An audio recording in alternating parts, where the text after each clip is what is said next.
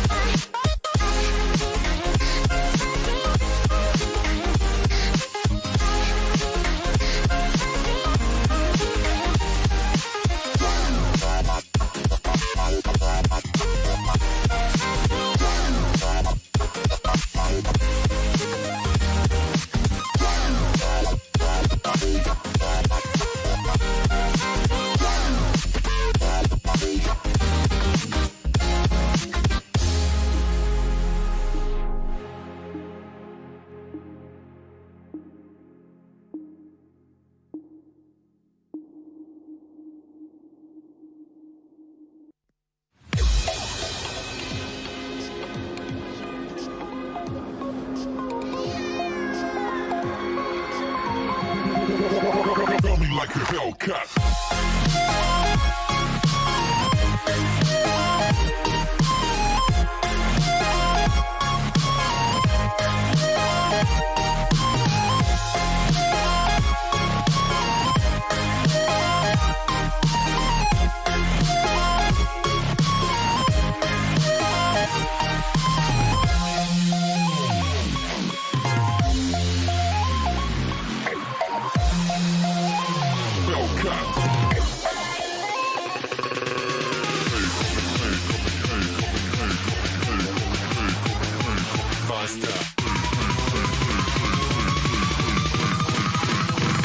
Like a Hellcat.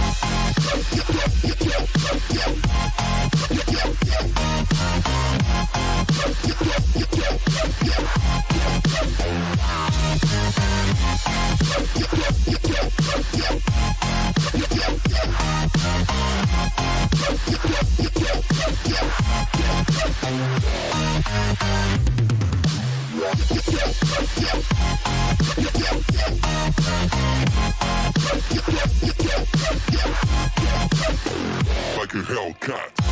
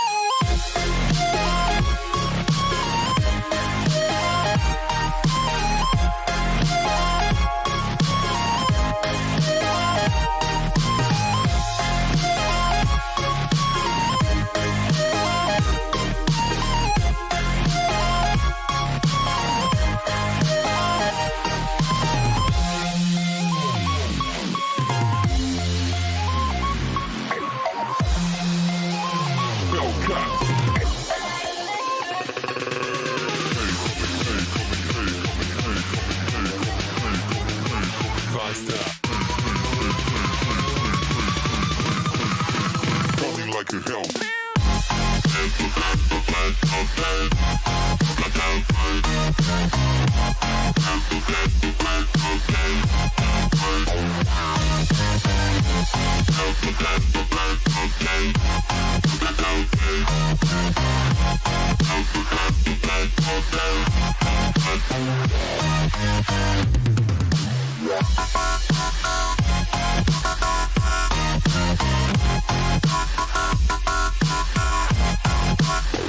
Like a Hellcat.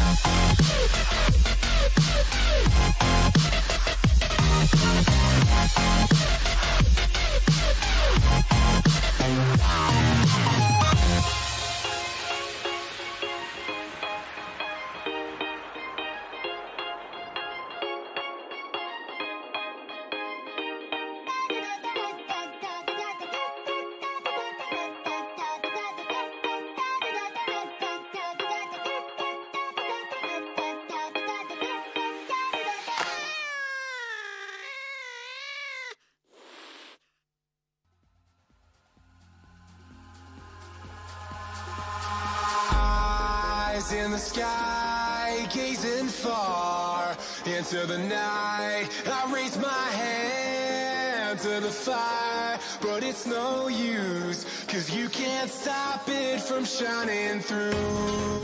It's true, baby, let the light shine through. If you believe it's true, baby, won't you let the light shine through for you.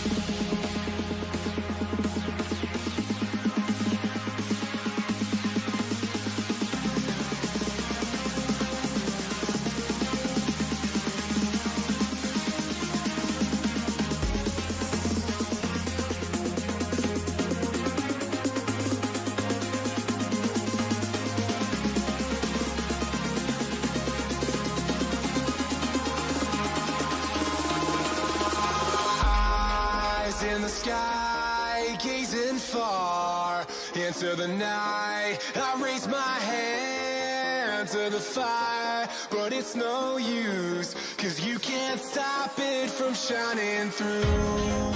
It's true, baby, let the light shine through. If you believe it's true, baby, won't you let the light shine through for you.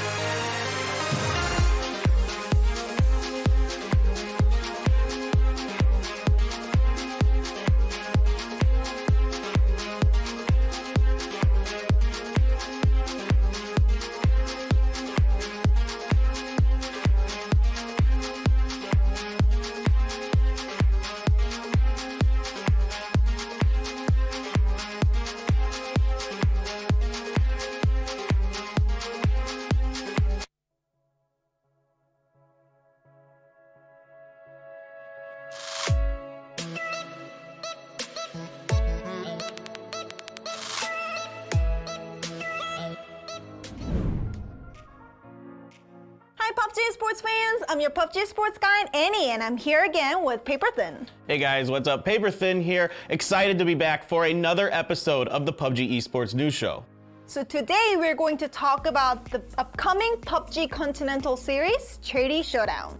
Yeah, exactly. These are the events that all of you fans and players at home have been looking forward to. Top tier international PUBG competition is happening again. So I'll briefly explain what the PCS Charity Showdown will look like. from organization to schedule. PUBG Continental Series Charity Showdown is a series of global events happening in May 14th through May 31st. Teams from each region will compete for $200,000, with $100,000 of that pot being donated to a charity of the winning team's choosing. PCS is divided into 4 regions: APAC, Asia, Europe, and North America. APAC will take place on Thursdays and Saturdays for 2 weeks, starting from May 14th. And Asia will take place on Fridays and Sundays, starting from May 15th. PCS North America Charity Showdown will be held for 4 days straight, starting from May 21st. PCS Europe Charity Showdown has a slightly different structure, starting from group stage for 2 weeks, and the best performing 16 teams will be advanced to the finals, which will take place from May 29th. PCS Charity Showdown for all regions will be provided with English broadcasts through Play Battlegrounds Twitch channel, and also various languages in each regional channel. Don't miss our first 2020 global event. Guys, we are so excited about these events. Not only will it be intense PUBG action, but it's for a good cause as well. Yeah, so let's see how participating teams are shaping up from each region. So let's talk about APAC region first. A total of 16 teams will be participating in PCS APAC Charity Showdown. 6 teams from Vietnam, 5 teams from Thailand, 1 each from Indonesia and Philippines, and 3 teams from Oceania will be competing in this region.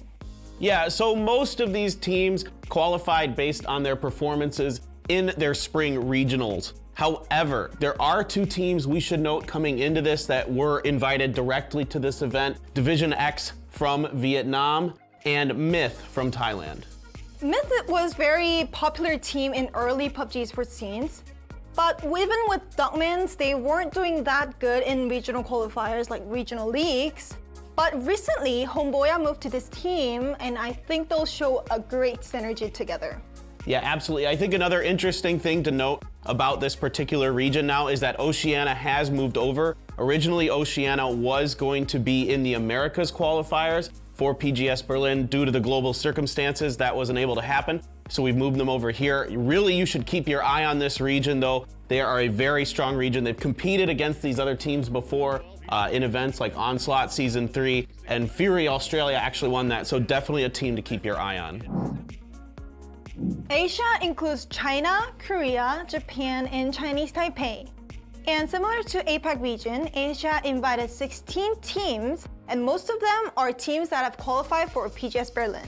Exactly. Korea, Chinese Taipei, and Japan all had their qualifiers before the announcement of the cancellation of PGS Berlin. Otherwise, you have China, which just recently completed the PCL, including 4AM, who we talked about having some struggles earlier, but now they seem to be finding their groove again. I know. 3 teams out of PGC top 4 teams are participating in this region, which means this region will be the most competitive region. Yeah, exactly. This is a really, really competitive region. Definitely, I think, the most competitive between the 4. Of course, you have the rivalry between Japan, China, and Korea. I still expect Korea to potentially come through. They've been strong for a long time. Of course, Jeemzz and OG and ENCE are there. There are 4 other teams that are very, very good that are going to get their first taste of a big international stage. And I'm really excited to see what they can do. One interesting point is that Chinese Taipei teams are competing in Asia region. They have been competing with Southeast Asian teams mostly these days, but now they moved to Asia region, and I think this will be one of the watch point to check out. 16 teams will be participating in PCS North America Charity Showdown. 8 teams who made it to the PGS Berlin Americas qualifiers were invited, and rest of the 8 teams will be decided from PCS Charity Showdown qualifiers. Yeah, exactly. So we have 8 more slots to fill there. It's going to be the round of 16 coming up. By the time this is aired, the round of 32 will already be done. Guys, you can check out the round of 16 on May 16th and 17th. That should be some really intense action because only half those teams are going to qualify for the main event. So I heard that there are a lot of team changes going on in North America. Yeah, so there's been a couple different team changes in terms of their names, some player changes as well, but we'll just go with the names first. So let's start with Yahoo. You guys remember them? They've been Oath for a while now, so they're Oath, if you remember. They've been doing really, really well in the 303 competitions. Team 303 used to be Team Classic, so now they are 303. You're looking at Inquisition becoming Livid Gaming now. And then the final big one I definitely have my eye on is Genesis is now the Sonics. They got picked up by that team, so they're definitely one you gotta keep your eyes on. When it comes to Europe, 24 teams will compete starting from the group stage. And the best performing 16 teams will advance to the grand finals. Yeah, exactly. So 10 teams are already qualified based on their recent performances. Another 14 get a chance to compete in regional qualifiers to get to the event. So West Europe has 7, East Europe has 4, and MEA has 3 slots. And in total of 14 slots will be filled by qualifiers. Of the 10 teams that have already been invited to the event, I'm really interested in a few of them. Of course, FaZe and Liquid, some of the big names are already there. But we should definitely keep an eye on TSM, which is basically the old WTSG now. They have been moved over to that new team. The other one I'm really interested in is Navi, Natus, Vincere. They have been really, really good as of late. They were lights out at the Europe qualifiers for PGS Berlin. So these guys definitely got to keep your eye on them. Senya's been leading the way. PCS Charity Showdown will kick off starting with APAC on May 14th. Can't wait to watch our global events. Yeah, this is our first chance this year to have a global event, so you guys really do not want to miss this. So this is it for today, and we'll be back with more PCS Charity Showdown news. So stay home and watch PUBG Sports.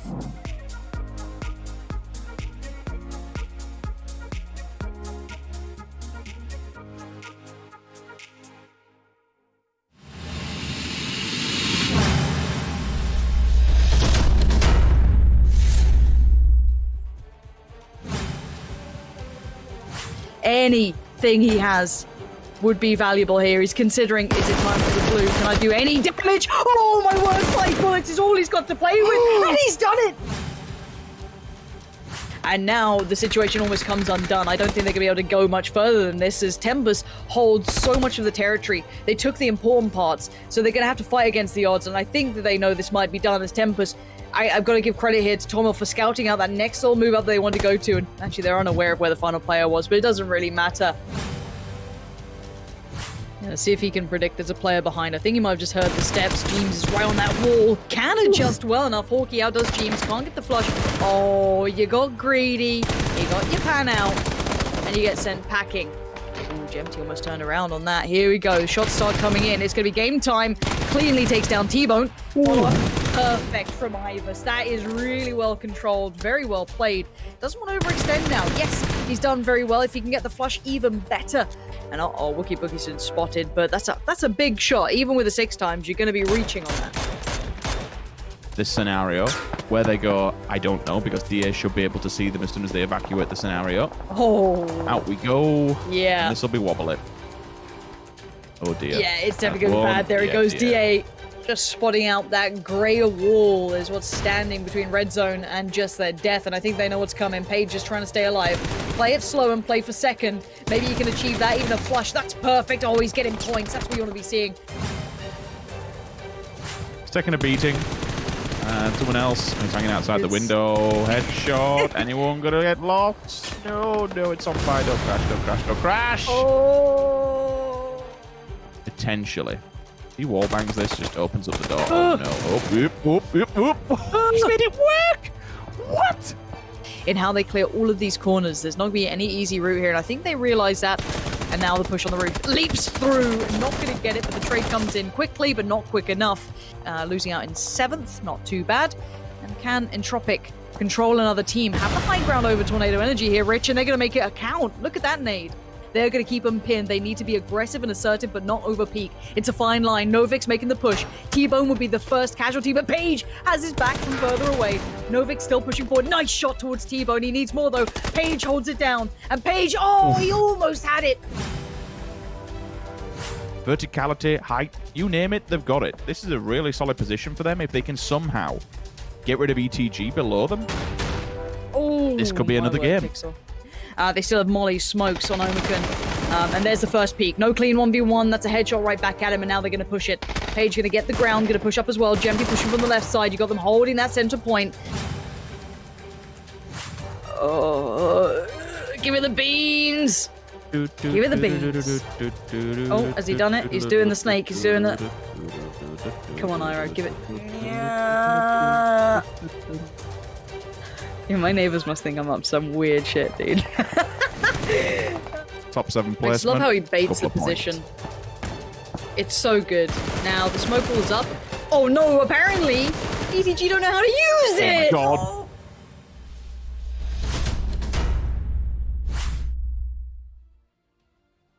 Hello, ladies and gentlemen, and a warm welcome. It's day number 2 here of the PCS for Europe, and we are back. My name's Kyle Laris, and joining me to my somewhere here on this world of internet, we have Avenger, and we have Mr. Tobias, now called Windblast, but he is, the name is Toby, of course. I just had to throw it in there, my friend. Guys, how are you doing? It's day number 2. Toby, starting with yourself.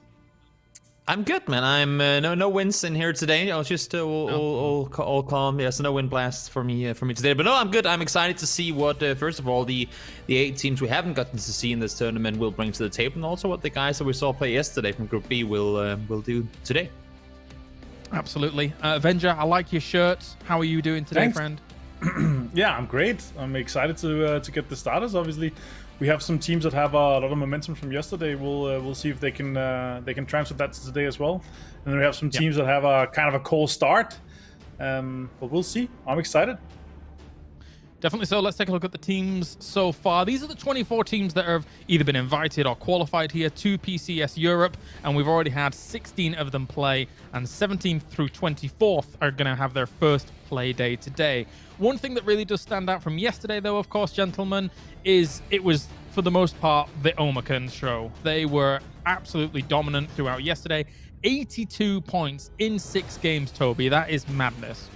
Yeah, that's absolutely insane. Nothing you would ever expect to see anyone come anywhere near doing. I think if we exclude the last game where they finished, I mean, they even had a 0-point game in those 82 points, right? That just makes it even more insane. They had an average, I think, of 1.8 in placements for the first 5 games. I mean, that just doesn't happen when you're up against teams of this caliber. Definitely not. Of course, Tempest sitting in second here at the moment. We will not be seeing them today, as I believe that they are in Groups A, and it's B and C going up against one another today. Entropic, Martin, is a team that did very well for themselves. Likewise, Team Red Zone. Not teams that I kind of expected to rise to the occasion, considering all the names that are here, but they certainly did. They proved me wrong quite happily, and they're sitting in 3rd place with 54 points right now. Yeah, I was happy to see them step up yesterday. They're able to play very well considering their experience compared to how the other teams we have here. When you look at the bottom, you have teams like Ratio Edge, Elgigant, and Adepts that have a lot of experience both on LAN and online. So them being able to step up to this level and at a tournament stage like this is just amazing for them. And they get to play again today, so they can hopefully transfer some of that momentum going into to today, so they can have a good time and secure themselves maybe a top 16 already today. Yeah, maybe. Of course, as we take a look at how things have played out so far, with those top leaders doing very well for themselves, today all the focus really is on Group B and Group C. We can take a look at the schedule for today as well, I believe, as we have 6 games coming at you. Again, it's an accelerated schedule, so even though we do have some times on there, once the games are ready, we'll get them going. So that's, we may as well. Everybody's sat at home at their own setups. Everyone's comfortable. So it should be good. Guys, I want to talk to you about Group C's teams, because there's teams here that we haven't seen yet, obviously. The 2 names that really do stand out to me are FaZe and Northern Lights. Toby, talk to me about either or one of the teams, whichever you like. I was good, yeah. I had 2 teams on my mind too. Northern Lights was most definitely one of them. We've seen them lately do amazing. One of the things that I don't want to say worried about, one of the maps that I feel like they've been playing extremely well on is Sanhok, which we're not playing here, so maybe that could be a bit of a bump for them. But overall, I mean, they've been performing on all maps. And then again, I mean, we brought it up during DreamHack too, but those penguins, the nuclear penguins, they have my attention. First I kept my eye there, but now they have my attention because their ability to get into the late game has been very surprising to me. And now if they can add kills to it, well, who knows where they'll end. That's 2 big tournaments in a row, Toby. Do you just like penguins, or are you just like, yeah, this is all right, yeah, okay? Yeah, I don't know. The penguins, there's a nice animal, yeah. Well, as long as we're not calling them pigeons like Hypok, I'm sure we'll be fine. Oh, yeah. Of course. Avenger, how about on the other side for you? FaZe is obviously a standout name. They didn't have the easiest of times during DreamHack last week. No, but they're still one of the bigger names. Well, I mean, obviously there's so much to it. They have to be able to perform at a tournament like this, but they also recently, well, somewhat recently, have made a change, and they're still getting used to that. They're not able to put like.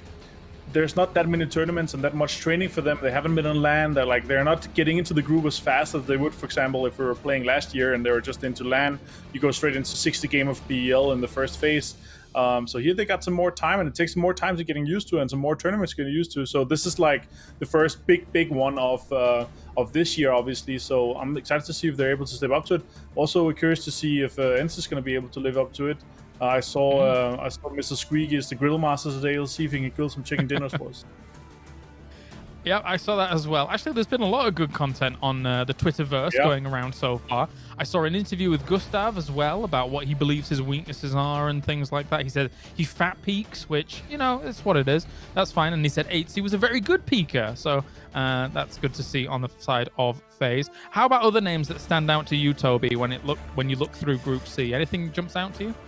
I feel like one team that doesn't get a lot of attention, maybe they're overshined by other teams in their region, is Fast-Paced Wildcats. They have they're kind of the twin of DA to me. They have games where like you can see what they're trying to do, but it falls apart practically before they get it started. But then they also have some times where they can go out and get 10 to 15 kill wins, and you go, oh my lord, where did that come from? And then when you look back through what they did in that specific match to win it, you go, damn, if they could just do anything close to this every time in terms of decision making, rotation paths and whatnot, they can be up there with the best. I just need to see that consistency from them, which unfortunately hasn't quite been there.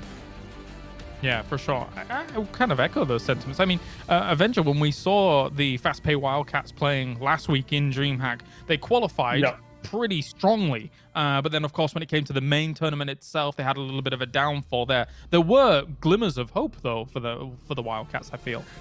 We were talking about this as well. Like we're looking at how they're playing, and that the kind of playstyle they have, they cannot just transfer that into a very, very strong lobby like they tried to. So I was kind of hoping to see them like try to continue that, and if it didn't work, maybe adapt to a bit stronger, like another playstyle, because going full aggro, like we saw Omakan go yesterday and just completely destroy everything, you need to have two things. You need to have the points to kind of back you up with it, otherwise you don't have the kind of don't have the space to do so. And number two, you need to have the confidence all the way through, and all four members need to commit to the same.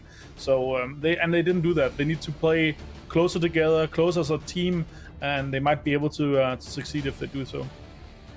That makes a lot of sense. And another big question that I have to ask you guys, after we saw yesterday unfold, which was like first places, second places, third places, first places for Omakan, are they going to dominate today as well? I mean, it's a tall order to do it 2 days in a row, but is there the potential there for Omakan?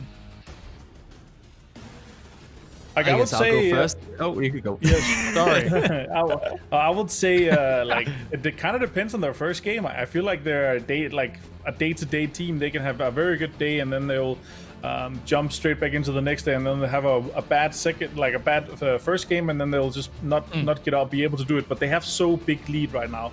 They they will tell themselves, if they have a bad game, like they had a bad game yesterday, they will still be on a high morale. They'll be on a high commitment to breach into the 100 plus, maybe 120 plus today. Toby?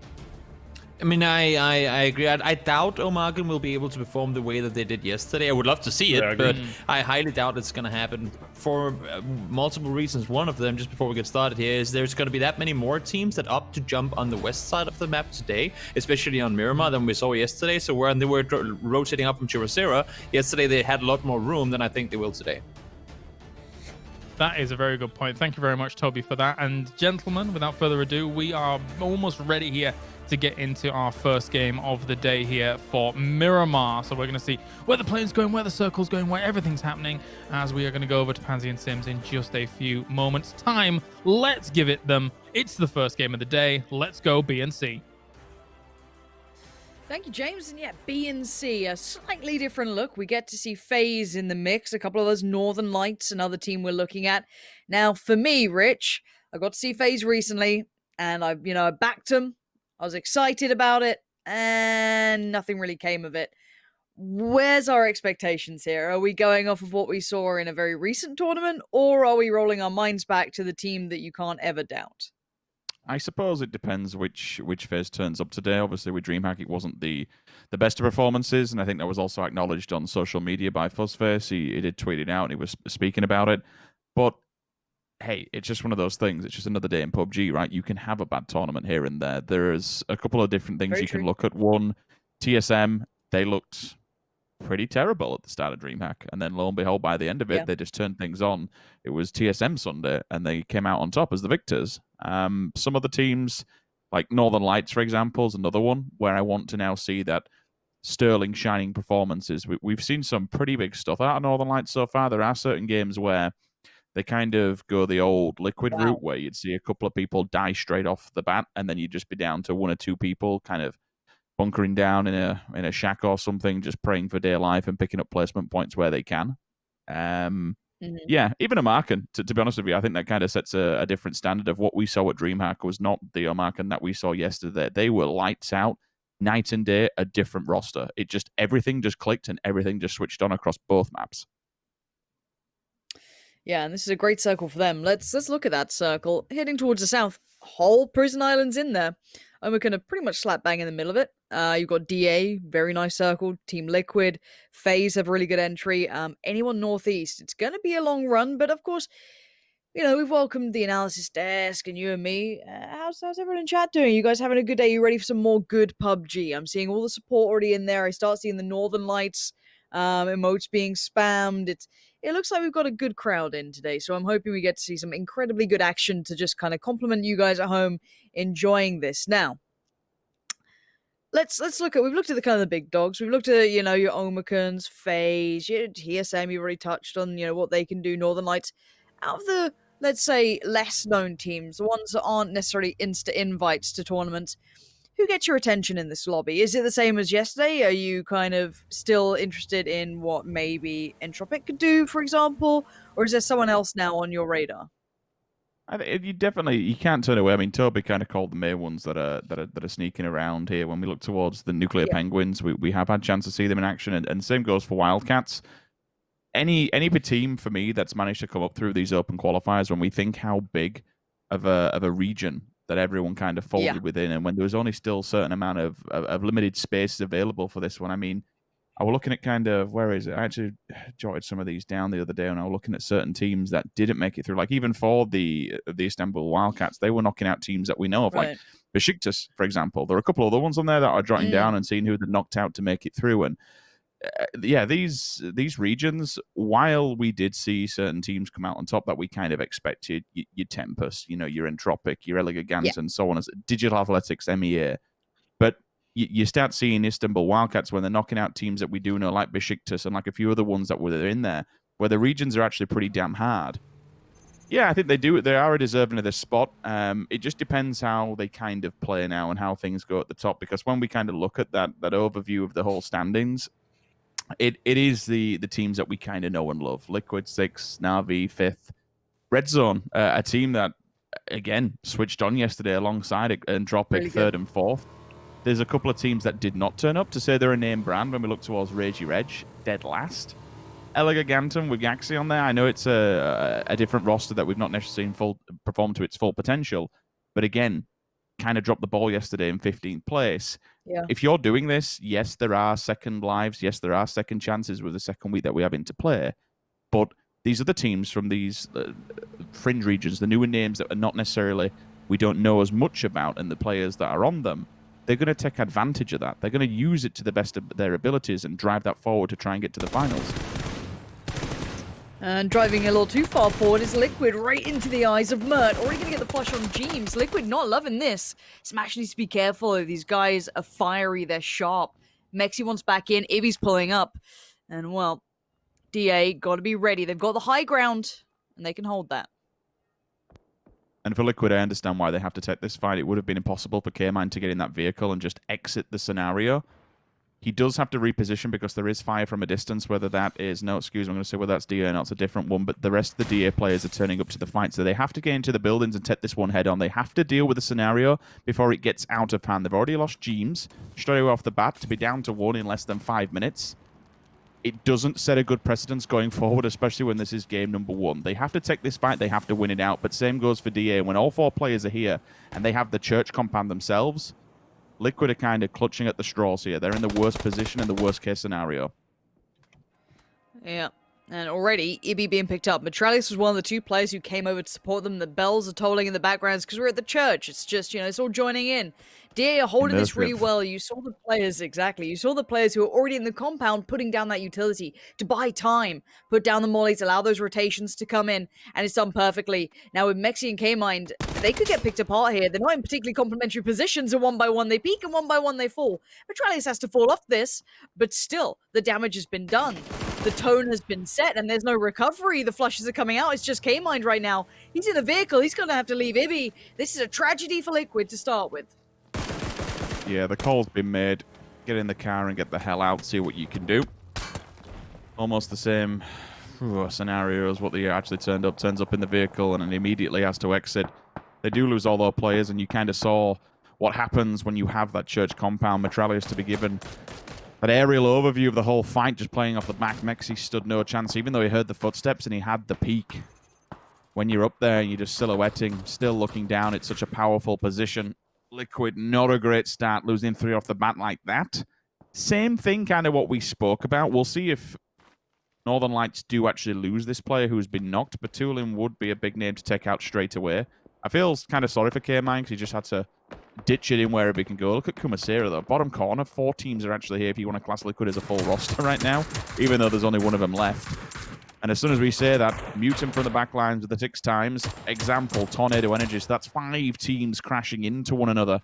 And it really does kind of speak volumes where teams will think that Circle will be coming this way and how strong of a chance there is for Kumasera to potentially be a final resting ground when we get to that end circle.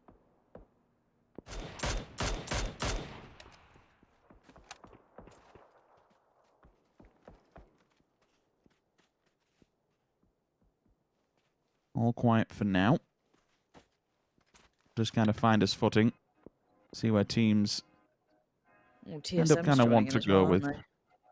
Yeah, it's one of those where it's just kind of set the lay of the land here. With the shots that initially happen, a lot of teams will kind of get the bearings and try and figure out from at least their headphones as to where teams will be landing and where you can and can't go. Because land that's going to be denied now, it will play a long game as to what your next decision is from the IGL. Where do you go? Where do you rotate from? And I think one thing that I always find with teams, especially at a pro level, which is just the bigger difference, it's knowing what options have with that next circle, being preemptive. Okay, this is a great position now, but what happens next? What happens if this shifts to side A, side B, for example?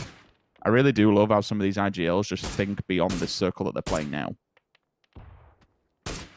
And I'm interested to see how FaZe play this out, because they could be one of the teams to take maybe a bigger spot than they have done. They've opted a little further south, and it's worked out so well. So this is a big shift across. This will open up a huge avenue for FaZe to now get one of the earlier rotations in that they want to get. They get a prime cut of this, but they have to be careful. They aren't alone here, and Fuzzface is already receiving some fire.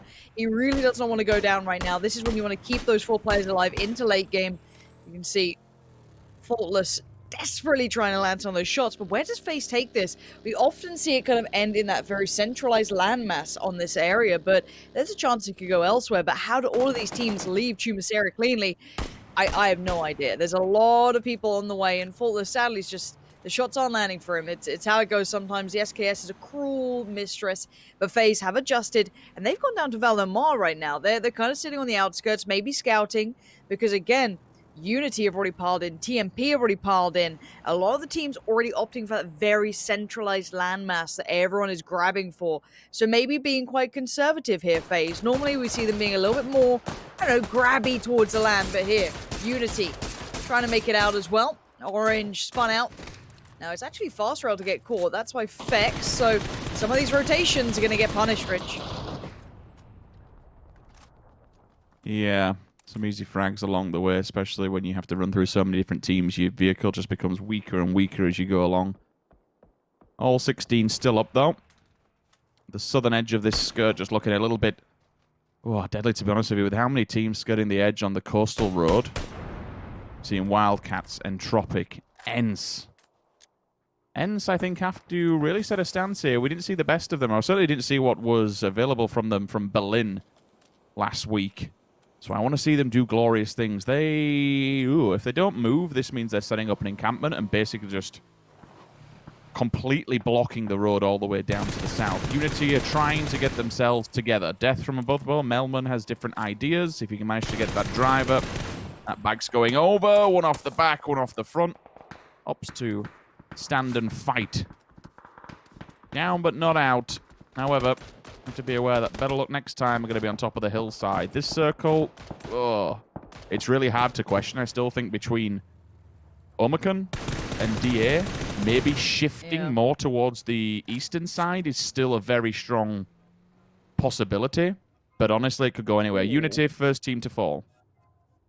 Yeah, and we're seeing one of the teams again catching our eyes here. One of the newer additions coming out from one of the other groups we haven't seen yet. Now, DA, a team we have seen a lot of, have to be careful here. They're in a little bit of a contested area. Let's have a little watch back of this right around the back. It looks like Bestoloch next time just had him dead to rights, called the timing on the shots, all hit at the exact same time. No chance for recovery. Very well telestrated hit there from them. Super well played. So that's a good introduction. If you're in the kill feed, you're like, all right, these guys mean business. That's first team down Unity, a decent name to claim, right? Now, the team that I'm yet to get the hype for, and I want to learn why everyone's so excited for them, is Northern Lights, right? I hear it time and time again, the analysis desk. I know a lot of other players. They're a big team now. They're looking a lot better than they once were. I haven't seen that performance out of them yet to kind of match that. So in the future, I do want to see what they can bring. Wow, that is a circle and a half. I have not seen this one in a very long time, if ever. So I don't know what to make of this. I really don't. Where is this sitting? I guess if you're ENCE or El Giganten, Wildcats, Omicron and DA, pretty damn good. I mean, nice positions from them, and I'm blown away by these circles we've had recently. Yeah, that's a crazy one, to be honest with you. Where that's going to be finishing, I have no idea.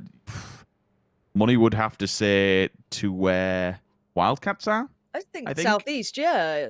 Yeah, just because one, it's the bigger plum of land, and two, you have that priority compound up above.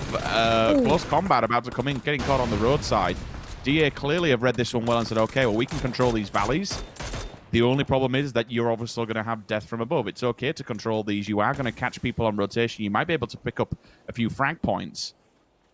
But people like Omicron, some of these more rounded teams, I want to say, that know these routes, know these hillsides, know these cliffs and played them before, you can't underestimate them. Make sure that, okay, if you've got a really good position, there is some kind of hard cover for you to opt to. You need that backup plan. You can't just hope and pray that every single frag comes your way and no one else can challenge you for it. They do have a building, I suppose, that they could back on their off feet. into. Yeah, no harm, no foul in my eyes for DA. You got to take those shots. You got to defend your compound. I think they've recovered Mitralia, so for me, it's okay. And again, it could have gone wrong if you want to look at it that way, but for now, it's all right.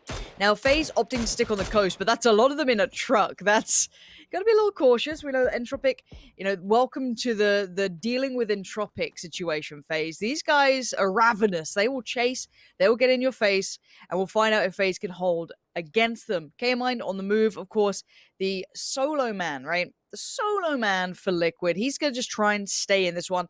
He had to fight up against TSM, so I'm pretty sure they're going to be watching him. This could be Liquid out, way above 10th position. I don't know how well they're going to last.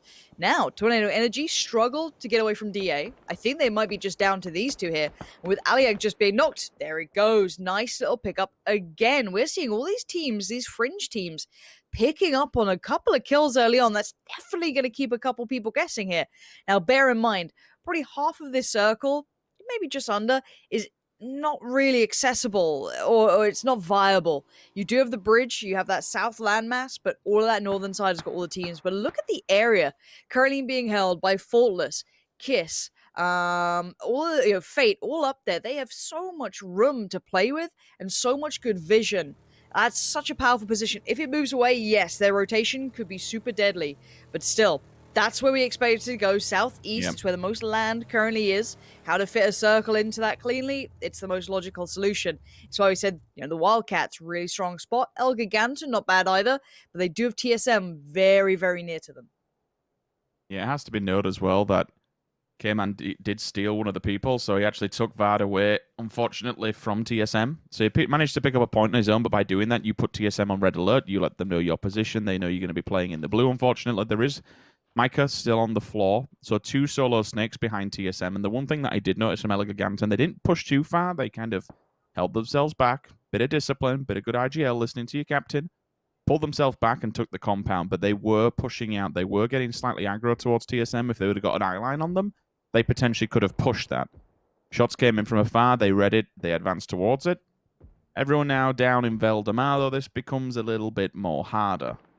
You have to not only get out of there, but you also have to get uphill. Everything is an uphill struggle for all of these teams. The vehicles won't do too much on the terrain that is faced in front of them. Now, just a quick reminder as well. You've got to look at who's in your way. EIQ and Tropic, these guys, they are a ferocious team. So they're going to stick that out. I don't think they're going to particularly move from here. Maybe other teams will be looking for more of a centralized position. Team Liquid, heading back to the lobby. I'm just kidding. I mean, they had a rough start. There's not much more to be said about that. It sucks sometimes. It's how it goes, but they're a team that can recover. We don't need to sit there and question Liquid performance. Now, Tropic, one of those dangerous teams. Willing to fight, willing to do whatever they want. And it's, which DA do we get today? It looks like we're getting the big DA. Now, better luck next time on the push. That's going to be one traded out there, but it looks like the Penguins have quelled the threat. They can get the revive and they're good to go. And Tropic are just about to face off against FaZe, a big team to try and take on, but there's other threats on that hillside. So Tropic need to be careful. They're being kept safe by this kind of rolling hill there. They're in a bit of a dip, so they should be okay, but FaZe might be visible. So they might have more than one team to face off against, which is going to make it even harder. With Northern Lights in their back, they've got all these eyes looking their way. There's the help that was theoretically coming their way, though. The Penguins did get vision, but they also have to move, so this help can't last long. Initial smokes down. Up top for the teams that still need to make it in. Nuclear Penguins, bit of work to do. Not much room to be able to do it. If they swing towards the north, they hit this fight that's been beautifully placed on screen for you. Omicron, El Giganto, TSM. Omicron now down in the ditch. TSM have the height on them. It's a good advantage, and they also have plenty of angles with Iroh being pushed out a little bit further. Should be an easy wipe if they want to get aggressive on it. Depends how much utility they have to compensate that. In the kill feed, the Nuclear Penguins we spoke about on arrival, they just sent it, and they're going to be sent packing, unfortunately. Zoff does at least manage to pick up a kill before doing so, but they have made some noise. Grenades up, the pin's out. If that just lands behind it or even takes out the vehicle, that'll be both of the Penguins going down. Bye-bye. I hate it. I love penguins. They're so cute. Look at that little icon. How could you hurt them? Bastards. They're nuclear. They're adorable. I really like penguins. Have you ever seen the thing? It's Benedict Cumberbatch saying he was doing a documentary, and basically it was about penguins. But when you say penguin so much, it becomes really hard to say penguin. It's one of those weird words. And at the end of it, he was just saying penguin. It was a very weird thing. Look it up on YouTube. Have a good time. Deep dive on it. DA. It looked like we had the big boy DA turning up. The scary DA. The DA that kind of makes chat slightly lose their minds and the Turkish fans go wild. But they've just lost one. That was Sixmo's brother-in-arms. They're pushed up together, but they do have the Wildcats up against them. Now, TSM have found Omicron. That's them down in 11th. And, theorites on the desk. This could have been a harder day. Now, Deep's working their way forward. Not much to work with either, and does go down. Northern Lights in 10th. They're losing on some pretty big names quite early. The circle has been rough, though. It's kind of what we expected, where it would be ending, given the terrain that is available to them. Not many compounds still available. Ubah with a response, so Beardo goes down. And FaZe are going to be going up, working their way up the mountainside, up the hillside, whatever you want to call it. Have to be careful, though, because ENCE, another team that's always quiet to the latter stages of the game. The later circles, they show their hand, and usually you see 3 or 4 players still alive. They do have all 4 alive and kicking, and they're all grouped up inside a compound. They need to be cautious. Excuse me, I said all 4. I think they've got all... I think they got 3. I think... No, they do have all 4. I was correct. Stand correct to myself. Wildcats pull back to their own compound. Yep, go on. Sorry, there's a slight delay between us sometimes, so I'm just trying to... we'll keep it up. It's all good, mate. I just want to say, I want to get your thoughts on FaZe. This looks like the better FaZe. I've seen one shot, but let's look at the fact they have 4 alive going to late game circles. I feel like this is a good sign. I'm so ready to be disappointed after that previous performance, but I'll come back to that because TSM are about to go into El Giganton. I'm a little scared about this. There's no smokes, there's no nothing. They're just going in as they are. That's a little risky. They've got 5 smokes on Iroh. They're just running it. Rich, is this a mistake? I think they were potentially waiting to see if they didn't actually watch this. I think they may... Well, I think the only thing they could have been doing was hoping that El Giganton weren't watching this. But on the opposing side, Gaxi had the off angle at all times, so they'll just fed every single bit of information there back to the players on top of the roof, and ultimately that puts TSM in the gravestone. Aitzy, how the hell are you alive? 1 HP and a mere dream. Smokes will be coming out to give them support that they need to get themselves back to 100% health. Hits the deck. There is return fire, though there is response. But again, at what point does ENCE decide it's time to go? They're still being quiet. They may not have even give away the information that they're lurking within this compound. However, for how big this circle is and how, precious land is, a team like FaZe will expect someone to be within there, and that's why they're not pushing onto it. Ooh. Wildcats have just been happy. So, for the entirety of the game so far, they just sent it to the middle, and it's really paid off. You can't be unhappy with anything that's happened to them. They've got 4 alive, too, which is even better.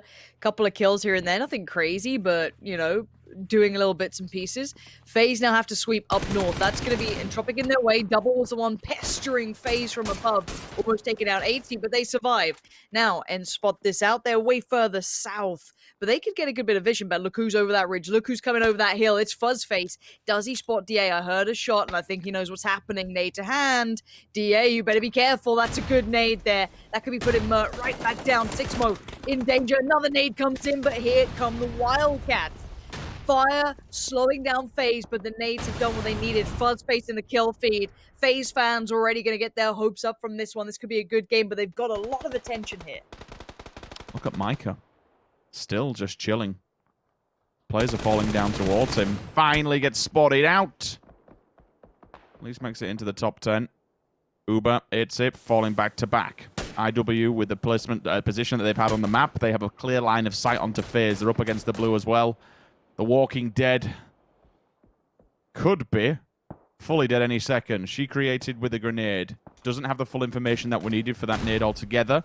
Players still not back on their feet, but 2 of them standing. They managed to get Aitzy alive, and the meds are there, so they can continue to fight another day. Fuzzface goes down, but at least not without response, so they're going to be given a lifeline. However, with that circle moving, it's going to be extremely difficult. Bombardment will continue to try and create some kind of, I don't know, just something of a means to get in here, but Rupture's laid down. Being the pillar in the way of the road here. And FaZe Clan, 5th place. Not bad. I was a little bit worried the Wildcats overextended, but I guess, is there a perfect way to deal with a team like FaZe? Probably not. Losing one in the process, securing that side of the map, not bad. ENCE are on the low ground. You're not going to be able to get to have too much sight on them. And the Wildcats have lost out on their 4th. So for them, they've got to be a little bit more passive now, I feel. They can't be so, brash with the way they're using their players. But I feel like, who has 4 alive? So we have ENCE with 4 up, Elgiganten with 4 up. There's a lot of big teams still here. Yeah, with 4 teams and 15 players standing, you know there's going to be a lot of big squads in this. This could be a very big battle. And I don't think I've ever seen an ending down here, so I'm just happy to see it. This could be good fun. Now, Elgiganten going to try and make a bit of a run here. The Wildcats, 6 kills, good positioning, and holding territory. This is what I see. This is exactly what I want to see from these teams coming through these qualifiers. Yeah, you get the circle. That's cool. We're not going to say that's not the case, but you fight while you're in it. You play it smart and you play it right. You take the fights that are there. You don't just sit in and turtle up. You control your compound. ENCE can slot in on the southern side, but the southeast, the Misfits, they might have a tougher time. They're a little bit further out. They've got Elgiganten in the north to deal with. I don't know how they're going to make it through here. They've also split their resources. I mean, Jeemzz is just completely disconnected from the rest of the roster. I understand the logic behind it. It's keeping a place to send your team should you need to go that way, and potentially also holding Elgiganten back. But the problem is they've waited for... I know the circle's been rather unfavorable to them, but they've waited so long on the outskirts. They've allowed ENCE to push up. They stayed stationary, and it's kind of not paid off. You need one of these players just to hit the world now. Get a pick onto ENCE, force them to go for the revive, take 2 of them out of the game while doing so, and then maybe make some kind of advancement, because this utility, you're going to run out of it shortly, and now the Wildcats can also see you. I think this is their last stand, to be honest with you, unless Jeemzz can do something, but he's got all 4 members of Elgiganten staring directly at him. There's just nowhere to run, is there? It's like, okay, you get out of the sights of these 2, then suddenly Elgiganten can see you up in the northeast. So, yeah, there it is. You can see the other side of things. Gaxi's going to see it. Jeemzz, I think, might be done for. There it is. Gaxi, did you bind shoot to mouse wheel? What the hell was that? Spamming away. And now, SKUIJKE dives in as well. Every team just popping off. All of them have vision. It's just how the circle goes. And now, actually, I think the Wildcats did just get a bit of a look towards ENCE, so they're working it out. But each team is somewhat being kept safe by the terrain around them.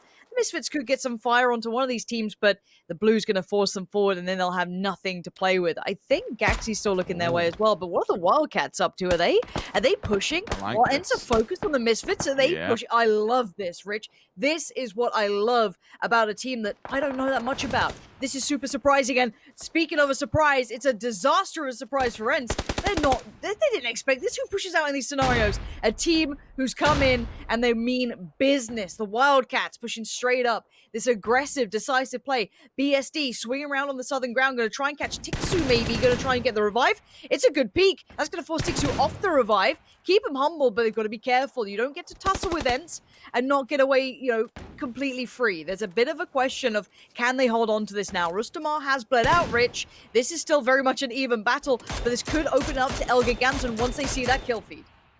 I'm glad you kind of mentioned those, because they're doing exactly the same. They're mirror imaging this. The Wildcats thought it was a good time to move. They managed to knock one, and they get a really nice dink onto Tiikzu. They forced him out of the engagement. There is a 2 versus 1 scenario, and the fact that we leave Levant all the way up at the top to kind of keep an eye on what Vac and Naucus are doing. 2 players, Gaxi and Gustav, are back building behind ENCE. They have completely fanned out to control an entire line of the map. They can walk together and cover every single angle in a full 180 vision of where they are. They also have eyes on the back lines of ENCE, so if both of these 2 teams aren't careful, focusing on one another, they're just forgetting completely about Elgiganten. No matter how much noise they make, it's difficult to get an eye on any one of them because of how much they've fanned out. This is really, really dangerous. I mean, it's just the domino effect, right? Wildcats go on to ENCE. ENCE then have to focus back onto Wildcats. Elgiganten focus on both of them and sets up. That's a decent headshot onto Vac, which now might allow Levant to move at least into a better position than he was previously.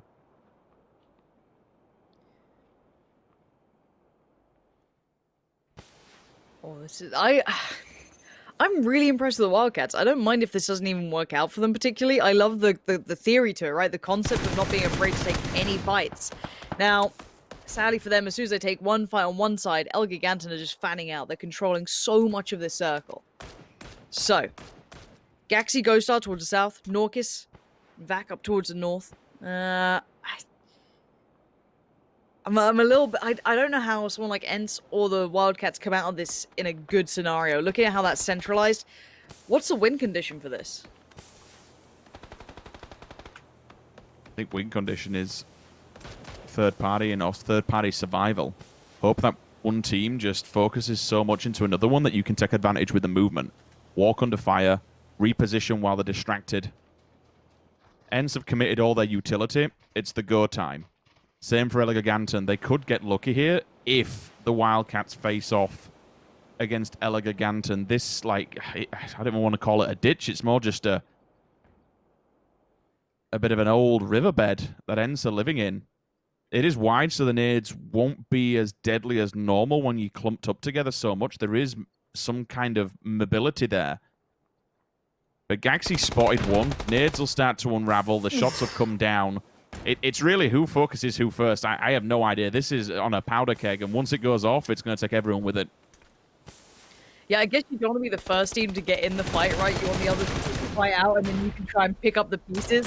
Gaxi's nade does the skeleton bit of damage, though, and that's while they were fighting against the Wildcats. Fire comes back in from the Wildcats, and again, it's this tussling. It's this back and forth. No one wants to overextend, but Squeaky's been flushed. ENCE looks like they're on the receiving end, and again, the Wildcats. 10 kills! These guys coming in. I wouldn't put them pound for pound with these boys, but they've just outdone Gaxi. The Wildcats are living up to that name, but Knorkis has had enough.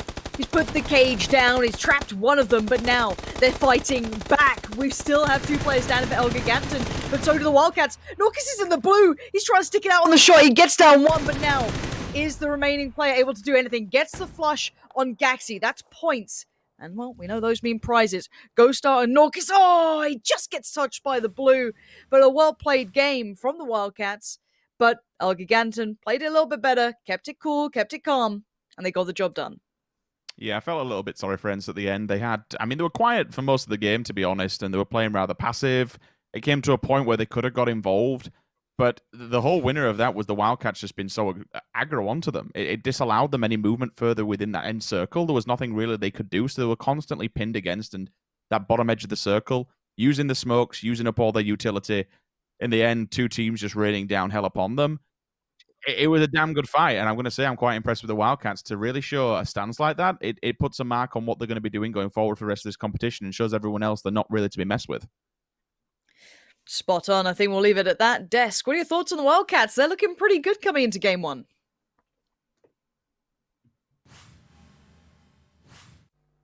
That's right, not too bad at all there for the fast-paced Wildcats. Good job by them, getting themselves a very high position as well. Giganten as well, somehow, some way being able to get themselves a ton of points, Toby, and Avenger joining me here. Toby, I'm going to start with you, though, of course, because Giganten got 14 points yesterday, and from that one game, they've already got themselves a bit of a better spot. Yeah, locking 4 more points in that game than they had all of yesterday together. That's got to be a sigh of relief on their end to figure that, oh my lord, we actually know how to do things. Because I think after yesterday, they must have gone with not that they forgot how to play the game, because they did have good moments. It's just things did not work their way at all yesterday. Even when we saw them try to change up things, they always seem to fall short on all their engagements. This time around, it worked out well. Gaxi hit some amazing shots, and they opened their engagements well. And also the way that they engaged that last fight, or I should say didn't engage, whenever Fastpay pushed out to try and take the fight to ENCE, they said, you know what, we could go engage them. We could also just play for the circle and actually secure these points. That's what they did, and they played it really well in the end of it. Let's take a look at some of the highlights here from our first game of the day. And Martin, seeing Team Liquid have a bit of a fumble there. But I think the big thing that came off of that was that DA got a ton of kills early in this game. DA was super active, and they're playing so well together. Like it's so nice to see that they're able to bring in some of the momentum they had from yesterday. It's obviously hard to get a good day start, but it was nice to see. Liquid pulled straight into them to give them a good start of the day, and they managed to get out on top from that very, very nicely. So that's good to see. Toby, though, you were mentioning that you felt like Team Liquid didn't necessarily need to be there going into this kind of circle. What are your thoughts regarding that? Yeah, we were discussing it while the game was starting out, and you were saying as well, you feel like DA and Liquid somehow always run into each other, and I agree. I mean, we know that DA like to especially in those southern circles, chill around in that church area to scout further south. And I was just thinking when we saw it, I didn't really understand the call in blindly push up to the church and effectively take the fight. Did we know Liquid? They're never afraid to take a fight, and I completely both respect and admire that about them. I just don't know if that situation it was the smart call. It turned out not to be, but that's of course all all hindsight. But kudos to DA for holding up. You saw how they were playing it, throw some utility, make a little bit of space between you, and then take the fight to them. I thought it was a great play. And as I said, coming into game 1, DA and the Wildcats, I mean, they play very similar styles, and I'm surprised to see both of them being allowed to essentially play the same type of PUBG in the same lobby as well. Both of them racking up a lot of kills. Well, as you say, another team that was not afraid to take those fights was the Wildcats here. You can see some of the final moments, but Martin then being able to take out FaZe in certain situations. FaZe, I feel like, fumbled that a little. I've hit my microphone. FaZe felt like a little bit of a fumble. What do you think about that, Martin? I mean, the FaZe situation, they were in a rough spot, but FaZe could have moved a bit earlier. But I think their initial play was the bigger problem. Like moving into Valdemar in that circle. Obviously, yes, they did move there in second circle, but they should have taken space on the correct side of the road, like towards the mountain, because in fourth circle is going to go away from water. Although they did get 6 points, they did get 3 placement points, but I feel like they gotten more out of it than they actually did. Elgiganten, number 1 with the 8 kills as well as 10 placement points, and Istanbul Wildcats with 11 kills under their belt here for this. As we take a look at that head-to-head comparison here, you can see a lot of damage coming in from both sides. And when it comes to Elgiganten, I feel, Toby, yesterday we didn't really see proper Elgiganten. We've seen better from them, and this game, with the interesting picture of BSD lurking in the shadows, we got to see Norkis be able to pop off nicely. Yeah, I mean, Elgiganten is a team that when you mention the players on it, you know they have the frag ability. It's just whenever you keep going out in phase 3, phase 4, before those real engagements happen, you won't get the damage in there, you won't get the kills, and I want to say, kind of most importantly, you won't get any placement points, and that was their day yesterday, right? I mean, I feel like they almost had half the damage in this game alone as they had in the entire day yesterday of 6 games, right? So it goes to show, whenever they do make it past that first stumble and make it into the mid and late game, they're a scary team. They've proven that time and time again, and they did it this game as well. Yeah, definitely. I hope for the entire broadcast we have the Wildcats kind of prowling in the background of all of these things if they're, just ready to pounce or ready to use their paws, whatever you want, Avenger. That's fine. Let's talk about some of the other teams here that actually tried to perform here. ENCE obviously did get a high position, Martin, but for the most part, not that many kills under ENCE's belt. No, but I think it also came down to their positioning, and they were coming in late. They came in after Wildcats on the eastern side. There was not a lot of action on the southeast. They didn't engage in too much, they didn't third party too much. So it was a given with the situation and their rotation that they came in. All right, and of course, ladies and gentlemen out there, not only is the PCS here to allocate $100,000 to the players involved, but also $100,000 will be going to charity, and you can contribute to the charities that we're going to be contributing to along the way as well. If you look below the Twitch chat, you can actually click a little box and follow the instructions just below that as well, and you can contribute at home. Let's take a little bit of a break now, and then when we return, we'll be going to Miramar once again for the PCS.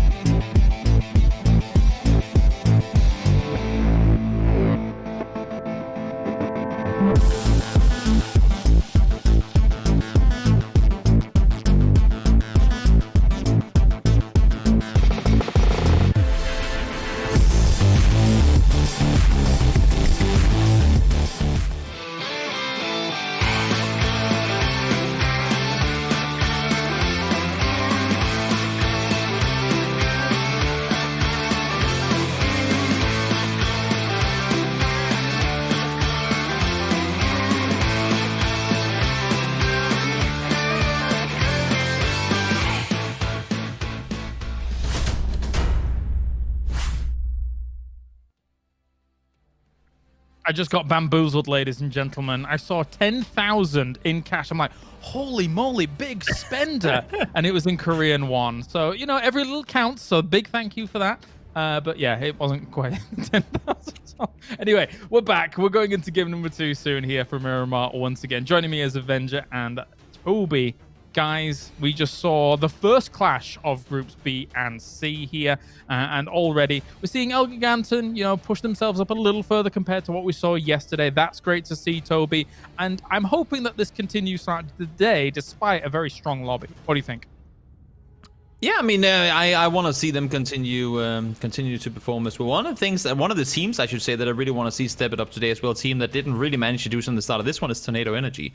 They, on Miramar in particular, have been trying, they've been kind of kicked out of all the spots they've been trying to get over the last couple of weeks. They had a time where they were in Power Grid, then Northern Lights came, then they went a little further north, and other teams came and kind of pushed them around. Now they do a really strange kind of vertical split in between Monte Nuevo and Power Grid, and I don't see that be super effective, because you're essentially fighting for vehicles with 3 other teams, and you're just looting 1 or 2 compounds here and there, and on any circle that isn't that northwestern La Copraria type one, you're always gonna be really late on your rotation. Now, I know they don't necessarily fear playing late, just the same way that we know Navi do, but their loot spot and how they're rotating out of it, it just seems like it doesn't work too well. And well, I guess we can kind of tell in the scoreboard right now as well.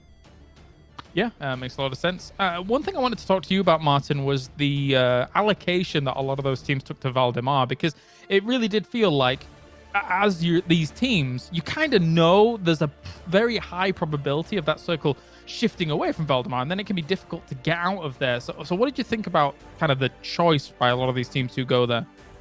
It's for me, it's kind of a Hail Mary, but it's also how Valdemar is designed, right? Because it's designed very much with a rocky up towards the water. So it's the water goes very deep and very close towards the city. So, and by with the 4th circle trying to remove all of the water, if it's possible to remove all of the water, it'll go super far away from that, and it'll often go to the other side and away from the city. I want to touch a bit on what Toby said, though. I think one of the teams that actually is having a really rough time with the moving lobbies and everything is TSM. They have NLT, Tornado Energy, Unity around them. They're getting boxed in. They cannot move out as fast as they want to. So unless it's a northern circle, so it's kind of scary to see that as well for them. Definitely so. Final thoughts, Toby, before we go into game number 2? The floor is open. No, I think the first game kind of played out a lot, very similar to what I was expecting. Some of the teams that didn't really thrive yesterday, they managed to turn things around for today. I thought that was great. I mean, we saw Elgiganten, of course, with a win, managed to do so perfectly. And no, there wasn't a lot of surprises. I'm glad to see some of these teams that we might not know to misfits, and so not only playing more aggressive, but also actually finding ways into late game in the very start of it. That's good. Good start to the tournament for some of these teams that have been fighting their way through the Open Qualifiers. Yeah, definitely so. All right, well, thank you very much, gentlemen. It's time to go to the game once again. It's going to be game number 2 here for Miramar, and then after that, we've got 1 more Miramar, and then 3 Erangel Remastered. Pansy, Sims on Route 66, take it away. Thank you. I love that. He's really piling in on you for that, isn't he? I mean, I was told at the 11th hour to get something for my walls when I'm a plain and simple boy. I like plain stuff. My walls I like nice and clean and just keep them clear cut. But no, I have to get something to cover it up and make it look nice. So I attempted to do my best, Jeemzz. We all can't have a nerdy room like you. That's right. I've been told to tidy up my room by Twitch chat. My room is tidy. There's just books. I read. I'm sorry. There's books around the place and a coffee machine. I live in a tiny little studio apartment. Do you think I make a lot of money from talking about video games? No.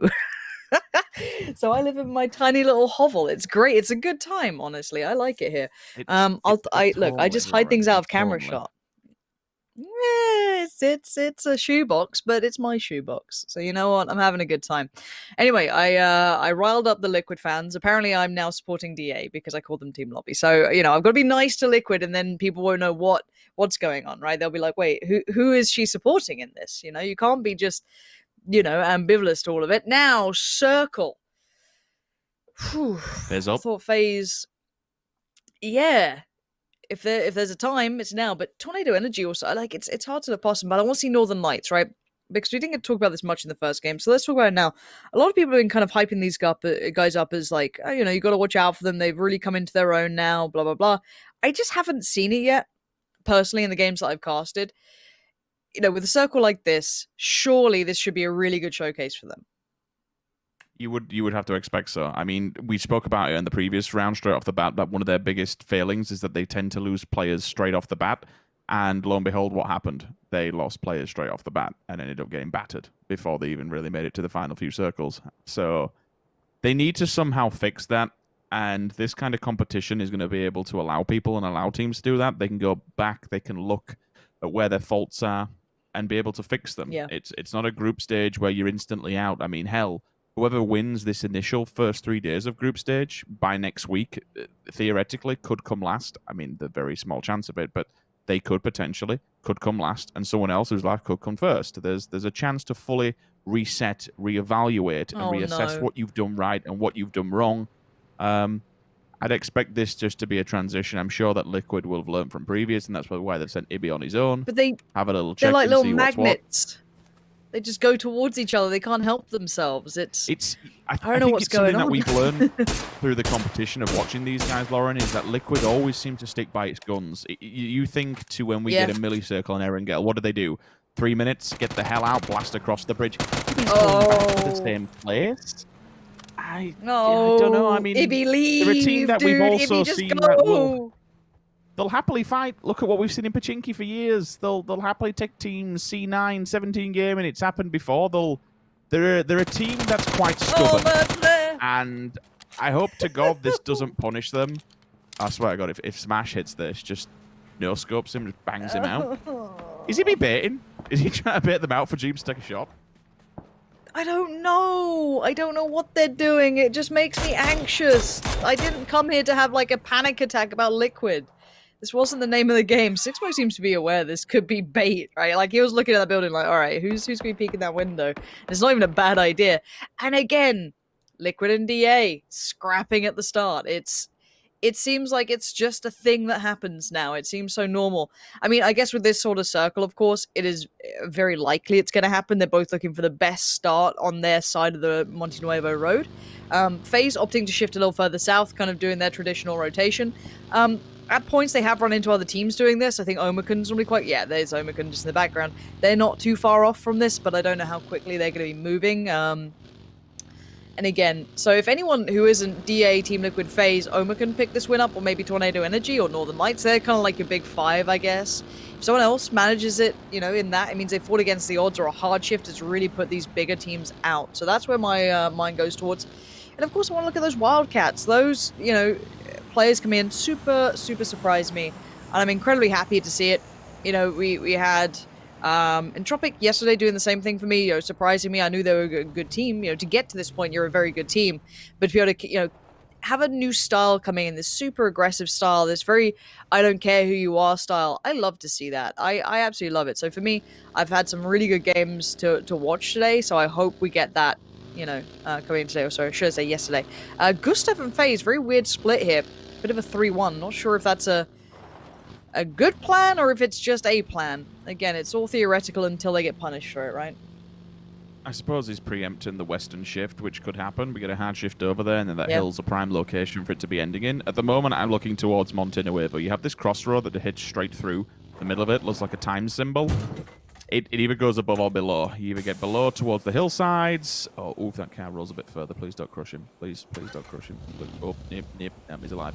Or it goes above it. And you kind of... I saw what we looked towards Tornado Energy were doing. They were kind of taking both sides of that road, which gives them plans later down the line. You can take your pick because you've got people in good positions to not only stop the rotation should it come through and people try and advance for those compounds, but you can peacock people away. You can say, no, this is mine. For the later stages of the game, we fought hard for this. We took it early on, and we'll keep people at bay. So we have options. Being able to have multiple options on your plate when it comes to those circle 3, circle 4, latter stage circles, not the end ones, but certainly latter stage circles, it makes your decision making so much easier because there's a lot of land around you. There are other... That's my doorbell. Please ignore it. There are other teams that necessarily will be pushed away by that whole scenario. So Yeah, it's not a circle you can really call just yet. Tornado Energy holding the certain amount of land they do denies options for other rosters around them. But it also makes it with Gustav in that place. If it goes towards the western side, FaZe are going to be absolutely laughing. Being able to just blast it across the road and keep control of it, it'll be a really good play. But again, you have to wait on that hard shift and it has to come off. We'll see. A lot of teams still working their way in. Elgiganten way off so far, way up north over by Water Treatment. They're working their way through. Unity here. This is out in the east. And the first couple of casualties. The Penguins. Getting some revenge. I need to find out some facts about penguins. I'm going to Google that right now. So you can carry on casting. I actually went to go check see if someone actually ringing my doorbell. I literally just turned it off at the wall, so I do apologise if it was still going on. Yeah, wasted potential. Still laying on to these multitasking here, casting and ripping a doorbell out of the plug socket. Nuclear Penguin's not the best place in the world. Utility already being committed just for a survivability factor that you shouldn't be in. This kind of scenario, like we look towards it, I know they've got a knock and they've got a down, but still keeping up there, you should maybe trying to get a better compound that you can bring your team to once he's actually up on his feet. Like, it's a rough place to fall. I get it's a scouting area, but again, it comes down to teams looking at what's available around them. Yes, you might be able to scout here, but where's the hard cover? Where are your viable options should a team be able to see you at distance? This compound, what you're seeing right now on your screen is still my biggest pet hate with it, but it's also its vulnerability.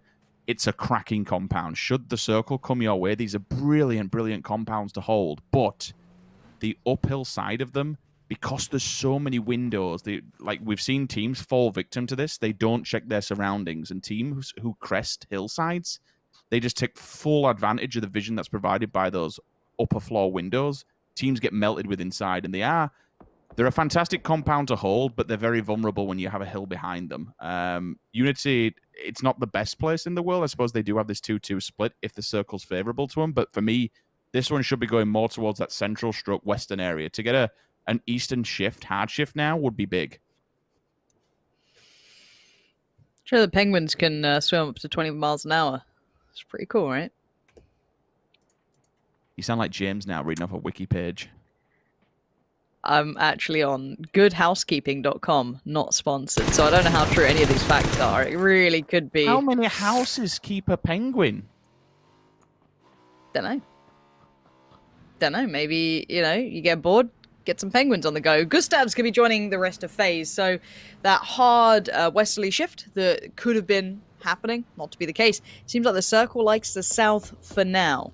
Liquid trying to join up together. This is quite a dangerous one, trying to beat TSM. Kaymind just got booped. He's alive. It's all good. TSM are here, though. You got MiracU and Vard on the ground. Iroh's coming in. Fexx is coming in. This is a 3v4 soon. This is going to be a huge fight. Jeemzz can't relocate yet. Mxey going to get some good damage towards Fexx, but going to force out the heal. Kaymind not safe up there. That's from the Misfits way off in the distance. Oh, and the Molotov. Is Fexx burning? I think he is. Oh, the return. What is going on? This is so messy. We've got nades both ways, Molotovs both ways. This is going to be mad between these two. Vard should be dead here. I don't really think there's a way to res him on the opposing side. He is confirmed, so is Iroh as well. Oh, this is messy. This is all kinds of messy. I reckon they can probably get Mxey back on the feet. Yep, they've got all the cover. They've removed the one player that was at this building side. So TSM have lost out hard here. Both of them have actually fallen victim to a third party. I think it's DA up on the hillside. One of the compounds speaking about earlier on, it was overtaken by ENCE, and they're now being breached by Entropic. Still from a different angle, you can see what Ibi's doing. Overviewing this one, but just don't be aware that there is another player there. To the left-hand side, just out of the shot, you can't see this coming in from the side. Wow. It's Jeemzz, and with the knife in the back, him being disconnected from the roster this time actually pays dividends. They're dead, and they're done, and they're down. Good work for Liquid. So for them, I think, did they get all four back on their feet? I guess they have time now. They shouldn't be pressured anytime soon. So they should be able to get all players back on their feet. They're pretty safe in the northeast. Elgiganten could pose a threat. The Misfits, you saw Kaymind getting some shots behind him, but he's okay. He's lived through that now. ENCE, having to deal with this team against them. Now, in my mind, ENCE are one of the more relaxed teams. They play, slow. They sit on the kind of more coastal side, not coastal, but the outskirts of things. They don't, overplay too much. But but now they're going to be facing down one of the most aggressive new additions. That's a bit of a mismatch of styles here. Let's see if they can go toe-to-toe with it. Diggory and Squeaky, individually, very powerful players. You know, pound for pound, you got to put them up there, but again, we've been surprised in the past by, Entropic, and he's been surprised by the window peek. Hawkey's gone down, the nade gets dropped as well. The Molotov's going to make it even harder for any recovery to happen. He might have made it away, but Reggie's around the corner. They're going to check on it. Reggie, can he do anything here? No, Squeaky outdoes him. There is a player right on the revive, though. This could be a cleanup for ENCE, and they need it. They need to secure this compound. Novik gets down Diggory. Squeaky now left in the 1v1. Novik flushed his Diggory to add insult to injury. And gonna re-peek on this one. That barrel is looking so perfect for this. Squeaky desperate for a heal here as well. Just to put himself on even ground as everyone's trying to filter together and look at Novik. He's gonna hold the peak. He's gonna hold the angle. And Squeaky on the push around the back. Is Novik ready? Yes, he is. ENCE down in 15th.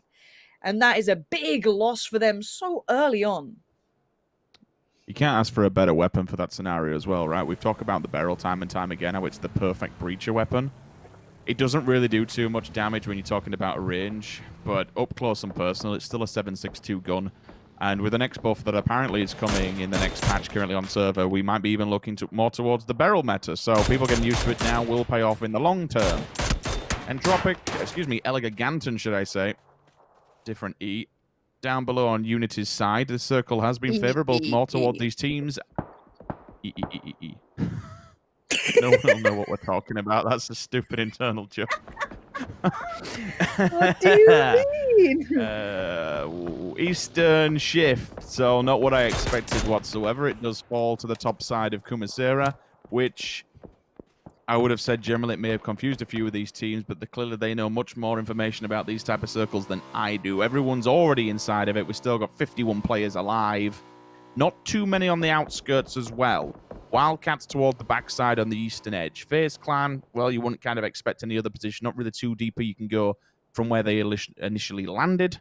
Decent compound for now. I suppose it's just Nuclear Penguins that need to find a real home because Northern Light, Team Liquid, and DA, they're going to hold the edge to where they will probably make their entry point. And if they even go further, FaZe Clan will have a full eye line on them. Tornado Energy deep inside the circle, but certainly without a home. They can use all these hillside ridges. Maybe just lay low for now. Chill. Not a great deal of land you can actually maneuver across just because of how exposed you're going to be. Either FaZe Clan if they've got scopes, or up top if you go further afield, you're going to have to deal with Omicron. Yep. The average lifespan of the penguin is, of course, around 15 to 20 years. You have to deal with this all day. Yep. I'm okay with it. Omicron. They're a team that was the highlight takeaway from yesterday. Looking to regain a little bit of that. Game 1 wasn't there, you know, the crowning jewel, but this could be a nice little startup here. VazQ got some attention from, you know, yesterday's run that he went on. Pretty ridiculous. The 1 bullet to spare. So showing what he can bring. But Tornado Energy stuck on the low ground here. Probably hoping no third party happens. Well, third party is happening to Omicron. So they're going to be the ones kind of tempered down, slowed down a bit. And there's the Penguins migrating. Not sure if they actually migrate, but off they go. Tobogganing around. Coming in on the western side. And they might face off against FaZe pretty soon. I think Scooby's pretty close by. 10 out of 10 for wordplay there. Big fan. Thank you. Circle. Northeast we go. So it pulls all of Kumasera out of the way, which kind of you be expecting.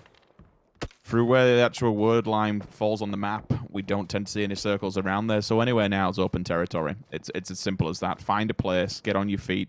Very limited compound in terms of centralizing.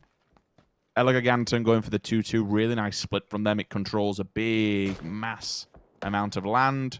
Wildcats, they're in, but they're not safe once the circle moves unless it's favorable towards them on this side. FaZe Clan, better luck next time. And WP, all the ones that really have to do some work here because of how densely packed. There is so many teams towards that northwest side. Northern Lights, DA, Omicron up on the hills. Tornado Energy's actually been favorable on this side. The push comes through from the Penguins. FaZe kind of there to answer the call. Pulls up on the back. Fogger could be going down rather shortly through the washing lines. That's not going to stop that whatsoever. One player remains, and ubah's got him dead to right. Hellscream, you're outside the blue and you're in a shack. I think this is all she wrote for the Penguins in game number 2. Yeah, and Penguins not known for having teeth here, but FaZe certainly showing they have some bites to their bark. So the last Penguin having a little waddle away. Going to have to try and find a way in. As DA currently hold a lot of this circle. Look at the new circle position. That's going to be quite a nice little bit of a gatekeeping experiment for them as how much they can get done to this. Not sure if there's going to be a lot of kills or if they're going to play it a little bit more passive. Down in 14th, the Penguins go. And this is playing out pretty rough for some teams. Northern Lights, not exactly highlighting again. Yeah, we haven't seen the big kills. They've just lost out on deep as well. Mxey from the compound where the others two were split across the road, able to catch him as he probably was trying to leave that building, maybe call out in a cart. Sixmo's going to see all this. DA never far behind, bear in mind. And the Misfits getting a couple of shots down towards Liquid. So everyone looking for a way forward, everyone trying to find their place. There's still a lot of teams looking for that. They haven't found that way into the new circle yet. Straight up over the hills, rather unfortunate on the side of Omicron. Don't realise FaZe Clan has been working their way up slowly, but surely Vasco now put on red alert, has to evacuate the scenario. One player on the back and the bike will get away for now. Not many places to land in a safe environment, though, to be honest with you, for Omicron, and that speaks a bigger volume to all these teams that are on this side. The West is absolutely not the best currently. Tornado Energy. Better luck next time. Total we go. Digital Athletics also. FaZe Clan up on the hillside. Nice little dink towards the face. Needs to get the heal off. Smash below them, though. Puts them on red alert. The nades come through for Gustav. That stops Murd on the advance upwards. Fuzzface might be able to get revived here. It is possible now by the avenue of approach that Gustav's just allowed them. Aitzy also down. Did not realize that, so they have to do some work here to get all the players back on their feet. Toe-to-toe we go. Ubah answers the call. Smash tries to run up the hill, and he is answered, instantly put down. Smokes are up, and these could be the res. Better luck next time goes out during all of that. Confirmed kill. And the last two players, I think there's two at least anyway, Sixmo and Co, might just be able to make it back inside the circle. Aitzy's up, but Ubah's down. Should be able to wander back here if the smokes... Ubah nade himself? I'm pretty sure Ubah almost naded himself. Yeah, now Liquid and Northern Lights were right next to it. Liquid look like they are heating up. They have just taken down... TSM came to this compound, or, you know, near this compound. Not having any of it. They've taken down Northern Lights. Not having any of that. They look like they're fired up from game one. They're pissed off, and I don't blame them. They are locked in a little bit towards the north. The new circle will still house this, but it's not ideal. This is Jeemzz. Let's have a look from his perspective how it went down. Just kind of cleaning house here. This is while that fight with ubah was happening and FaZe were trying to do what they can. Nicely played together, sticking as a pack, working it out. Now, how do Liquid ensure their future from this compound? That's the next thing on my mind is, so far it's okay. It can play to this. Obviously, the south is the scarier part. But for them, they've got to think, all right, longevity, where are we at? Where can we go from this? FaZe, trying to find their route in. They are not comfy. They've got Omicron in the way, and I think I saw an Orm with Omicron. And the Wildcats, the highlight, the surprise from that last round, having to deal with some more threats coming their way. Tornado Energy just lost their final man of example. That was towards Omicron. And the wasted potential, having to fight their way forward. 4 players standing in between them and their way into this. Not looking so hot here. Eki and Sapphire to get through this team first in order to make it to the next circle. Once they're done with these boys and girls, we then move towards Unity, who'll also be looking towards this. They'll hear all these shots ringing, and they're basically so far pressed up against the circle. For them, it's just a matter of bouncing and gatekeeping towards the edge. Nades are good, though. They're actually doing a really good job against this, to be honest. I'm quite surprised they've been allowed to get this close from behind the hillside. They had all the land in the world. They're racking up points, and it's going well for them. All of a sudden, this team that was looking in a really good, solid, not necessarily a solid spot, but as a solid unit at least, has just been picked apart. Gaxi on the backlines is another thing they have to be aware of. The 2-2 split from Eleganton is now showing why it's paid off. Been able to cross the road into a very strong position. Gaxi on the prowl to stop any advancement from these teams moving further afield. If he can take out a few here and there, he certainly will do. Here's showing it down. That should be a nice free point. It's another team that they don't have to deal with later on, and more importantly, it's another point. Now, Gaxi. This could be quite a good game for Gigantic, couldn't it? Like, look at that eastern side. If they don't get, I don't know, if they're not too open to Liquid from here.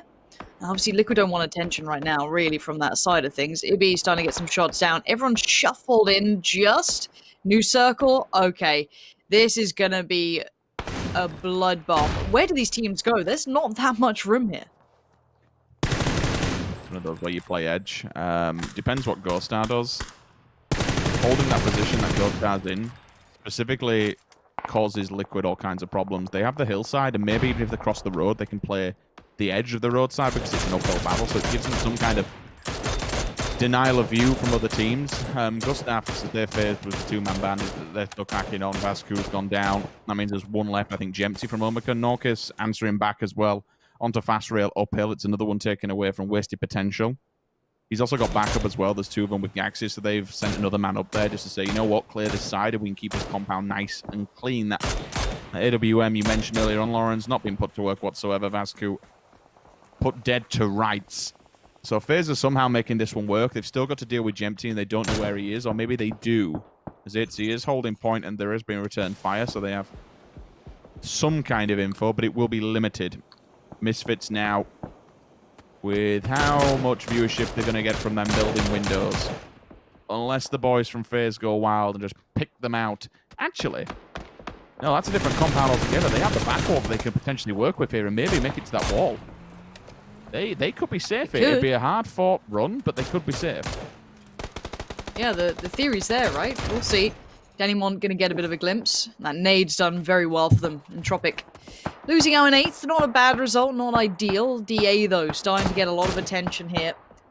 And it looks like Sixmo's pretty detached from them. FaZe goes down in 7th. This circle is the killer, right? This is for any team that was on the outskirts is now having to run right in, and it's going to be kind of, you know, anyone who's in the center of it or close to the center is going to get a lot of vision.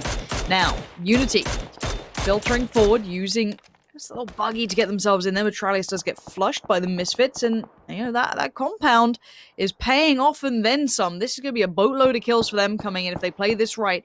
It is still in the circle as well, not all of it, but a little. They can still use it for bits of cover and security. Now, let's see who still needs to move.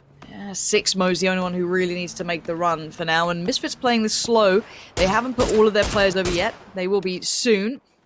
That's going to be the players there moving. Do get a little bit of a glimpse, but Sixmo is the potential threat if he can sneak his way in, but he can't move too obviously. And Unity, El Giganton, the Misfits, all looking towards the same area, all trying to find the same sort of thing here. And you can see the fire starts to come out. Already Unity receiving a lot of damage, so is Norcus though. He's got to be cautious and not overdo it, but Zeron's gonna find Orange, and that's Unity losing out on a big player here, as already Dannymon is on his knees, so it's not looking so good for Unity.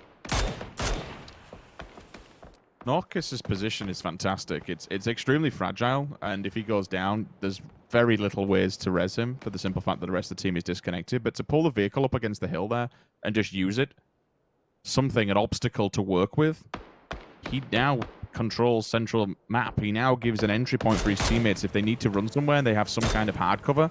The car provides that, so they can hit that. Misfits fan out. 4 men alive, Sixmo snaking in the back. Liquid have to be careful. He could be the one to ruin this game for them. 9 kills. We'll keep on going. You can see Liquid popping double-digit figures here, no doubt. It's a damn sight better than the previous round. But they still have to be careful of Sixmo. He's still that snake in the grass, and he's still a decent player, no matter which way you regard him. Hopefully, Ibby and Kaymind spin and have a look, or at least they're a team that, you know, you would expect to be able to check in their back, at least. Have the mindset to be able to do so. Mxey is over across the road. His job is to keep El Giganton at bay. And then once these two teams are done, you then face the giant uphill, which will be the Misfits. They have the ground advantage on everybody.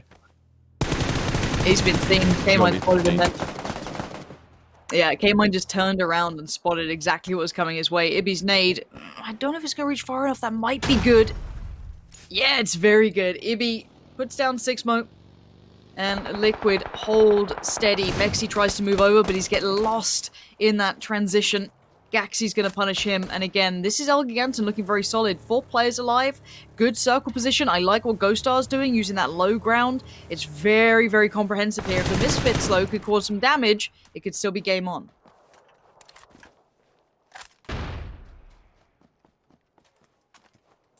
Ghost down the opposing side of the road is a problem for Liquid. It limits their movement, unfortunately. If they can get a pick on him and just knock him, they don't even have to go for the flush, just knock him. There's no way of getting him back up. That gives you options to move up against the hillside down by the road. Zembry's got an off angle. If any of these do some damage. Oh no, slowly but surely Misfits have been picked apart by 2 different rosters from 2 different angles. They've been trying to hold so much ground here. It's really caused them all kinds of problems.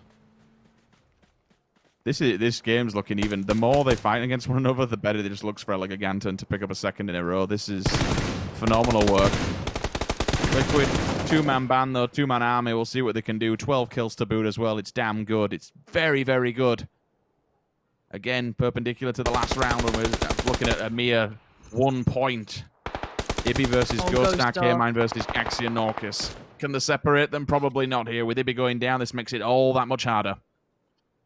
Yeah, Kaymind's being surrounded on all fronts. A great player by everyone's standard, but outdone Elgiganten. Again, what a good run for those boys. I've got to say, they've been surprising me. They've been playing smart. They're, playing reserved. They're not being, they're not taking needless risks.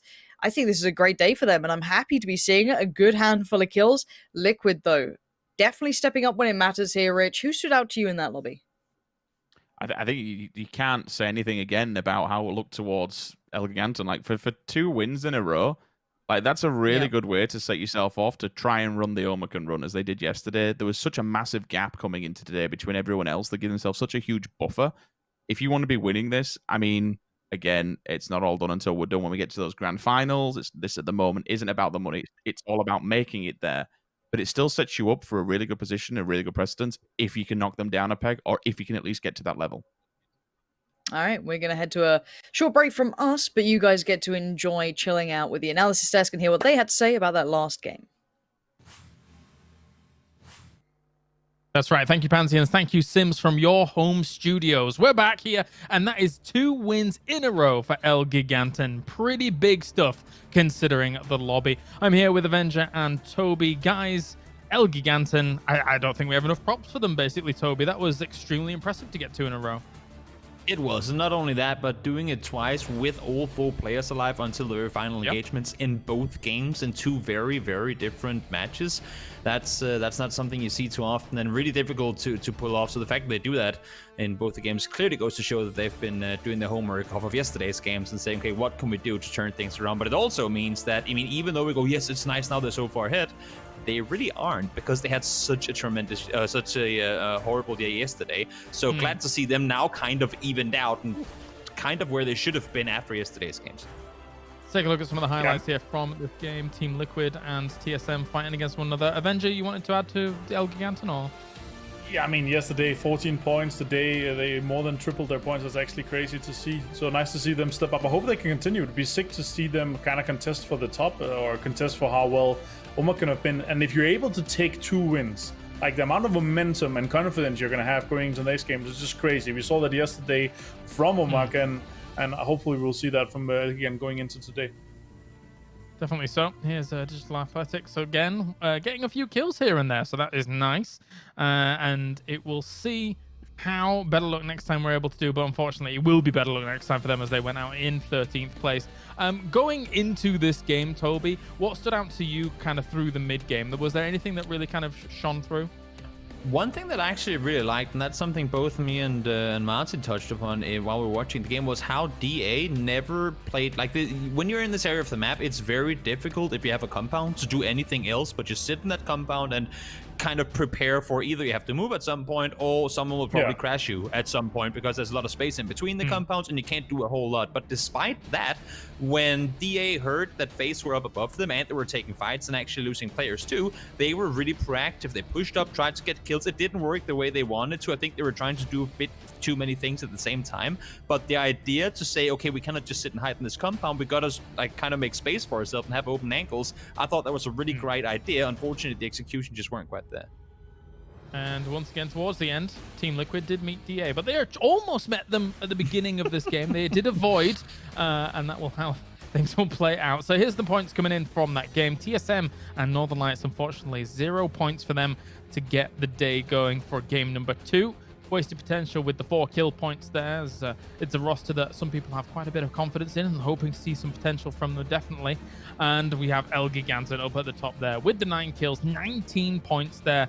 But Team Liquid, 12 kills, 18 points coming in for Team Liquid, Martin, which is a big performance for them. It's a great performance with them. They also needed a bit of a step up from yesterday. They had 37 points yesterday.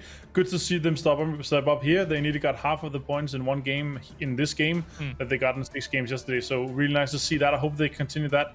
Obviously, they're not playing tomorrow, so they need to kind of leave with a lot of points. We do have some more games next weekend, of course, but they need to step up there and make sure they don't get too far behind. So it's good to see a lot of damage coming out as well, 2,400. Yeah, big damage done here by Team Liquid. So I can only imagine we'll see quite a few of the names, not only in that damage leaders, but also in the kill leaders as well, since they picked up a vast majority of what was actually going down here, along with El Giganton as well. Toby, anything from Team Liquid's performance here from this game that jumps out? No, I liked it. I mean, they were doing what we were just talking about. They were staying in the compound. They were trying to peek out into different opponents whenever they saw them come by. But it was effectively their ability to hold off everyone that did push their compound that gave them all the kills in the early game and the mid game that allowed them to make plays later. Unfortunate that Kaymind didn't take any damage from Ibiza plowing a buggy into him when they were getting breached at the same time. But they held up strong and it worked out really well for them. So I mean, sometimes you go aggressive and you try to find kills. Sometimes the kills comes to you, and for them it worked out well, not really losing anyone in those engagements. All right, time for a short break, and when we return, we'll have our final game of MiracU here for day number 2 of the PCS. We'll see you in a mo.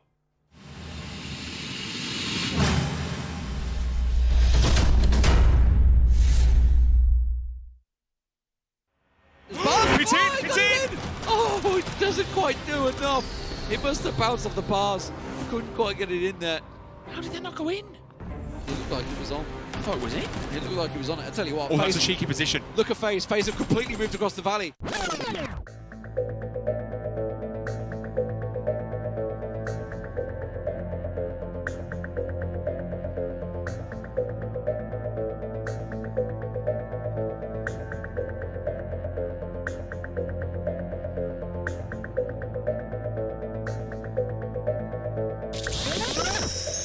So they're coming straight up behind them. So 7 have got no exposed back. They get themselves Rory, flush out the kill, get themselves a second. Michael goes down. 7 are doing a great defensive job here. Get on the other side. They get Iroh down. It just leaves Gustav, who's gone inside. And here comes FaZe Clan to clean up and steal all the kill. And I feel that Tab may well catch him in the back. Teaser in. Oh, he's going to come around the side. Didn't realize, didn't expect to. I think the bar actually blocked the bullet. Gets a spray down at Kemba. Going to secure the point as well. That's huge. Taking one of the Crow crowd down. Comes around. Gets the second. Can he flush it?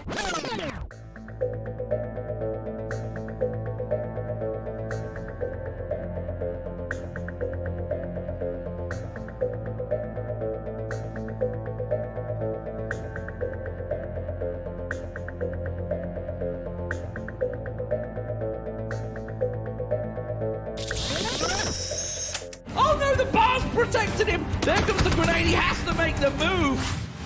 Oh my god, they're going to run the gauntlet. Where are they going? They're in trouble. Straight to the Knights. Yeah, we'll see one here. Oh, okay, just keep running reels. Yeah, keep going, it's fine.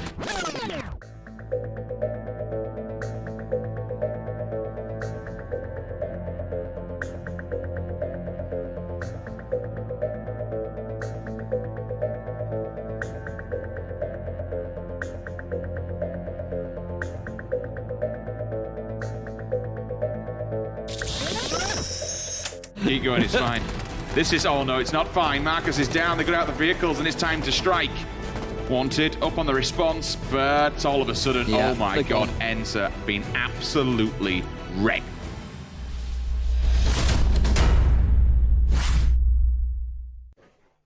Always great to look back at some of the moments here from PEL, but now we are focusing fully on PCS. Welcome back, ladies and gentlemen. I've got Avenger and Toby with me once again, and we wanted to talk about some of the other teams that have done pretty well so far in these first two games. Toby, I'm going to start off with you. Quietly, almost under the radar a little bit, Misfits have done pretty well for themselves. 4th place in the first game and 3rd place in this game with a few kills, so it's not too bad to start off for them. No, not at all. I mean, those teams, especially now that we have an extra week of play, are the ones that will get scary over time. Because when it's a team that might not get all that much screen attention, teams tend to oversee them as well. And if they can just continue to get within, I want to say, top 6 in terms of placement points, and now, as you can see with game 2, add some kills to it, that can, I mean, over time rack up to quite a few points. So Sherwin and company, they clearly know how to find that mid to late game. And well, I mean, again, 17 points, or 7 points, I should say, per game over 2 games. That's pretty decent. Big fan of seeing the movements between these games. I like that a lot. Oh, You yeah. can see El Giganten from that last game moving up 5 places from that one victory alone, after obviously putting themselves in a nice spot after the previous victory. Martin, anything that jumps out to you other than the big jump by El Giganten? I mean, obviously, Istanbul Wildcats being able to start. They only got 10th place in 1 point last game, but I hope they are able to step it up again. It's kind of scary to be ratio edge and already be that down that far. Obviously, they're going to have a long way to go tomorrow. They're going to have to really step up. They're probably watching right now, and good luck to those guys tomorrow, of course. Yeah, definitely. It will be exciting to see how they play out. They obviously didn't have the best first day, but we know that they're a team that can bounce back. Unity in this previous game got themselves a 5th place as well, and that's a roster from kind of the CIS region that we usually have our eyes on. They haven't been able to make too much of an impact, I suppose, on some of these lobbies just yet, Toby, but do you see kind of high hopes for Unity moving forwards, or do you think they'll be middle of the pack? No, I mean, the top 16 should by no means be an. I wouldn't expect anything but them making it into the top 16 overall after these first 2 weeks are done. So I would expect to see them in the finals. But having said that, what we've seen from them so far and what we've seen from them over the last couple of tournaments lately, it hasn't been the oh my lord, Unity is a contender to go out and fight with the big guys. It's kind of been an on-off, hit or miss type performance, which I feel like it has been the story for quite a few teams. I feel like ever since we went online and more maybe unknown teams came into the pile, it's been causing more chaos than order in terms of what teams expect from one another and what ends up happening. So sometimes we see these teams that can go out and get El Giganten, perfect example, 2 wins in a row now. Yesterday nothing, right? So that's just happening all the time for many teams. That's actually a bigger topic that we can probably touch on another panel segment, because of course we are about to get into the game once again. Thank you very much, Toby. Thank you very much, Avenger. It's time. We're going to our last Miramar of the day here. Game number 3 between B and C to find out who's going to be able to take all the marbles on the desert. So we will head over to Sims and Pansy here as the plane begins to take off for our next game of the day. It's been a pleasure actually already bringing you the PCS, and we've got plenty more to come. Not across this weekend, but also the next 2 weeks. Pansy, Sims, take it away. Pims. Not what I'm drinking. People already think I'm drunk because I'm just having a good time, but as a combined name, Pims is pretty good. I'll take that. Pims o'clock. I mean, I'm sure there's branding issues, to be fair. I mean, maybe potential lawsuit. No, absolutely not. They'll just sponsor us. It'll be fantastic. There it is. We've got a plan. We're starting in the east and we're heading to the west. Rich, I've messed around with my mic settings. I turned one thing off. You know what? I don't know if it makes any difference, but I'm excited to look at it and see if, I'll just never yell again. Honestly, I think it's probably the best option. You could play by Playcaster. How about that? Roll back the Halo days. Oh yeah, back off respawn. Go, go, go, go, go. I love the old. It's when everything gets wild towards the end of these circles, and you just play by playing the kill feed. It's like, well, we've no idea what's going on, so we'll just see who's alive and who's dead by the end of it. It's crazy. I have to agree with Jeemzz though. It's actually really fun. It's good to get back into it, especially with having an event last week and knowing that we've got 3 weekends ahead of us of doing this, and we've got, you know, there's more coming down the line. Oh, someone's already dead. It's Gustav of all people. El Giganton losing out on someone this early. I thought they could do the Omekan run of just, you know, closing out every damn game, but seems to not be the case this time around. That's a bit of a shame. They were certainly on a hot run, but what are these circles? I feel like we're seeing the crazier circles coming out. We've had 2 very southern circles, and now southeast. We're kind of getting the tour around the south coast. I hope we get the hard shift. Go to the east. Give me the island. Still want the island. We haven't seen it in so long. I can't remember when the last time we actually did see it, to be honest with you. It may have been Season 2 or Phase 2, should I say? Maybe. It's been so long, but they're always good fun to watch. I don't think I ever got to cast it. I haven't cast Island with you, and I also didn't cast the Hegos ending with you either. No, I think you... I've never had fun circles. You're getting them now. They're a bit weird and wonderful, right? I'm happy. You ever had a prism? Look, last time around. Nope. I've never had the fun circles. I'm the one who wants them, and I never get them. And someone who's going to be getting traded out on will eventually be Reggie. But by this point, Elgigarten, ELG, they're going to be frustrated. They can pick up Norcus, sure. But by now, they've lost out on that punch, that momentum. So going into now late game, it could be rough. And double, hey, welcome to the most aggressive team in the lobby. Here he comes. And that could be back done for. If these shots come through, ooh, luckily... The 30 not providing enough damage, but does double know there's more? Only a red dot on that mini, but they ain't far, Rich. This is like yesterday, right? When they went up against Liquid, you saw one player getting bloodthirsty with a pan and trying to finish. That's nice.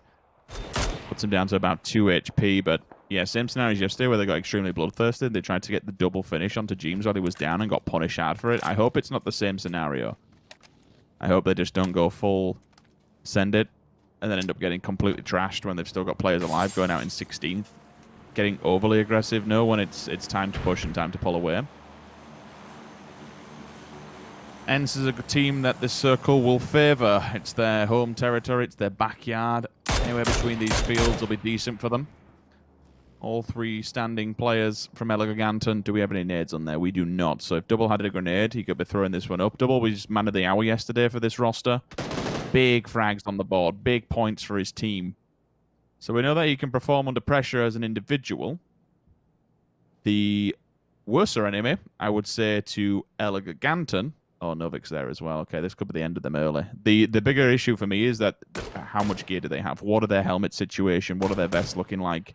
Their whole utility, everything about them, their economy is going to be so bad that they're just going to be sitting ducks. We've seen a knock or 2. We've already seen a headshot come through. Anything that they did have, they have to make sure that every bullet hits the faces of these entropic players, otherwise they just get refragged and put down. This could be a 16th place, which would be a 0-0 moment for these guys. Green machine in play. Squeaky with the arm. Oh, this could be fun. Give me that POV. Give me that POV. We'll see if he gets to use it. Liquid are getting quite close by. They could be the first to face the green machine. That would be a shot and a half, wouldn't it? I doubt it's going to happen. Liquid slowing down? No, okay, they're alright. We're a little worried when they get that close by. Oh, go on. You just want it to happen, don't you? Absolutely. Ibi Tokyo drifting away.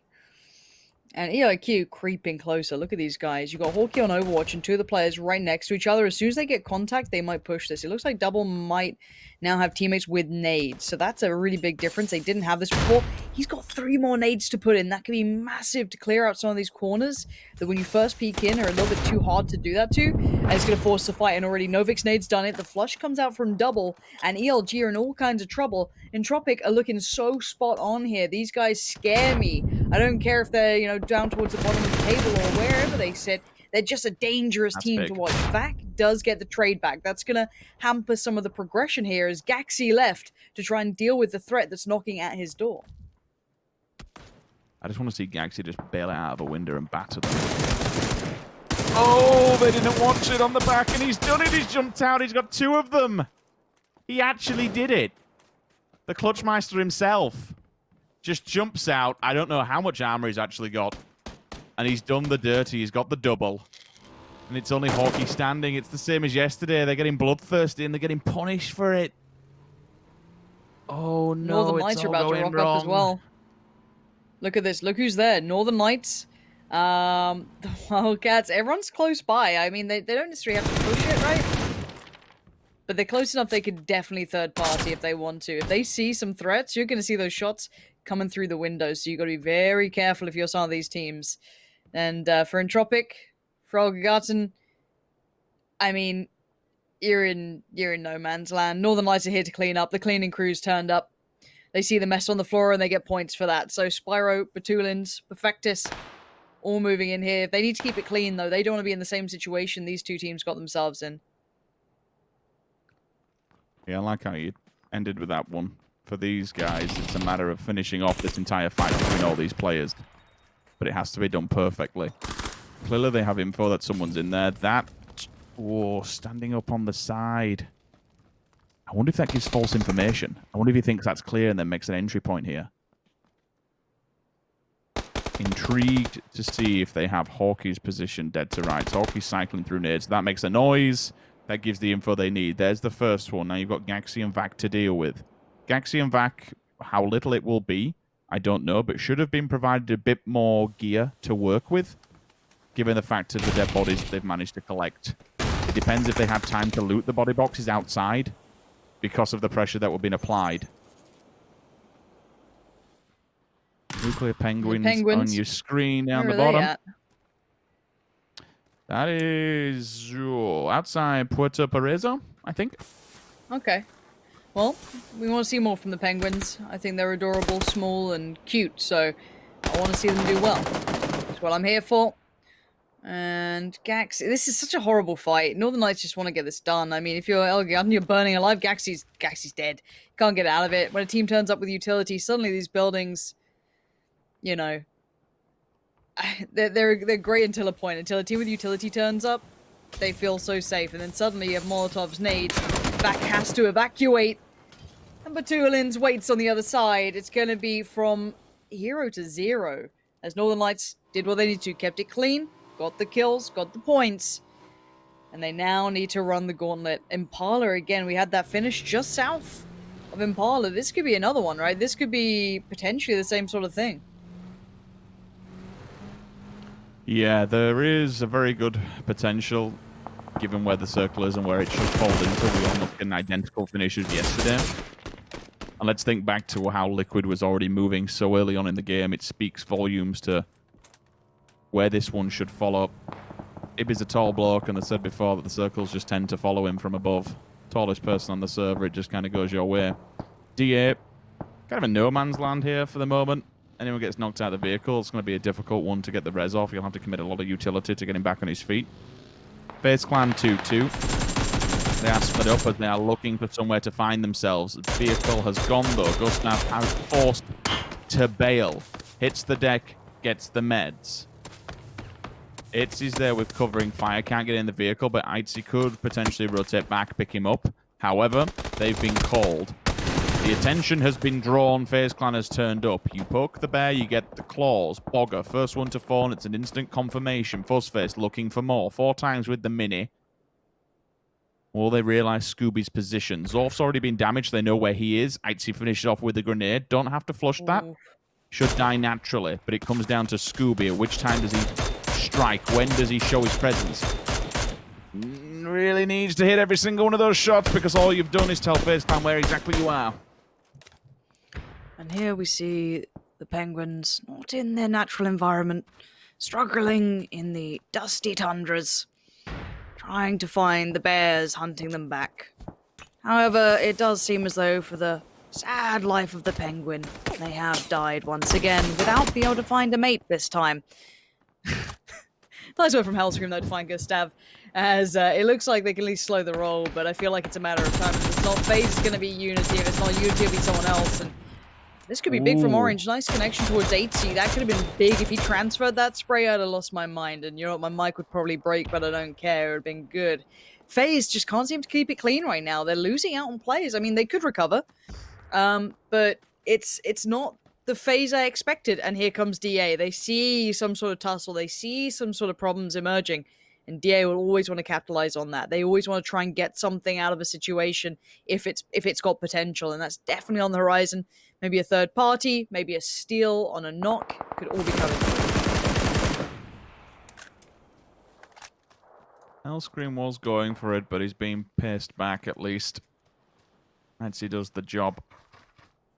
All 4 members of FaZe Clan still on the feet, but it's not without losing some kind of durability on the gear and been forced to use some utility and meds. Nades are cycling in hand, which suggests they have the full info of where Hellscream is going to be through the window. Pulls the pin. Don't bank it off that edge there. Just get it in the corner. Thankfully, the flip table does give him some protection, but he might be flipping a table of his own. Oh, what a dirty little jump that is. And with the jump, the Penguins jump right out of the lobby. Rather unfortunate, another low placement for them.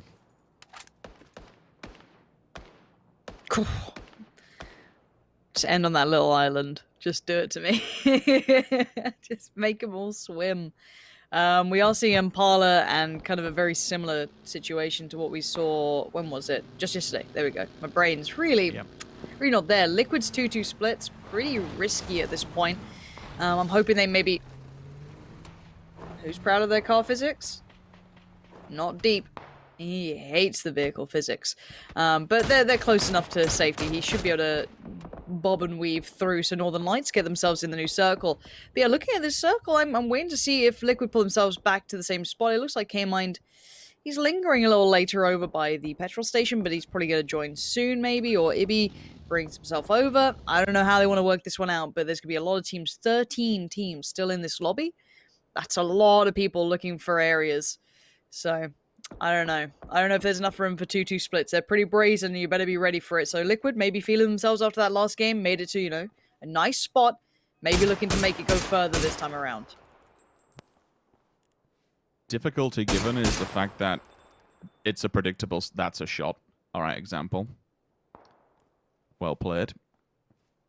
Might not be able to get the confirmation on the kill, though, given the cover that he's got to work with for now. So Smokes will be there and at least be able to get the revive. But I'll continue what I mentioned before. Given the land ratio that moves into Circle 4, this is a predictable circle. Teams know where this one's going to be going, where it's going to be heading. Everyone, if they really want to, can play edge. There's no reason to go fully deep into this circle yet and commit. Liquid, while there is the issues of the 2-2, it's a very small 2-2, but it's still a 2-2. Being separated like that can be detrimental should you get pulled up on. It's a very, very strong intersection to be controlling. Any teams can't get to you now. They've cut off that field from anyone who's on the western side of the map. Speaking of western side of the map, here comes the run straight down the main road. 1, 2, 3, 4 teams. The Misfits, they're in all kinds of trouble. If they even get one player towards those oil drums, I'll be completely impressed. They've lost 2 on transition. They're still they're going. They want to try Impala at this stage in the game. Good God, that's risky, boys. Yeah, I think they've found out why we're so surprised by it. The Wildcats waiting happily with Tornado Energy up above. You got Liquid on the other side of the road.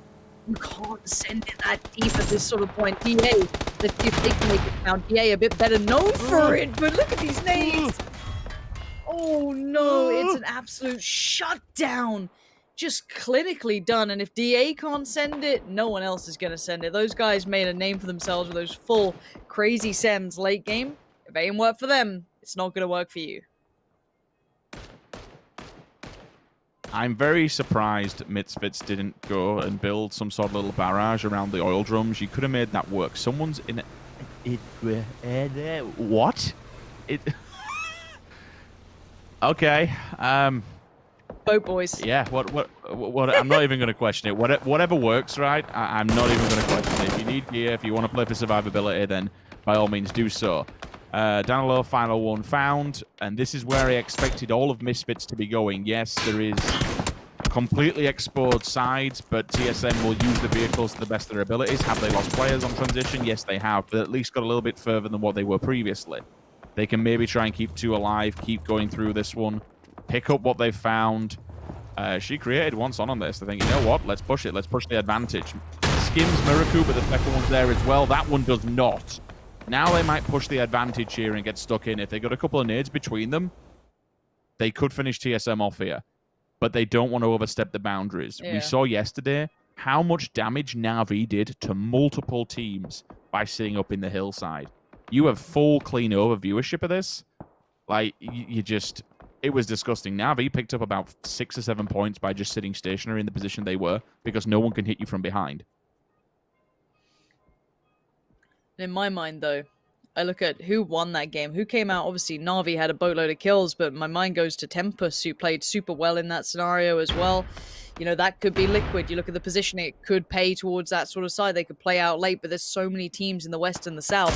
FaZe, Unity, ENCE, Northern Lights, all over here, and there's not going to be too much comfort for them to find, as Omicron are sitting towards the east as well. So for FaZe, who aren't in the circle, where are you going to go? Do you head straight on? Do you take on Unity, or do you head down towards the coastal side and try and find room in between Omicron? But Jeemz's position actually helping them out. Look, he's getting the shots towards set there, so it actually could assist FaZe with the way forward.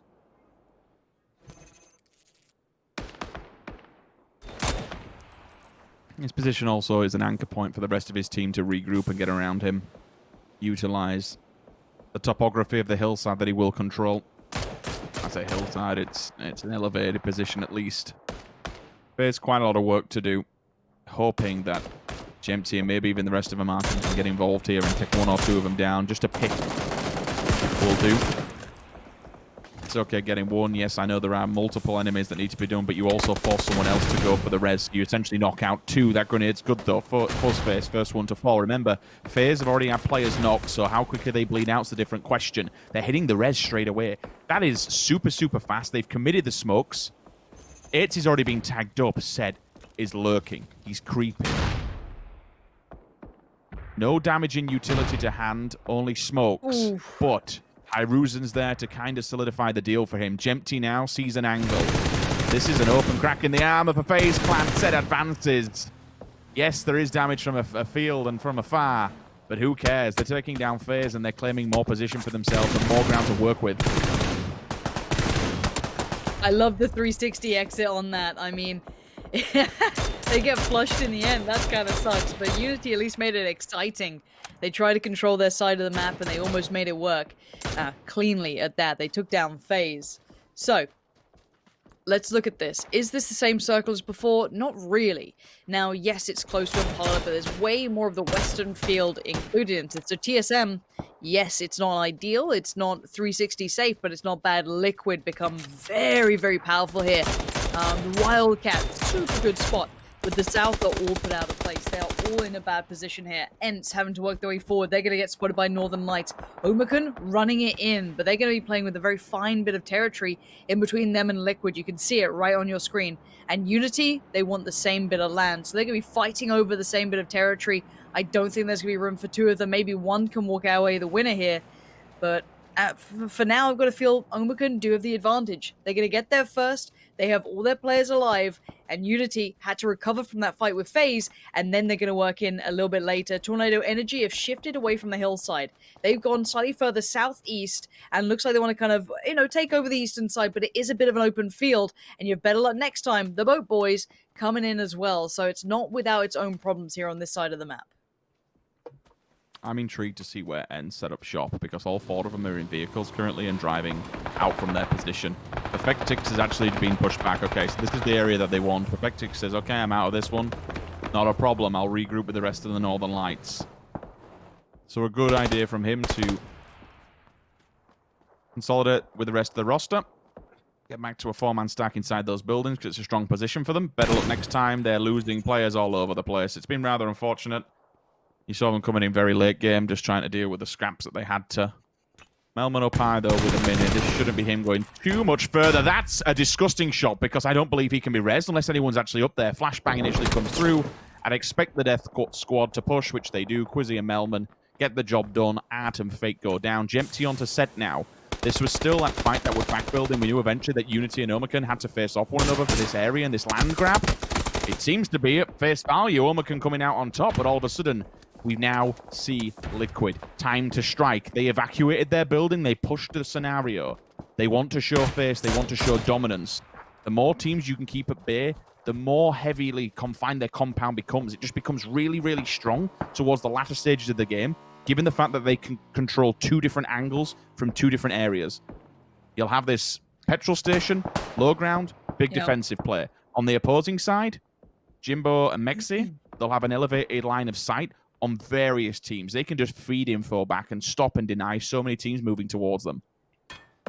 I'm really surprised that Omicron have been able to. Oh, Omicron, they've been trying to skirt those edges constantly, just creep it in just a little by little. And then now it's like, okay, we're just going to cut that circle right on Liquid. That's it. That's all you get. Now, how do Liquid do this? It looks like they're going to kind of fortify towards the 3 players. So you get Kaymind there, Ibi, I think Jeemzz as well. Omicron have gone.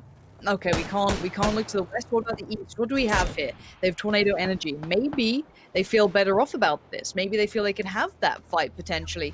Still some vehicles though with Tornado Energy. They can look for a way forward as well. Going to try and run that one forward here. No helmet on Melman.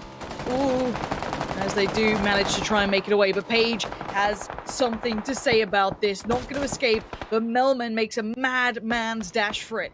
Desperate to get through towards some modicum of safety. He has found the hay bales. It's time to just prone it down, play it quiet. Surely he can't get into a fight now. The rest of his team are down. You can see everyone's folding up from the hillside, but Omicron spotting it out. They see it from afar. They're just playing in the open. Omicron, they have been such a strong team in the past. They can take these fights, but this is a brutal area for them to be doing it in ENCE, trying to daisy chain it up one by one. Getting forward, proning down into the blue so these players go. And actually, it's the Wildcats to lose out on some players here over in Impala. I'm very surprised that they actually got caught in this. One of the favourable things that this field does play for is Omicron can't be seen by Liquid. They're out of their field of view. No pun intended. But because of how it works with the angle, it's something that they can play with for now. Normally you wouldn't play a field, but given the circumstances where the blue is, perpendicular to where Liquid and the remainder of the teams are, they can do. The only real gap they have to focus on is teams that want to come up and over from Impala. That one tiny gap, that bottleneck area. Provided they keep an eye line on that, they should be okay. Liquid won't be able to see them. TSM won't be able to see them. Don't really know what the mindset is driving out in the middle of nowhere. They were in a, not necessarily the safe spot, but certainly in a survivable spot. They just sent a vehicle and got battered. So they've lost 50% of their roster on one short drive. I don't really know what the ideology was there. I'm surprised they didn't more go towards the Impala side. Then again, I suppose you're dead on arrival if you go over there as well. Certainly might not have realized that the last Tornado Energy player was just selling those hay bales. That was probably the main issue that they did not expect and anticipate. Between SKUIJKE and Rustanmar, we've still got 2 sniper rifles in play. Either of those is a quick dink onto someone from Northern Lights. That could be the go sign and maybe the advancement that they need to go further and deeper. However, they're safe for now, but only for now.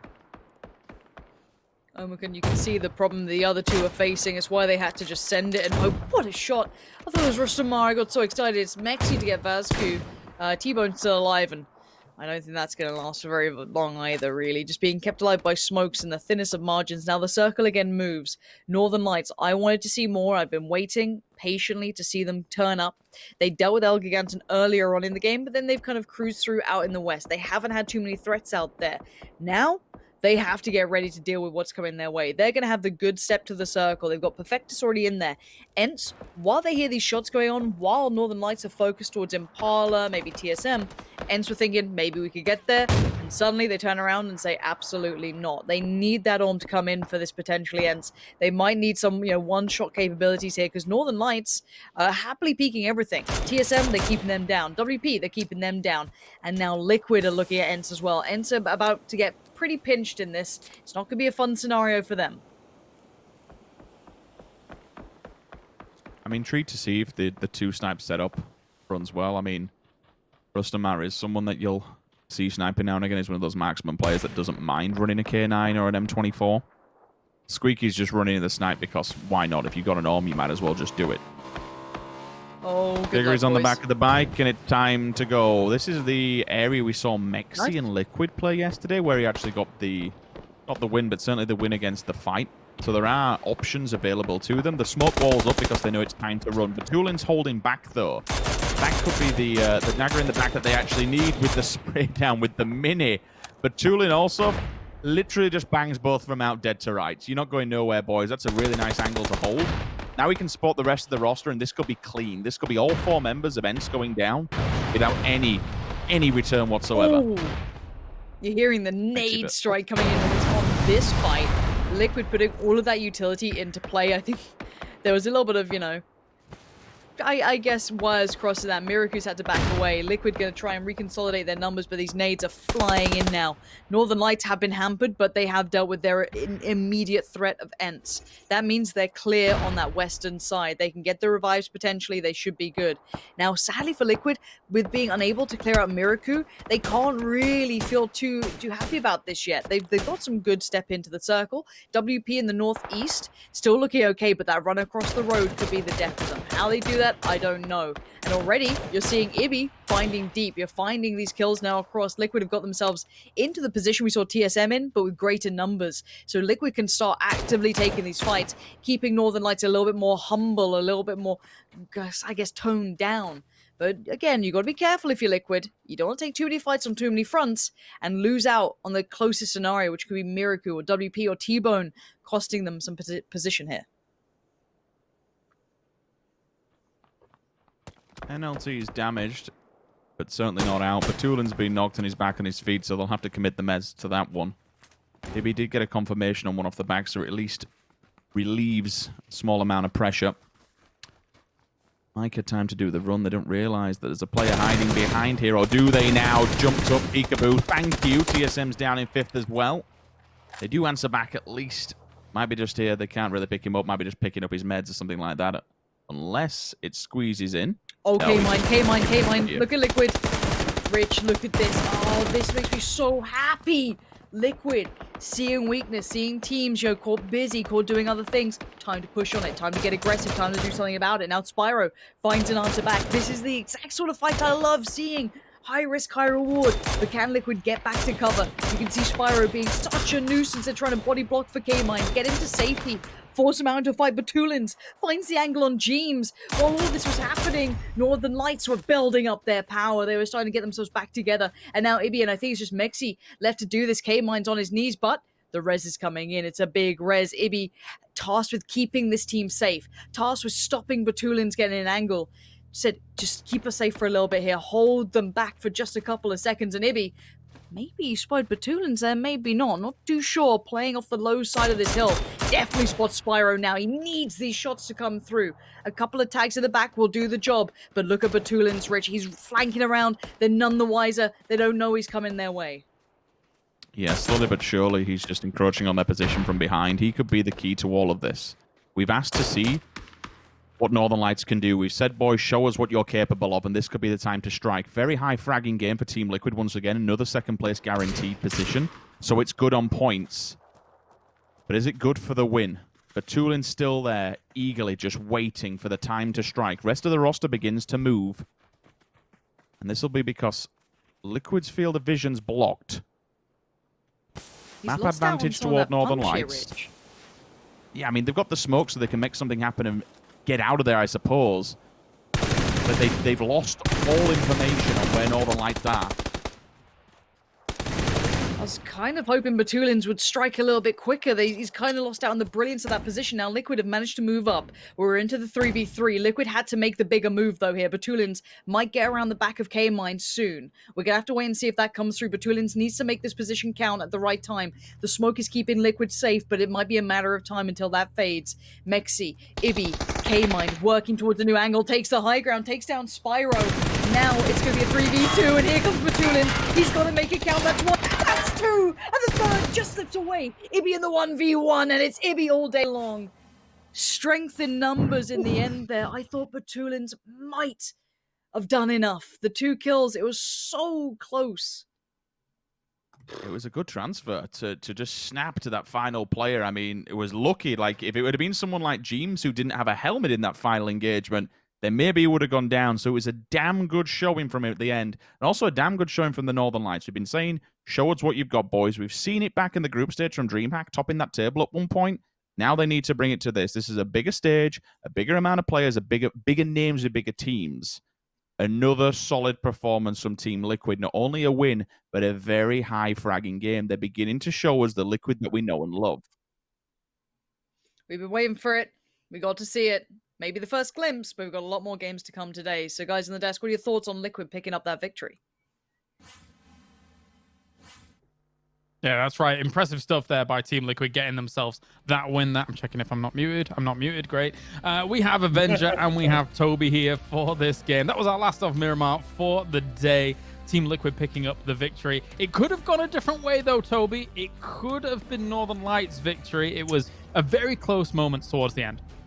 It sure was. I mean, I feel like had Battle and had a few more bullets in the chamber there, maybe that could have been a turnaround. But great play. I mean, from both teams. I like the way that, I mean, both how Battle tried to utilize their smokes against them and wrapping around, but also how Liquid said, we have no cover here. There's nothing we can play. Let's use whatever utility we have left remaining to make some sort of a wall cover, get to the other flank side, and then we can get an angle on them from there. So smart plays on both sides, and obviously one team has to win, and yeah, was easy.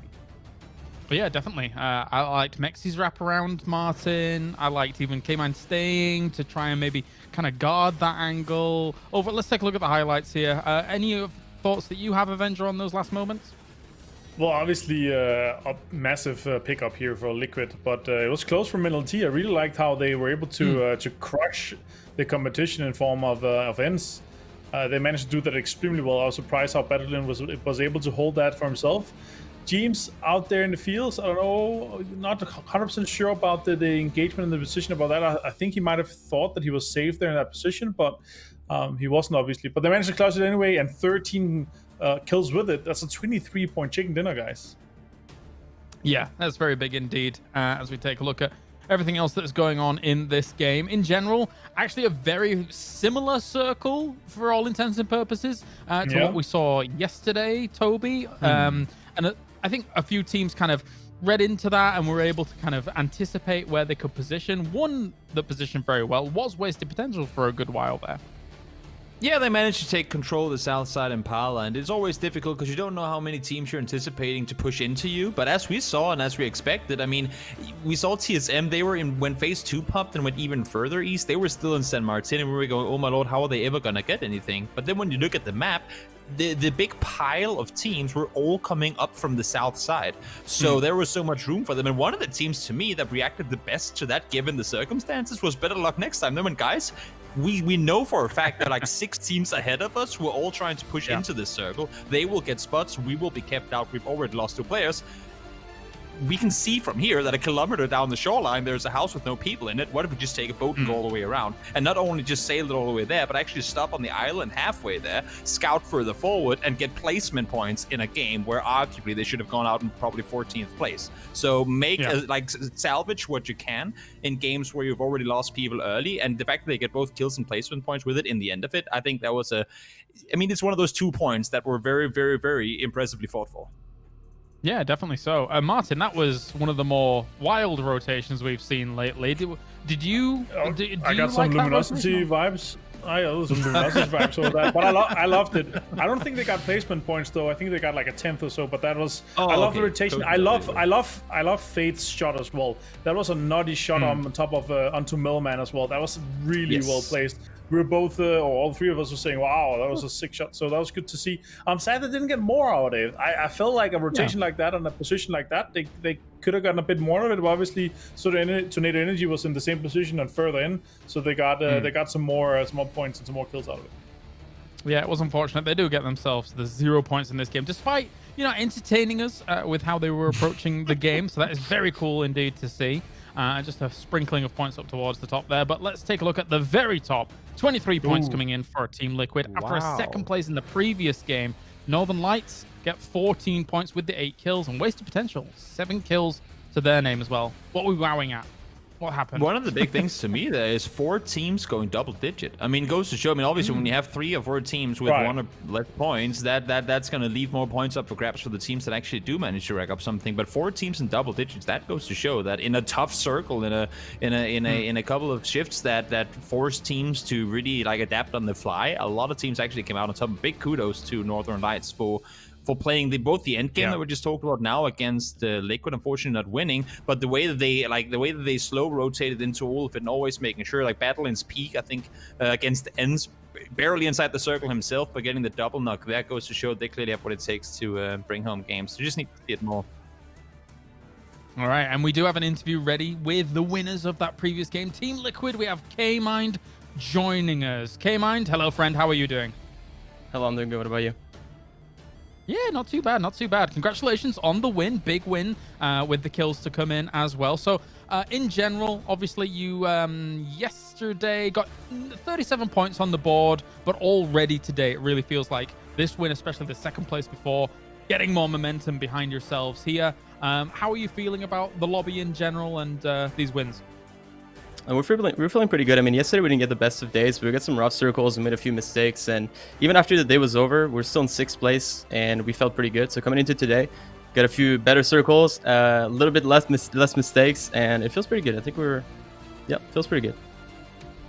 Good. Martin, question? Yeah, I just want to know, hello, Kaymind, by the way. How are you doing? Doing good. You? Fantastic. Good to see you. I'm also doing good. Now, I want to hear, going into a format like this, like, do you change up any strategies considering you guys got a ton of LAN experience and it's kind of different format for that? What are you changing up when you're like coming into a format like this? It's 24 teams. It's a bit of a longer stretch. Are you changing anything up, or are you just going the usual route? Well, it's a little different because we don't know exactly what the teams are doing as much as we usually do. So we have to be a little bit more careful. That's usually what we're working on these days. We're trying to make sure that we work on these little details that would lose us players early, so we can keep 4 up and have some good games. But that's the main thing that's been an issue, is like unexpected stuff that happens that really make us lose player early. So we're trying to work on this right now. Toby? Yeah, to kind of go off of what you were just saying there, does the whole online versus offline event impact that when you have to go like really fast and react? It's not like you just poke the guy next to you. You have to always keep clear communication because everything is being done online. Does that impact how you guys are able to like communicate? I don't think it really impacts the fact that it's online. I think at first it was a little rough to be back online since we're really used to play offline because of the ping difference. It's a lot different. You can't play the same way you play offline when you play online because of the ping. You can't hold an angle that you would hold offline when you play online. So it's definitely different. But I think it doesn't change much, except we have to keep ping in mind pretty much. Keep Pika's advantage in mind. We can do the same pushes we could do online and stuff like that. But other than that, it's pretty similar. All right, well, thank you very much, Kaymind. Any final shout-outs you have before we let you go? Well, thanks for all my viewers that are probably watching in my stream right now. You guys are awesome. It's cool to go chat with you guys between each game and see you guys streaming for us. Thank you, guys. Awesome. Thank you very much, Kaymind. Thank you for joining us. Thank you. Good luck. All right, that was Kaymind. It is actually very cool to see the opportunity to be able to just say, hey, like I'm streaming this as well. In between, I can have a chat with people and, actually be able to, interact with people whilst playing this out. It's an interesting environment here we have online. Ooh. Oh, McKin. Oh, my God. 100 points now breached up at the top there after 9 games. That's still, even with some of the lacking results in 1 or 2 of the games, an average points of crazy numbers. So very well done by them. Team Liquid moves up to 2nd place here, Toby. Very well deserved after that last win. Oh yeah, for sure. Very well played by them, and also, just overall today stepping it up massively. One of the things to me, though, Omaken, of course we can't really compare to yesterday because yesterday was completely out of the sky, but today 18 points in the first 3 games. Yesterday we saw them do really well on Miramar, of course, also doing well on the Wrangle, but really well, in particular, on Miramar, getting kills all over the place. Today hasn't really been that day. You can see, the damage, they're still way up there, but a lot, if not pretty much all those numbers are coming from yesterday's games. So I want to see what they bring, if they can continue, or like maybe get back on that same horse they won yesterday to start fighting through, or if it's going to be harder for them to do it now and as we make our way over to Wrangle. Yeah, or if the horse of Team Liquid will catch up. That's very good indeed. Thank you. There you go. Thank you. I was trying to fit that one in, but I didn't know how to do it, so I had to kind of let it go, Yeah, I'll pick it up wherever you want me. It's fine. Why are you thanking me, Martin? You're like, yes, he did it. Yeah. Otherwise, I have to do something, and we all know I'm not going to be able to do something like not as smooth as you and Sims in terms of good comments and train of thought and stuff like that, And weird alliteration. Yeah, that's what we Yeah, do. That's all we that's it. do. That's all we're good for. One of the teams I want to talk to you guys about quickly is Wasted Potential. They got themselves a 4th place here. Martin, this is a team that in components we've seen do very well in the past. Something like Sophia, for example, is a story in his own right. Yeah, they're big names. They've competed at like a few of the guys have competed at the very biggest tournaments we've had. So it's nice to see these guys also be able to come in here. I'm hoping to see more for them. I don't hope they waste their potential. Obviously, jokes, no puns, but they have the potential to do so. The rotation they had into this game, how they're able to rotate, how they're able to get into like a good position and take advantage of it. I really like that. So if they're able to continue that, I'm expecting to definitely see them in the top 16. How about yourself, Toby? I want to see how, I mean, we've seen both from them and also other teams aggressive early rotations out on Miramar, which I feel like it's a lot easier to do than it would be on a given Erangel game. Teams are just, or at least tend to be closer together, and you have to put more thought into, who are we rotating past? Where on Miramar, you normally have a little more space, at least early on, to maneuver around. So I want to see how aggressive teams decide to be right off the bat, now that for some of these teams will be their first Erangel showing in this tournament, or at least in these close qualifiers as a whole. So I want to see if they're carrying that aggression over or not. Let's see. Thank you very much, gentlemen. A pleasure, as always, to be by your side as we're getting into game number 4. It's Erangel. We're jumping up. Peekaboo, thank you. It's time to get to it. Remastered.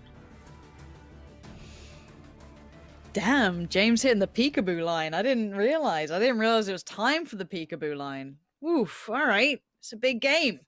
South to north, Rich. We're looking like... Oh, where are FaZe heading? Are they going Millie Island? Maybe feeling this could be the Millie drop. I don't know. Rich, what are our thoughts? We got to see this yesterday. Love to see the remade Erangel. It looks beautiful. It played out pretty nicely. Interesting last couple of circles we had way over towards the west, on the coast there. What do you think we're going to have today? Anything you want to look at? I think for me, it's just a matter of seeing who can be consistent, who's going to keep the points that they've got at the moment from this group and just keep on plowing forward. It's a fairly decent, I don't want to say perfect playing path. Obviously, you'll have teams that have to do a different job to what they normally would do. You look at FaZe, for example, it's not the good old Milta power that we see them time and time again. It's going to be actually on Sosnovka. Don't get me wrong, if the circle does fall there, this is going to be absolutely fantastic for them. I'll be extremely happy if it comes that way. If not, and we end up somewhere like Severny, well, you're going to have a hell of a lot of work to do, and you'll have to get in the vehicles and get cracked on. It is towards the north. It is quite far away from them. There is, more importantly, which makes it that little bit more difficult, just take a look at how many teams are on the coastline. How many teams are in your Na'Vi style of position? Okay. Well, if there was ever a camera shot that we should go to, it's just somebody literally crushed under a vehicle. Oh, he rammed the vehicle. There's another one underneath it.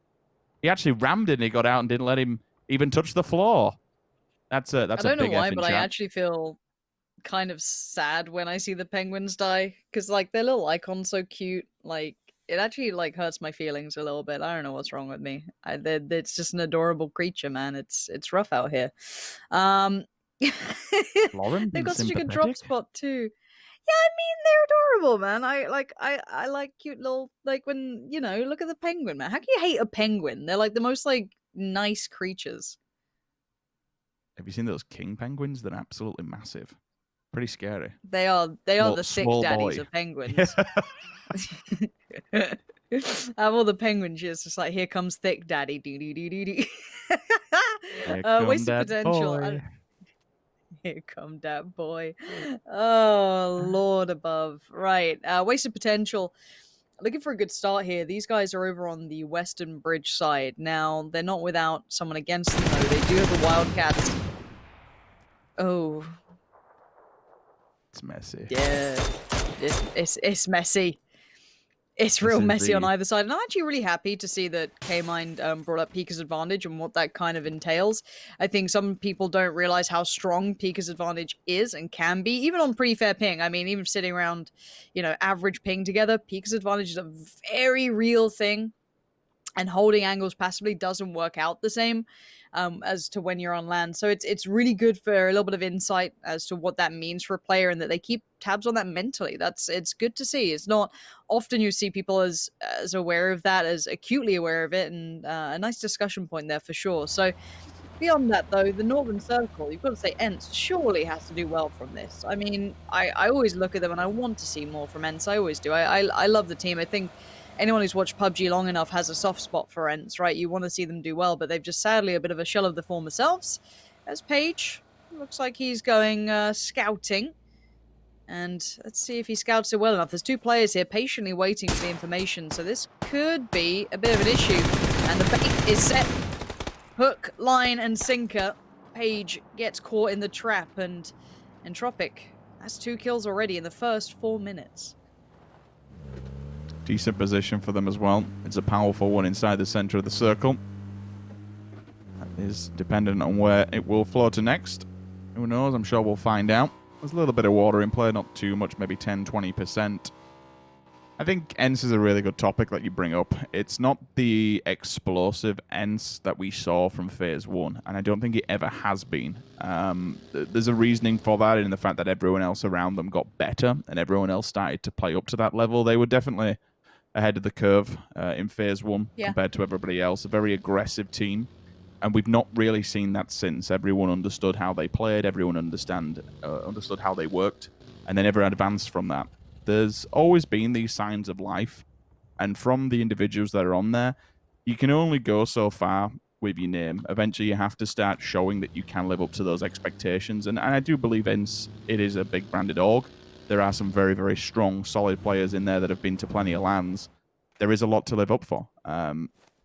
We know what they're capable of, and we just need to see it. I personally find them too passive. We don't see them showing their hand until Circle 4, Circle 5, and it's only if it's an enforced engagement. It's only if they're attacked and someone pushes onto their compound. I don't think they suit edge play, and that seems to be, to me at least, what we keep seeing. They should be getting stuck in, taking these prime territories, using their gun skill and using that teamwork that we know they have. We'll hold on this one because, speaking of teamwork, there is a pull-up. Tornado Energy towards the liquid compound, but it's not liquid inside, it's Entropic. Another kill in the bag. There is a response. Eliag outside. Quizzy with the nades. Goes through. They can have an instant response here. Novik, last man standing inside that one single compound. This could be a breach and clear. He can't get to Hawkeye just yet. The fire and the flames are at his feet. Pre-nade down, hoping that someone will bounce through the window. And if it worked, it'd be fantastic to see. But they're not going to be that stupid yet. All 3 of them here now to try and back him up. Excuse me, 2 of them here to back up the 1 player. 3-man stack. If he actually hits the roof and hits it on the stairwell, that'll be a down. They went for it. He just banked off the back wall, closed the door because he knows what's up now. But Double is here to help.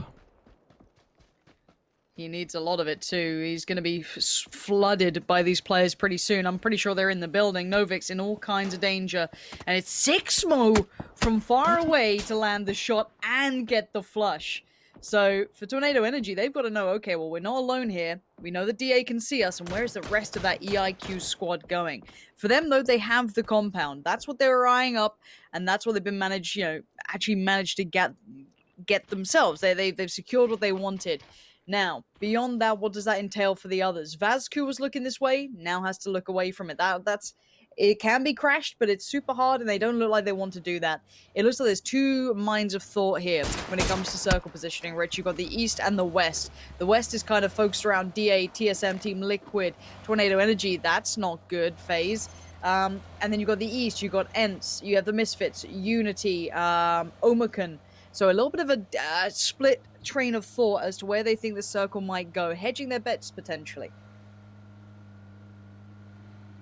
FaZe hindered for all but a moment.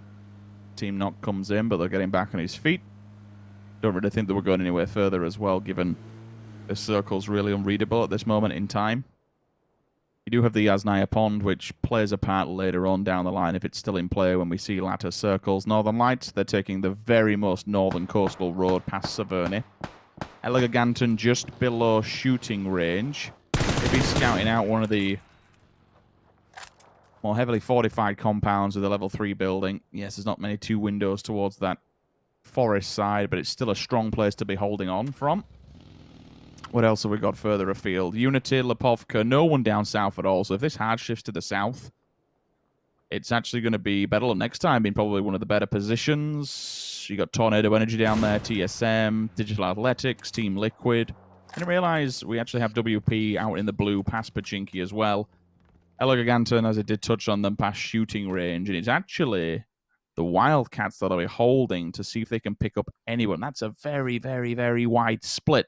But it is a bit of an entrapment. You know, you put yourself in all these compounds, you just hope that someone goes and takes a bit of a scouting position and you knock out solo players.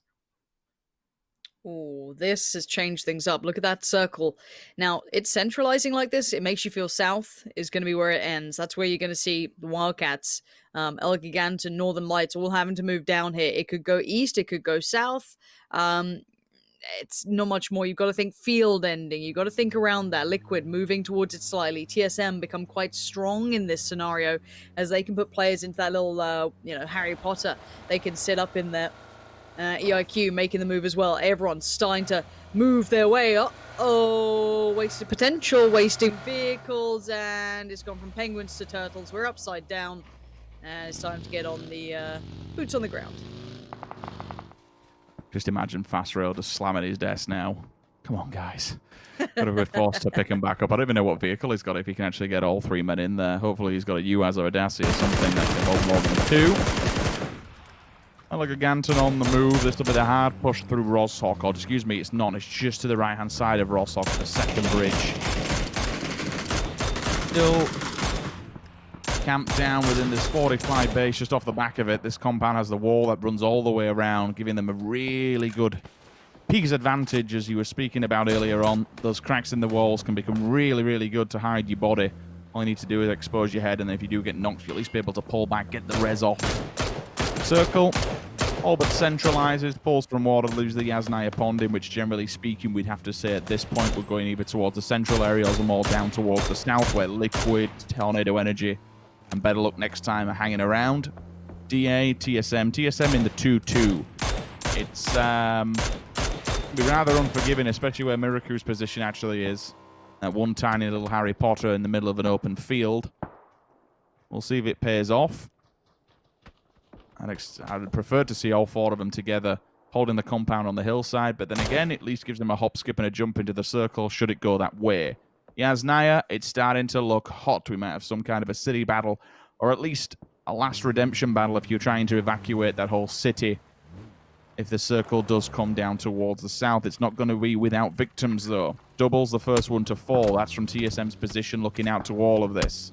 Wildcats are also getting shot at from ENCE. They hold the little the boarding shacks just off by the pond, up on the hillside as you do exit from Yasnaya to the left-hand side.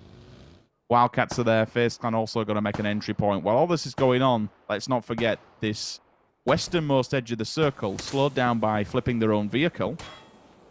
We do have WP, slowly but surely, advancing towards this situation. When they show their hand, it could spoil ENCE's run if they stab them in the back.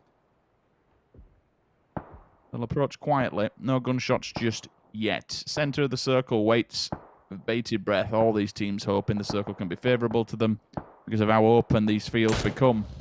It's extremely hard to traverse this terrain.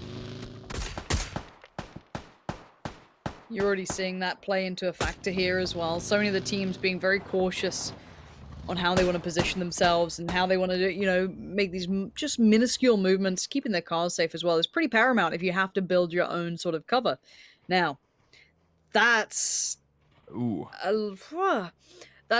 lot more south than I expected. Now, the compound southwest of DA suddenly becomes a little bit more intriguing, right? You can actually play a little bit with that. So they could maybe make something happen. We'll see. We'll see what they go for. As it looks like there's a bit of a pull-up here. Ibby and Kaymind might have to really help out Mxey as Fate's there. Mxey, caught unawares. There's the Peeker's advantage. You can't hold those angles, and Mxey's frustrated with that. Oh, Tiik's going to find Kaymind. It goes from hero to zero situation for Liquid here, losing out on 2. Bit of a shame. They were looking like they were getting to the real swing of things, and I always love hearing from the players. They're so eloquent when they discuss what they're doing, but sadly this 2-2 just got overwhelmed. I don't know if that's just an unfortunate set of circumstances with Bestoloch next time arriving at the right moment, or Team Liquid just biting off more than it could chew. We see Team Liquid, it could be the boil-cried wolf, where they're constantly in 2-2 scenarios, edging their bets, splitting their roster up. This time it hasn't paid off. Again, it may just be one of those things that BL wanted to pull up and it's gone their way. Who else needs to find a home position here? Omicron. Actually running simultaneously with Unity. They've got here first, though. Unity now on the pull-up. Can they get any kills out of the back door? It's not going to happen this time round. The rest of the roster's here to feel the full force. And there is no response whatsoever. New terrain provided with the Erangel update, and they're using it wisely. Beautiful play there, but it's not without other teams going to be in trouble as well. Over towards the northwest of Yasnaya, down by those boating shacks, as you said, ENCE. They were happy there. That was their home for a while, but the Northern Lights came down from the hillside, rolled off the mountain like a cold breeze, and took it away from the Finns. You're going to see Tiikzu and his buddy in the car moving up towards the blue-ish houses. That baby blue house going to sit there. And, well, not a bad little pickup. MK14. It's all about the threes, though. The vest, the helmet. Feeling a bit more tanky as you go forward now. Everyone's inside the circle, at least. There's no one going to have to play blue here, necessarily, at this stage. TSM did split the 2-2 and came back to a 4-4.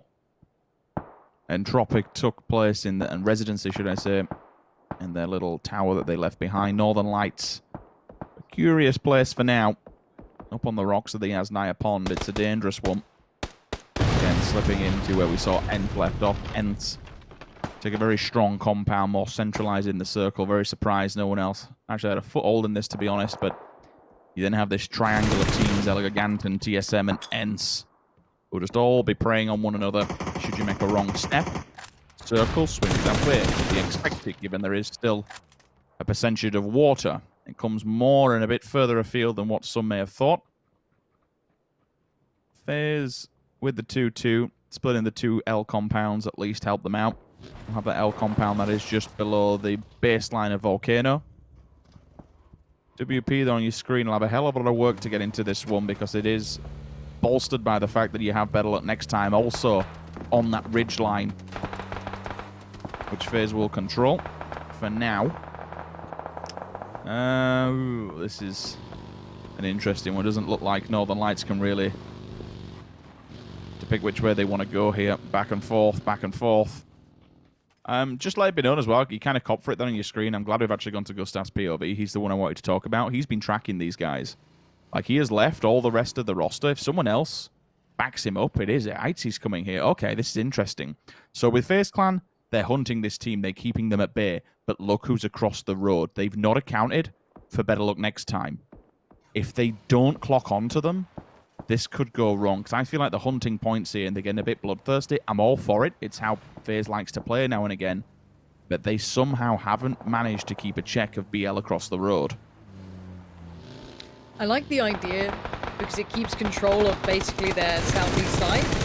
Now they're going to know there's another team here. And sadly, for the boys making the cross, they found it out the hard way. Wasted potential down in 16th. Tried to make the mad send at FaZe, forcing them out of any sort of safety. But now FaZe know there's someone across their road, and they know who it is too. They're going to have worked that one out pretty quickly. So FaZe need to realize, how do we get around this? Do we want to approach it? Do we want to fight it? If they get a knock, it might be game time. We'll see what they do in this regard. If they decide they want to make that play. But this area is yet to find its resolution. Northern Lights cannot find a way in. You have the Wildcats on the other side. Ghostar as well, bolstering numbers towards the forest on that hill. Yasnaya, all the teams in there also have to leave, but Ghostar being picked up, he was on his own. He was a bit of a man on a mission, and he's going to get flushed very quickly. His death at least provides information.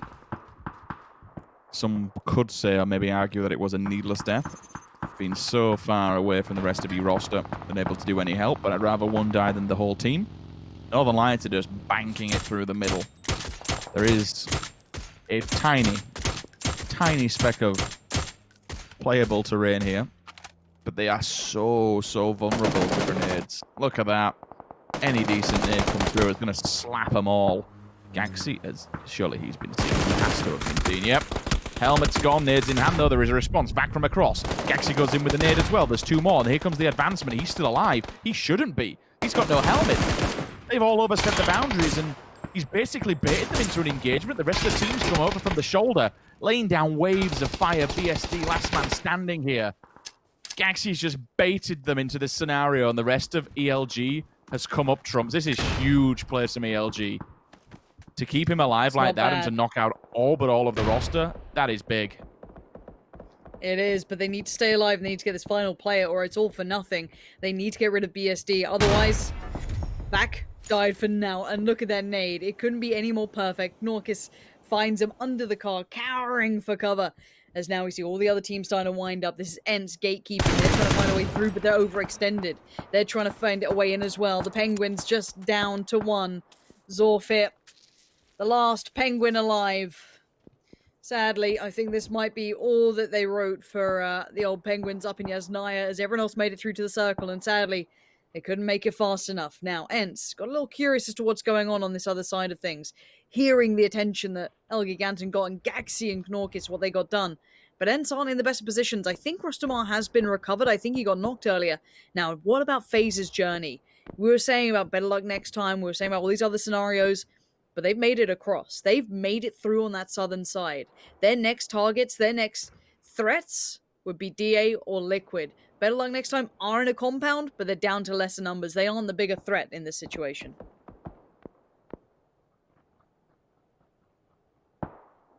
See where these next engagements unfold. El Giganten losing a second player won't help them long game. DA holding a very strong compound. Or between two of them, it even denies any access from that western side if ELG wanted to come this way. Omicron being kept on the toes by Tornado Energy, just making noise around them and not realizing where the full strike's going to be coming from. NLT, Northern Lights, finally have been spotted in that very, very precarious position. Is starting to come undone. Tornado Energy still looking for a home, still looking for a solid entry point here. Both bikes getting together. They know they've got to send it somewhere and they've got to do some damage. They're going to go central map here. There's nowhere else really to go. What do you do? What do you call home? That's a bullet and a half from a distance. He got run over! The bike just went straight through him. They can recover this. If they can get their players in there and maybe get a revival or two, they just took that by sheer force. Just ran him over, kept going. I mean, I love to see that. Tornado Energy, yeah, they've seen this, though. They've seen this happening, and they were sharing this peacefully with that other Unity player. Unity weren't much of a threat. It was only one man who was being quiet, and they didn't cause a problem. But now, Tornado Energy a little too loud. Omicron don't like that, and they'll go looking, they'll go hunting. An example is the only man standing. He wants none of this. TSM are the kings of the castle. This should be their game to work with. Diggory does find deep, so that's going to be Northern Lights extinguished. As it's going to be DA. FaZe. Oh, wait, FaZe against Liquid. That could be brewing. That could be building. They might have gotten a spot. Maybe a bit of vision. Maybe scouted it well enough to realize there's only 2 here. Let's see what FaZe do with this information. I wonder if DA somehow folds into this one and puts a stop onto FaZe and holds them. They have the benefit that no one's really behind them. The only obstacle in front of them is Liquid. They could smoke up all these windows and deny Liquid any vision. That might be the play. If they have the smokes and the utility, throw them at every door, every window, every nook and cranny, and then run at them. If not, kill them from range. Why the hell not? If you've got the scopes, you might as well do so. An M4 with a 6-time spray, it's not something I'm able to do, but here you go. This is exactly what the play is. Smoke the windows and push them hard. How do Liquid respond here? This is going to be a very, very strong hold. It'll be a solid hold, to be honest with you, if they somehow manage to pull it off. Ibiza and Jeemzz, the brothers in arms. What can you do? You got 4 angry FaZe players at the door. They'll be rocking down the mountain sometime, but that's actually from distance. That's Omicron getting involved and causing problems. And that, I suppose for FaZe, that's really the only major issue, right? Third partying from a distance. That's why there's a time limit on the bridge. They gotta go, and they gotta go now. Jeemzz now. Can he cost them anything? Can he take away anything from FaZe, or is this over and done with? He lost out on Ibby. FaZe have taken the other compound, being surrounded. So one side to the right. Only just having each clean shot, he gets it. 15 bullets left in the mag.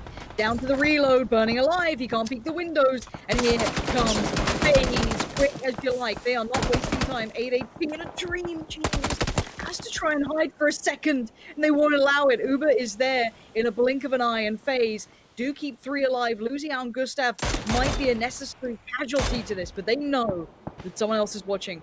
Omicron, the fire came in. DA, the fire started to come through as well. It's not without problems for FaZe. Yes, they have the ground, but ENCE now want a bit of their own. They're moving up. They have to. They are not in the new circle. They've got to make this play, and TSM have 4 alive. They've been the kings of the castle, but they've only got 1 kill. They haven't been in that many fights. They may not be as hot as the others, as ENCE have been fighting their way through just to get to this point. But vard, the man is a legend in his own right. Fexx tries to hold the side. The nades come in, and ENCE struggle to take those next vital steps. Iroh's the one we have to keep an eye on. They've not realized he's in the off angle from the side building. First nade comes through, second one may follow up, and end ENCE's run here. The entire time he's just been sat, watching, waiting. Digger in a 1 versus 4, absolutely no chance. Iroh's nade sets off the fuse, and TSM come out victorious. Circle should update. Remember, their position is up on a hillside. Unless they have vehicles, that's a very open area to run. They've been given it. Oh, TSM, you lucky, lucky boys. Up there, king of the castle. Let's talk about the downside of that position. When it moves away from that plateau, DA could really punish it. If DA finds a way in, so the way it has to work out for TSM to lose this is essentially that DA moves in clean or someone else into that position. Because the run away from that compound is actually quite hard work. You have the road as a plateau, but beyond that, it's like shooting fish in a barrel. They need to make the damage happen now to secure their way forward for TSM. It won't be easy, but that's the right target to focus on. DA. DA's the one who has the angles on them potentially here. Fexx, long shots coming out. That's across the circle there. And that's above the heads of Omicron. So they're going to realize maybe there's someone else in these fields with us. We better be careful. Unless they send somebody early. I can see vard just sniffing the roadside, wondering if that's maybe the player. Take the vehicle out, give it rolling potential, even if it's just a point where you have... Oh, this is an angle that's not being kept in check. I don't think they expected double to be hiding and lingering around the corners. Omicron's been punished hard. DA's doing it. Somehow managed to make it to the gate, but they're being tagged up left, right, and center. You'd expect also TSM, for how long they've been here, Lauren, they should have the utility to bombard this, surely. The grenades could be so incredible from vard if he hits these right. Oh my god, vard has tried to secure them a forward position, and I love that. That little shack might provide them just the piece of cover to allow them to cross the road. DA can be at the doorstep, though. This is a scary situation. Yes, it's fine lines, but when that circle updates, if it moves away from the compound, they're in danger, and Fexx has fallen. Suddenly, TSM... the kings, the crown's looking a little bit unstable here, wobbling in the presence of the assassins. DA just at the gates now in the backlines phase. They could also be a threat to DA. ubah's angle, it's big. That could be a big bit of vision. You can see ubah there. I think he might have spotted up enough. That's enough for him. One shot comes in, but they've just lost down Aitzy, so they have to be careful again themselves. They have to be so cautious as Jeemz's nade has put them on red alert. Where the hell did that just come from? Yeah, he's been hiding down in these bomb ditches for quite some time now. Mollies are up trying to find it and finish it off. Once he goes down, it gives him the information that they're not close by, so that could be an open point. And actually, a potential area that Jeemz could run to and use to get away from the edge of the circle. We said this was a scenario that would be faced, or should be faced, with TSM on the circle update. Their compound goes from being absolutely bloody fantastic to being now on the complete polar opposite end. It's a really, really bad position. They have to run down from the hillside, and they have a lot of individual solo snakes lingering. They have to clear up. The only team in this one with all 4 standing. Double. Nasty piece of work. He's done some fantastic damage yesterday, and he's been doing the exact same today. He's not somebody to be trifled with. If he catches TSM off guard, he will take out players. Jeemz, same goes for FaZe Clan. If Jeemz wants to crack up Fuzzface, it'll be a decent fought battle. TSM need to pick their battles wisely. Focus fire onto one and work your way through the rest. ubah's angle that he has on them, I didn't realize he was still so high up. It is very, very punishing towards TSM. It limits how far they can go into this circle. It's all eyes on TSM. The thing is, it's such a fine balance here. Iroh finds double. That opens up the northern side. That's big for them. That's a lot of movement now allowed. They have at least one side they have some safety from.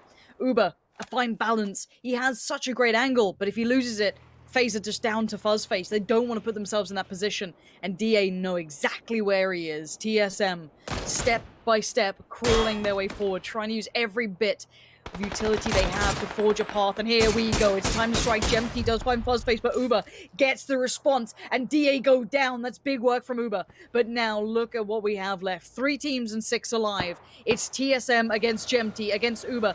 Some of the heavy, you know, big players, but TSM have the numbers. They've played it well. Surely this does not fall apart in these moments. Surely this is their game. This should be theirs to win, and they need it, and there it is. Surely now this is steps away. Just 1 man left alive. Jeemzz, the Bush Wookiee, might have to accept his fate here as TSM reigns supreme.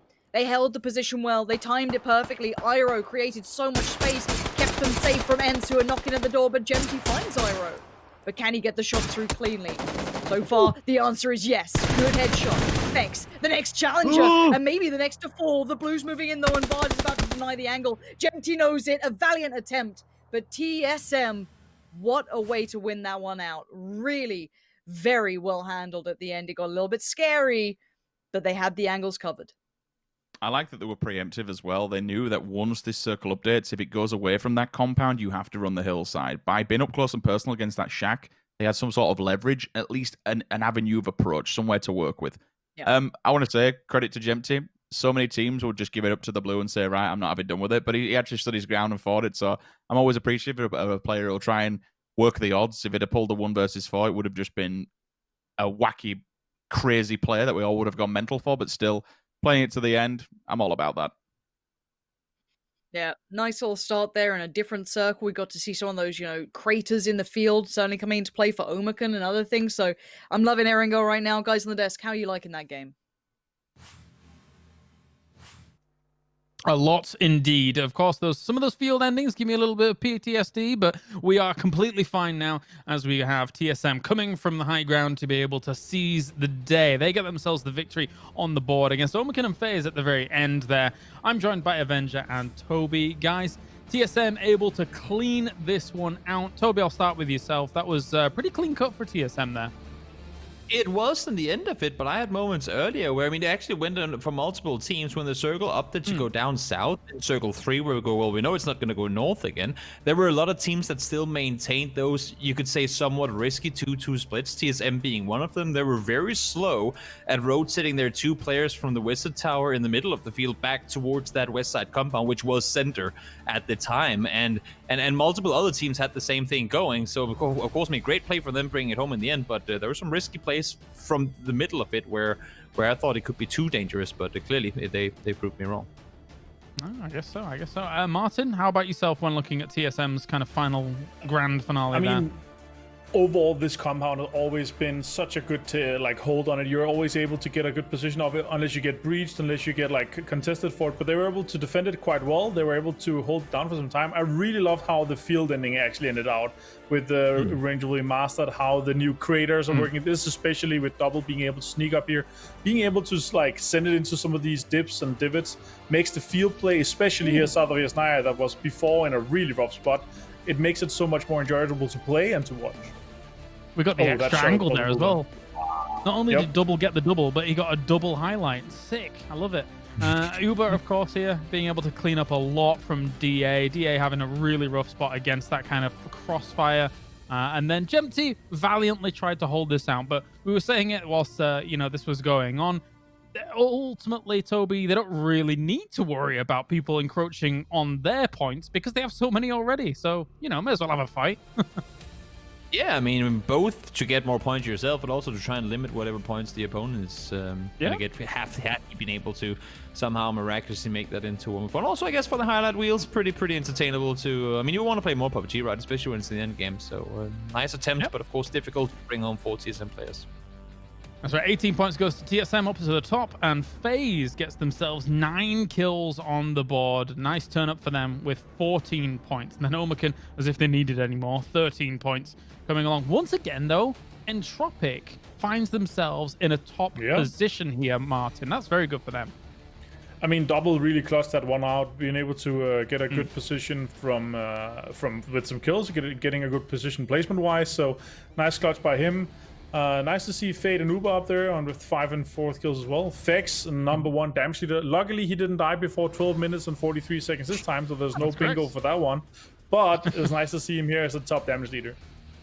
Yeah, definitely so. Vard and Iroh for TSM as well, making themselves very known up in those top positions. So lots of damage coming out for TSM. So we do have an interview ready. I didn't quite hear who it was with, but we will find out up here. Iroh. Oh, okay, fantastic. Iroh, hello again, friend. We saw you last week, and now we're seeing you again. How are you doing? I'm great. How are you guys? Yeah, not too bad, not too bad. Congratulations on that win. You guys had a pretty strong compound overlooking the fields, and then were able to kind of sweep out from there. How did the game overall feel for you guys? What was the kind of mentality when the circles were shifting, etc.? Well, we just like approached it with the plane path. Like we knew that north was free, so we just went like north side of the island, like north side of Rosak, and then got the best compound. It just kind of shifted towards us, did what we had to do, like killed ENCE, and then like tried to hold everyone off from our compound and then finish the game basically. It was a much needed win for us for sure, because we've been kind of struggling, get some points. Hopefully we're gonna bounce back with more wins. Hopefully. Martin, do you have any questions? I'm curious to like, how do you guys approach this? Obviously you're a newer team. How do you guys approach this type of format? Because some teams they'll have a really rough time with this. Like you're playing new teams day to day, and you have to adapt. Obviously, you guys are somewhat like protected by being one of the bigger teams, so you're not as contested as some of the other teams, so you don't have to adapt as much. But a lot of kind of random stuff will happen that you don't expect normally. Like, how do you guys approach that? Well, a lot of frustrating things happen, and like we just try and get away from it. Like we just try and stay as 4 and rotate as 4, because like it happens a lot. You just get camped roadside by like different teams, and yeah, we just try and drive as 4 right now, and then stay 4 up. Even if we're going to crash, like we're just gonna crash as 4 and play late, rather than just losing someone. Right. That's how we approach it now. Yeah, I was thinking, now I know you guys weren't actually there yourself this game, but we've all talked about the changes from like the older angle to what we're playing now. Those 2 craters, because this compound that you guys were playing in the end game, you always have like the perfect view out over the field, you get all the kills in the field, but now that those craters are there, are you actively playing that compound different than maybe what you would have on the older angle, now that you know that there are people that could actually sit in the field and shoot back at you? Not really different, but you have to be much more careful, because like they can actually play and win the games now, because it became a challenge for sure. And it was that last match, because like people pulled up in front of us in those dips. There was just huge dips with people in it, and then the snakes pulling up and like grass dips as well. So it's much more of a challenge, but I don't think we would play that differently from like old Erangel. All right, well thank you very much, Iroh. Any kind of final thoughts before we let you go? Not really. Just trying to grind out. All right. Well, best of luck in the next games, mate. Have a good luck. Thank you. All right. That was Iroh from TSM. They get themselves the win. It's very interesting, actually, to hear from Iroh in this scenario, because there is a moment there where you can tell he's visibly frustrated a little bit with some of the games that they've been playing out so far.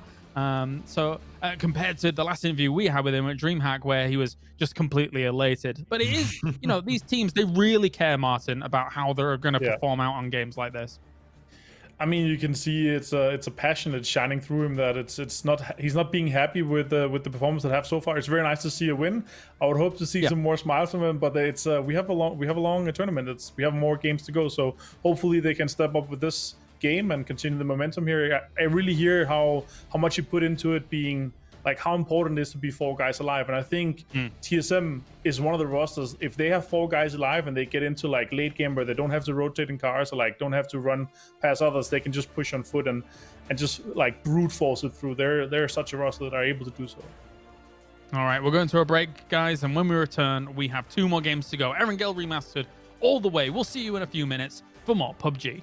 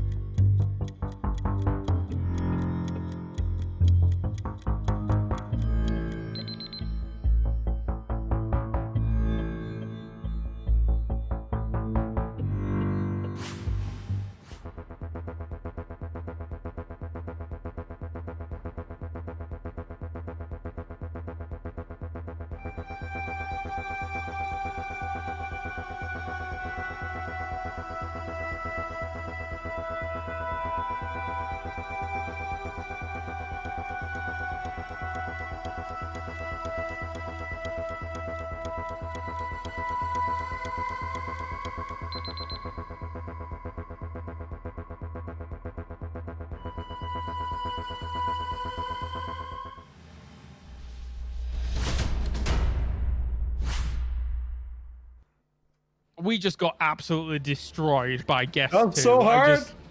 It was so difficult. What was that? It was Fast Rail and Rustanmar. That was so hard. Jeez Louise. I love the Woogie Boogie one on She Created. That was fantastic. that was an interesting creation, yeah. Let's get to look the at standings.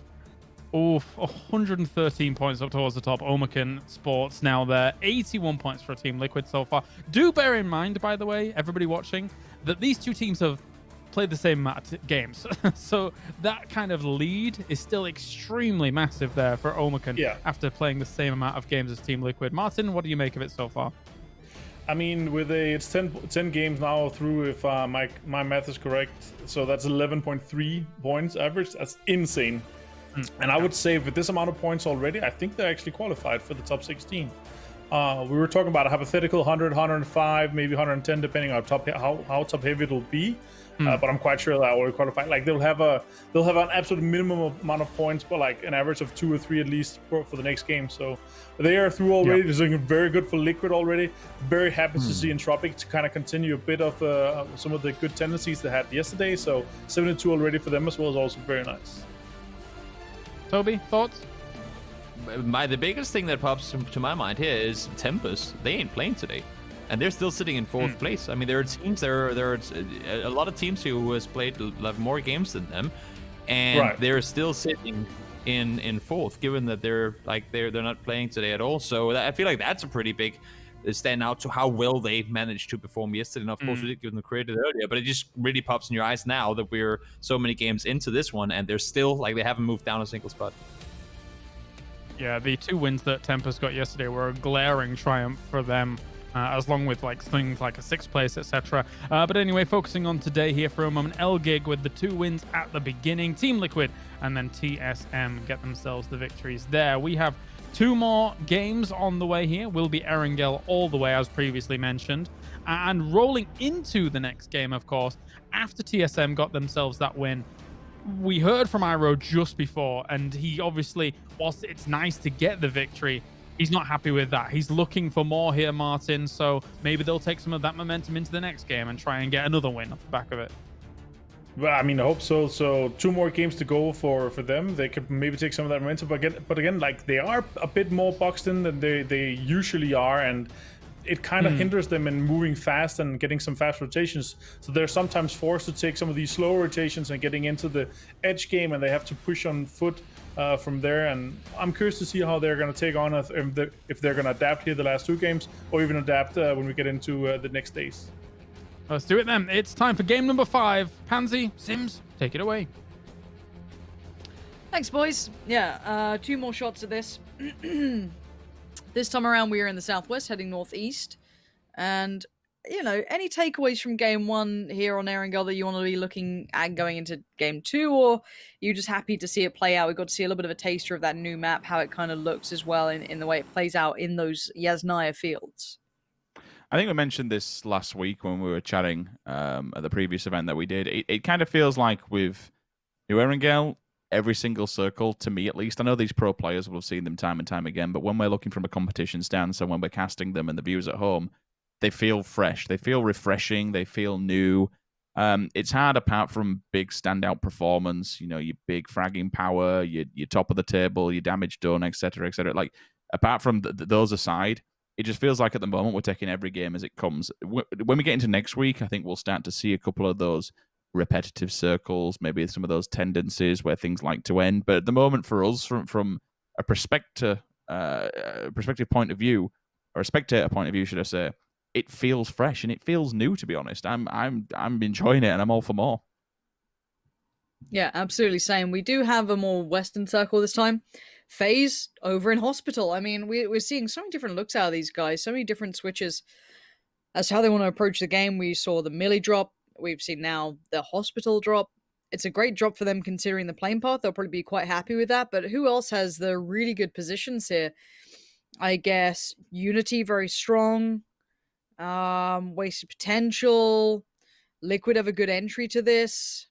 I mean, there's a lot of teams, Northern Lights, of course, in the south there.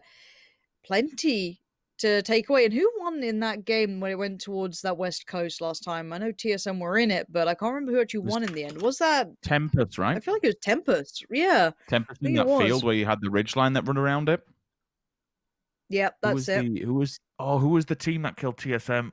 Oh, that was the one they went up against in second. I can't remember. It's annoying me. Yeah, my brain's gone blank. I'm sure chat will let us know once the delay catches up, but that's no use to us. But still, yeah, we've already seen it kind of go this way before, so it could be quite fun. See which compounds are prioritized, see if anyone gets caught on rotations. There is a lot of rotations available, though. That's the one thing with this, at least. You do get plenty of room to find a way in. You don't have to, haul it through the water, or you don't have, these huge, I guess, crunch points on the map where everyone's piling through. There is some option available for these guys, so I don't think we'll see any early losses unless it's player mistakes, which can happen. I don't think we're at the point where it's super uncharacteristic. It can still be a factor, and teams up in Northern George probably quite happy about this. They don't have that long route, which so often they do. Even a center circle means they still have a fair way to go. So for Giganton, probably pretty pleased with this circle. I'd like to see them move quick, though. I don't want to see them disconnected from the rest of the teams and playing late game where you're coming in from that northern edge, and the biggest area for them to traverse is that mountaintop, unless they use the backside of it, which we see so many teams do as a scouting position. Have a look around, get a good vantage point, see what's what. A lot of these teams are going to be coming up that way and coming towards that area, so I don't want to see them kind of arriving late and hitting a compound where there is another team that's stuck in there and just bunkered down, or even just trying to play scrappy and play and find a very late game position. It'd be nice to see them get off earlier, or at least within the next minute or so. Teams that have gone a tiny bit earlier, FaZe Clan moving down from the initial kind of scrappy loot area, I want to say, over on the west coast. Misfits are out there. WP are also there as well, so honestly, we're already still getting quite clustered this early on, like less than 5 minutes in, and teams are going to be going up against one another, and that speaks bigger picture to the game that I think we will be playing because of where it is. Small hello friendly beep on the way. Teams will be crossing paths. Teams do know where each other are. This compound in particular, where Set is, and good God, he's got the SLR up there as well.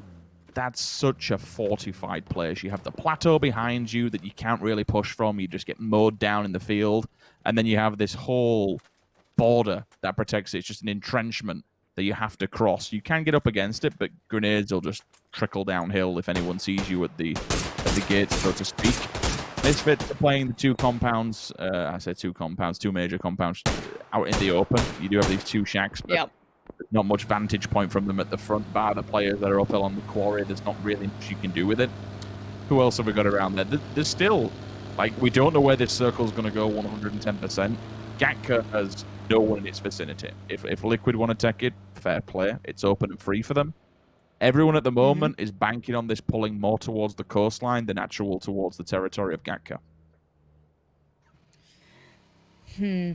Well, FaZe got a nice little spot. I actually like where Northern Lights are as well. We'll see.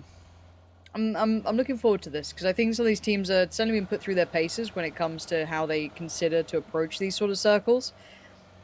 And here comes DA. This is just over by Southeast Jordan. Everyone knows these bridges now. But TSM are just in front of them, and they've just swept across them. I wonder if you're going to see anyone popping shots out the passenger seat, or if they just continue to roll forward. It looks like DA kind of getting himself tangled up there. Okay, ELG, however, did pull up. Decided to get some shots through. That's Norcus trying to get some connection. And Fexx has been split from the others. MiracU now gets the attention of DA. They have slowed down, and MiracU being picked up very early on. TSM, again, pretty frustration for that loss there. You can see how many players he's had to go by, and the vehicle goes up like that. You know you've just been running it up against rosters. We spoke about it. Certain teams need to go earlier. Eleganta naturally went for the mountainside, used it as the vantage point. We kind of preempted that might be the case, but two other teams are there as well. Good Lord. DA, TSM. Oh, this is messy. There's so many rosters up there. It's going to be a shuffle around. I'm already seeing Fexx has basically just run to West Town, and Georgia Boy said, nope, we're having none of it. Let's get out of here and try and find another entry point. while all this is going on, you can't see on your screen, but I'm just trying to keep a track of all these other teams that are off screen right now, what they're doing. ENCE are still playing the long con. They are miles away. They're in North George, still not crossed the bridge. It's slow, it's steady. We'll see if it does anything. I'd still like to see them play more aggressive, but they were up in Saverna. I'll give them the benefit of the doubt now, but still not too much. You could have gone earlier, boys. Better luck next time. Decent-ish compound. Yep. Safety for now. Not bad. Foothill. Yeah, I'm okay with it. We'll see how it does progress further when you've got Liquid that are on one side of the hill and then further down in the Longwoods, Tornado Energy. Wait. Are you actually going to neck this? Oh, no. Thought he had that. Thought that was going to come through then. Just the kind of 2, maybe 3 taps. Didn't quite work out for Quizzy. And yeah, this is turning into quite a volatile circle, considering there's, you know, plenty of room for these teams to share it out, but people don't want to share. They want their slice of the pie. So they're going to be fighting for this one. And for now, TSM going to where we saw them have success before, even though they did lose out on some of their roster early on. Iroh played on the hillside and Fexx took the compound. This actually did work out for them well. Vard's joining in. So they will at least have most of their roster here. Now, Aitzy, where are FaZe receiving this sort of punishment from? Unity. Make it hurt. I guess this is the way the swamp plays out. You can't keep tabs on it all. It's so many angles. You're in a bit of a low ground, so people can peek in against you. And sadly for FaZe, yes, the position looked good initially, but now they're losing out on players. Becky doesn't have the information. A mini versus a barrel at this range. Yikes. Probably doesn't realize Ubah's so close. But to be fair, I don't think FaZe Clan realized just how many teams are surrounding them. Everyone. Oh my word. What in God's name is that shift? That is a high yikes, high yeet scenario. Good Lord. You wanted some fun, Lauren? You're welcome. Let's pop it. Oh, look at this. All right, Northern Lights. Oh my God. So there used to be those 2 strong compounds to the east of Quarry. So here's the thing, right? We didn't see circles like this for a long time. This kind of fell out of what we've seen for a while. Now we're seeing these like crazy circles back again. So there's a compound right where kind of, I guess, Omicron are, and there's also the ones down by Northern Lights. So these 2 areas, right, are pretty strong. You're seeing everyone gravitate towards that. This is something we've seen happen before, but a quarry ending, but this far south. I mean, this is a real rare treat here.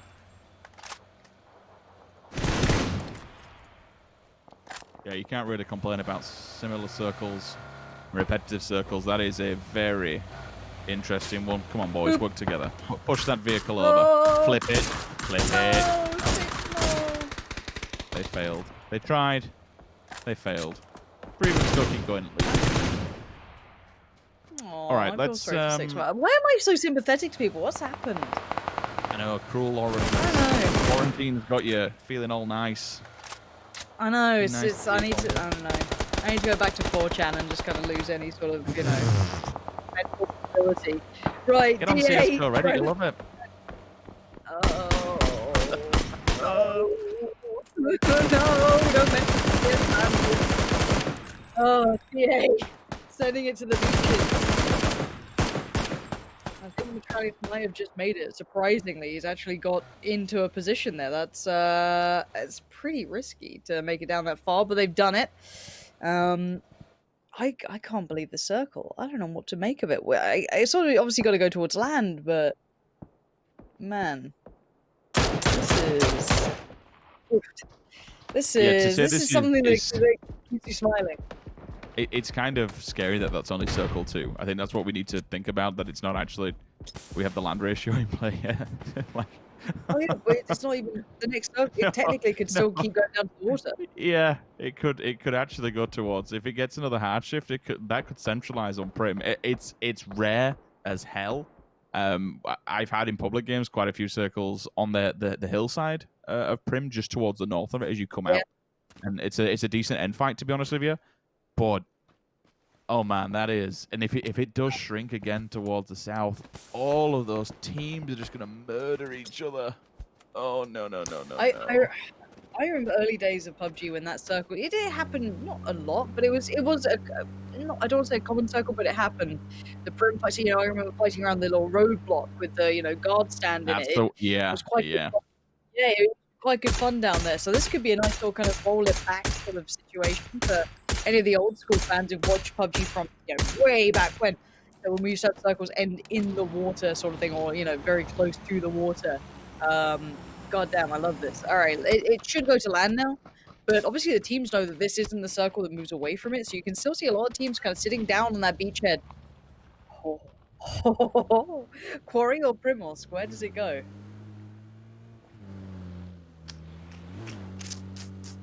What's your bet? What do you want? What would you want to see? Quarry or Primos? I don't think it can do I'd say more towards Quarry, because let's think it's only phase 3, Lawrence. So phase 4, it'll push, won't it? And I suppose what it could do is it could bounce up towards Quarry, keep the latter southern edge of the circle in towards the the ticket booth area and the main road, and then if it pulled back down, that'd be a spicy fight.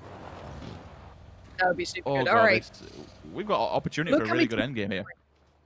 Yeah, we really do. Look at these teams of Quarry: Unity, Liquid, Waste Potential. You have the Misfits up there, FaZe, Wildcats, Omicron. Plenty of teams all playing such a hard to traverse area. Remember that. Quarry, you can't just drive straight through it. You got to go around. You got to go on either side, but you cannot go straight through. The terrain obviously is such an important factor. Now the Misfits getting a bit of a fight. That's from outside. That's Unity getting shots from out in the fields. Now, shots going back in. Northern Lights getting into the matter as well. There's going to be plenty of picks. You're going to be seeing these picks all the way around the map. There's no easy way to keep up on the day. You have 16 teams in this circle, so it's going to get hectic. All right, let's lay the land here. Let's say where teams actually are and kind of set the picture. TSM down in Prim, right-hand side, out on the beachhead. We have the Penguins and Tornado Energy. DA... Liquid. They've just sent it into Quarry, and I don't know if they're going to survive this. Ibby's just been knocked off the back. We'll come back to the kind of overview in just a second. If Liquid can survive the initial onslaught, they should be okay. But they've gone towards the tower, they've gone towards buildings, and already Ibby's been confirmed. Now, can they keep these 3 alive? Kaymind is very isolated. They're surrounded on 2 fronts. DA's just found 1. That's Bestoloch next time. Living up to that name. Next round you go. We have the Penguins suffering. This is about to be a bloody battle as well. The Penguins and DA are so close by. We've seen this kind of push before, but they don't have to make the advancement just yet. If they want to stay alive, they're inside the circle. Then maybe just batten down the hatches and wait and see what happens. Never know. Skui might just think, well, stuff this. We want to get involved. They're damaged. They're not out, but they are damaged. Smash. Pouring at the bit to get inside and to get a revive off. It's definitely possible with Mytrelius being there. Everyone's back on the feet and almost at full health. Stims will go out. Overview's coming in now, the map. So that was the main road that you saw. Everyone else below them, the team I spoke about before, TSM, Tornado Energy. Elgiganten all towards the west. Above them in the compound, just behind the quarry, we see ENCE. The quarry is where the head of the pack is. In the Longwoods, you have Northern Lights and you have Entropic. They're safe for now. They're probably in the strongest position. We'll see if it still holds. It's good. It's going to be a fight because all the southern teams now have to shift up there. The Shrink comes in because of the water, pushes as hard against that quarry as humanly possible. But look at how many teams we have. FaZe, Misfits, Unity, Wildcats, WP, Omicron. Oh my lord, this is going to be so messy. ENCE has to get in there. Elgiganten could probably set up shop and be safe. If ENCE don't go that way, at least they'll have to take the fight from them. This is the BLT from earlier on from the DA fight. I suppose the next fight that happens is actually this one on your screen because one of these 2 teams has to move and only one of them can make it across the road unless Tornado Energy press the advantage. Wait, look on your screen right now. ENCE are unawares. I don't think they know that Elgiganten are here, or they might have a slight idea, but it's not a big one. DA have been found. The trades are coming back out, but here comes the fight with Gaxi. Peeks the ridgeline. Tiikzu knows what's up. Diggory's there, and so is Rustanmar, but Where's the fourth player for ENCE? Are they just down to 3 potentially? It does look they have all 4. I'm waiting to see that final player find their footing here. Diggory on the flank tries to take down one, but he's in a 1v2. He gets traded out on. That's not ideal. They were hoping for a little more, and now they've lost their flank. They're being surrounded. They're being flushed. Kaymind's been found, and wait, Liquid just got absolutely wiped off the face of the earth as well. We're down to 14 teams, and Liquid's one of the first to lose out. That's surprising. I thought they could have lived a little longer, but now ENCE trying to survive themselves, and El Giganton are no slouches at this. I think SKUIJKE was just gearing up. He was at the park compound where they were previously, and he took his time to get here, but he has arrived. They've only lost 1 while doing so, and now he can support the rest of his roster.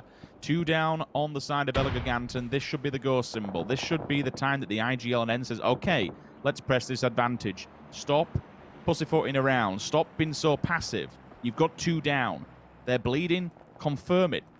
Go for the kill, go for the strike. That's what's happening. Push from down low comes through. Just has to be extremely weak. Wobbles left and right. Hits the deck. He's got to get the heal off because they're both at about 5% HP, maybe 10 coming off the back. There is a response though.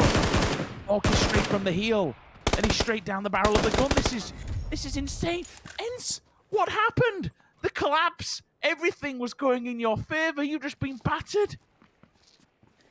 That's what we say, you got to strike while the iron's hot, and well, they let it cool down a little too much. DA's still struggling in this battle. They are just down to Metralius.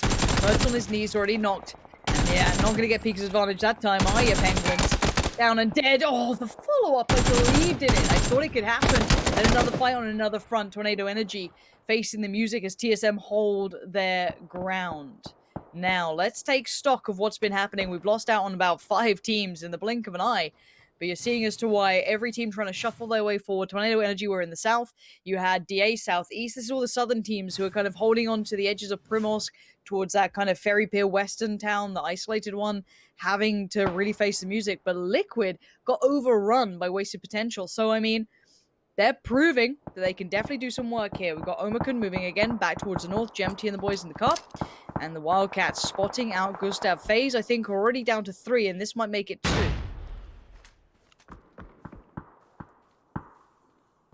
Clearly no info if you're checking these corners. They don't know where the rest of FaZe are.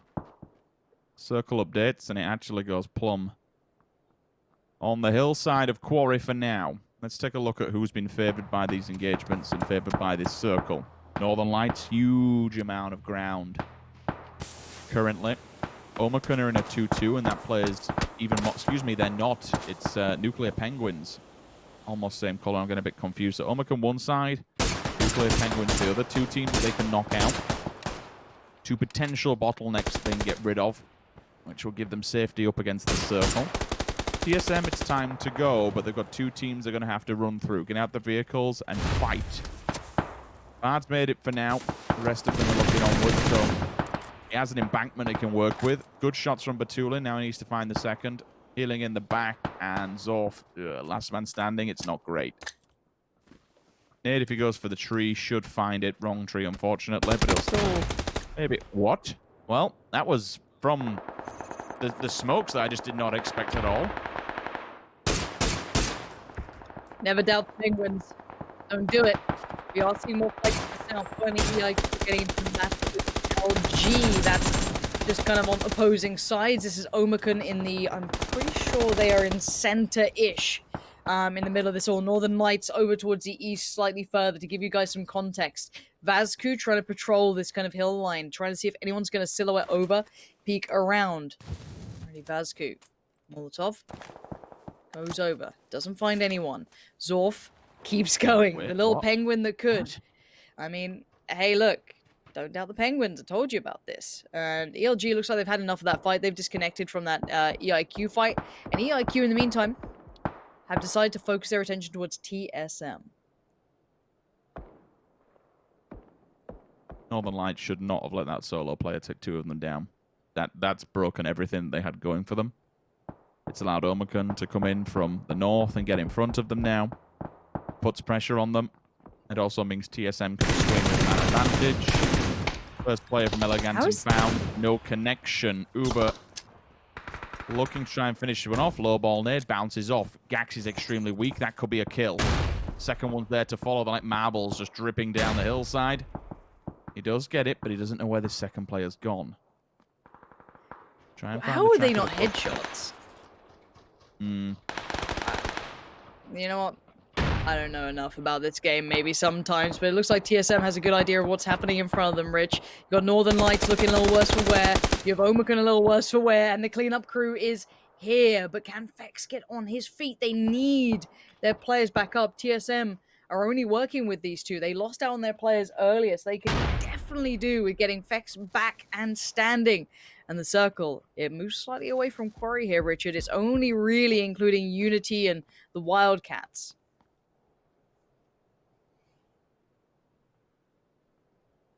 Wasted potential.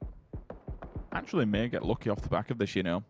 They swing down, take the eastern approach. It depends if TSM expects it, which they do. You can see it on screen. Fast rail annihilated. Second Jack turns up to a fight. Instantly removed from the server. Leaves Micah an air key to get all the work and try and get in off the back of the quarry, but that main road's going to be so pivotal. A lot of teams expecting to die along there. ubah and Fuzzface, last two standing for FaZe Clan, have to do something. The issues that are in front of them is how do they get through that quarry. 2-2 split from the Wildcats to hold everyone who's outside of it away. Cheeky dink, though, from BSD. Unity down in the latter compound, the lower compound, excuse me.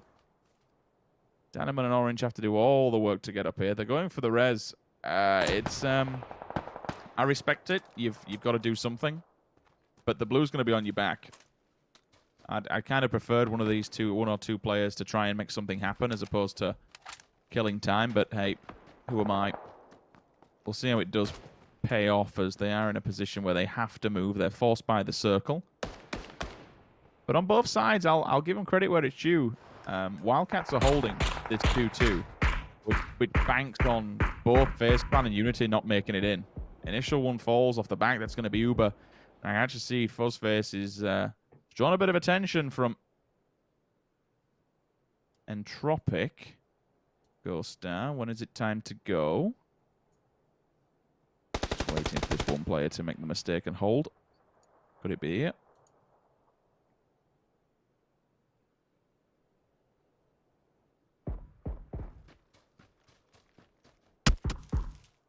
Oh, I thought he might have made it to some sort of safety, but not to be. Unity making their push now. The Wildcats currently have 4 alive still. I thought they were down to 3. They're doing alright actually up there. Pretty happy. It kind of mirrors the previous round though, Lauren, where we saw TSM like up on that really strong position, and then when the circle was unfavorable to them, they had to come down from it. Like it's kind of that scenario. This is good for now, if they can clean out Unity, but it takes a big clear out first. And literally once this circle goes away from them, which it has done in very unfavorable fashion, it comes down away from Quarry. Now they have to run the hillside. Now they have a big open area they have to get through. Yeah, gonna get a little rough. Omicron already gone down. We're gonna be seeing Tropic trying to make the push. Gustav, pretty gonna go. Oh, that was a second. There was a second where he stopped shooting, but Unity on the push now, trying to get the high ground, trying to work up and over the ridgeline, but this is all for nothing. The circle's moved away from this area, so they have to do this quick. And the Wildcats losing out on so many during this kind of hampers their progress massively. It could have been good, it could have been pretty comprehensive, but for now, Unity have cost them enough. It's really hindered their role. I honestly thought the Wildcats might walk away with a bit of progress from this, if I'm honest. I thought this could be another good game for them. Let's see if the Wildcats can cost Unity anything on the way out. Hip fire's good enough. Oh my word, and the follow-up's even better. Is there a third, or is this more than enough? That's pretty incredible play already. The pre-fire not going to get you at this time. Orange does stand the ground, but it is only Orange standing now.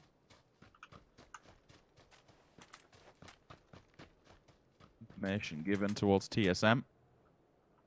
They can work off the back of this, maybe find Orange on the retreat down from the hillside, pick up a free point, and then look onwards towards wasted potential. They're the next victim, they're the next fight. Intrigued to see how we work it from Entropic. Hawkey on the off angle, I like it. Watch that backside, fan out, spread out. Give your team as much space as humanly possible. Orange gone. Okay, now TSM can focus towards this next problem, and they're doing that. They're doing just that. How? I'm very surprised. He's not in a better position, to be honest with you. Just kind of lay down in the open. Leaving himself exposed. Fexx cleans up. WP gone. Now we fall to the next challenge. Entropic. The team who have been performing so far this weekend. They hold all the cards for now. TSM, this is going to be one hell of a job to get through this roster, especially when it's just Fexx versus 3. Yeah, that was a swift little double tap from Double. And Double's been a bit of a highlight player, if I'm honest. Fexx is going to fall, and we do see Entropic picking up the victory, and I'm glad to see it. These guys have been impressive to me. They've been one of the teams that came in and surprised me, if I'm honest. I didn't think they'd be doing as well as they have been, but they've shown that they really do have, you know, what it takes to do pretty well in these sort of runs. They're explosive. They're, you know, they have highs and lows because, well, that's their play style. They're super aggressive, and I think it's fun to witness. But a good different circle there, a little bit unique. South of Quarry Ridge, it's looking a little bit it's looking a little bit different than what we're used to. It is. There's some weird and wonderful circles, especially when it's causing these players to go on some really mad rotations. You saw that huge swing from up on the side where we thought it might end to go all the way down to the bottom. Kind of mirroring what you're saying with Entropic. I mean, a third place so far coming into today. Like, it's showing consistency, and I'm a big fan. They're for another high-fragging team that I'm looking to see do well and probably make it to the grand finals, to be honest. Yeah, I really do hope they make it that far. They've been a team that's definitely caught my eye, and I wonder what's caught the eyes from the desk, and we're going to find out in just a second. What's caught my eye is Entropic changing things from a state of order to a state of disorder. They get themselves the victory after once again showing that their aggressive tendencies are able to win out the day. We have Avenger and we have Toby here. Entropic with yet more big points on the board, Martin. This is a great start for them. Let's take a look at the highlights whilst you talk to me about Entropic. Yeah, it's nice to see. There's a 16-point win here. Very nice. 6 kills. They've had a bit of a rough run throughout the middle of the game and not too many kills, but it was nice to see them being able to pick it up. They played it the completely correct way. They had to wait for that. It was a lot of chaos. They had a bit of a rough day. Like, they had some mediocre placements. 18 points in 4 games, and now 16 points from this one. So overall, a good day considering now that they got the win. Let's see how well they're going to be able to place in the last game, though. If they're able to have a decent game, they're going to be ending in a fairly good position here after the 2 days. Yeah.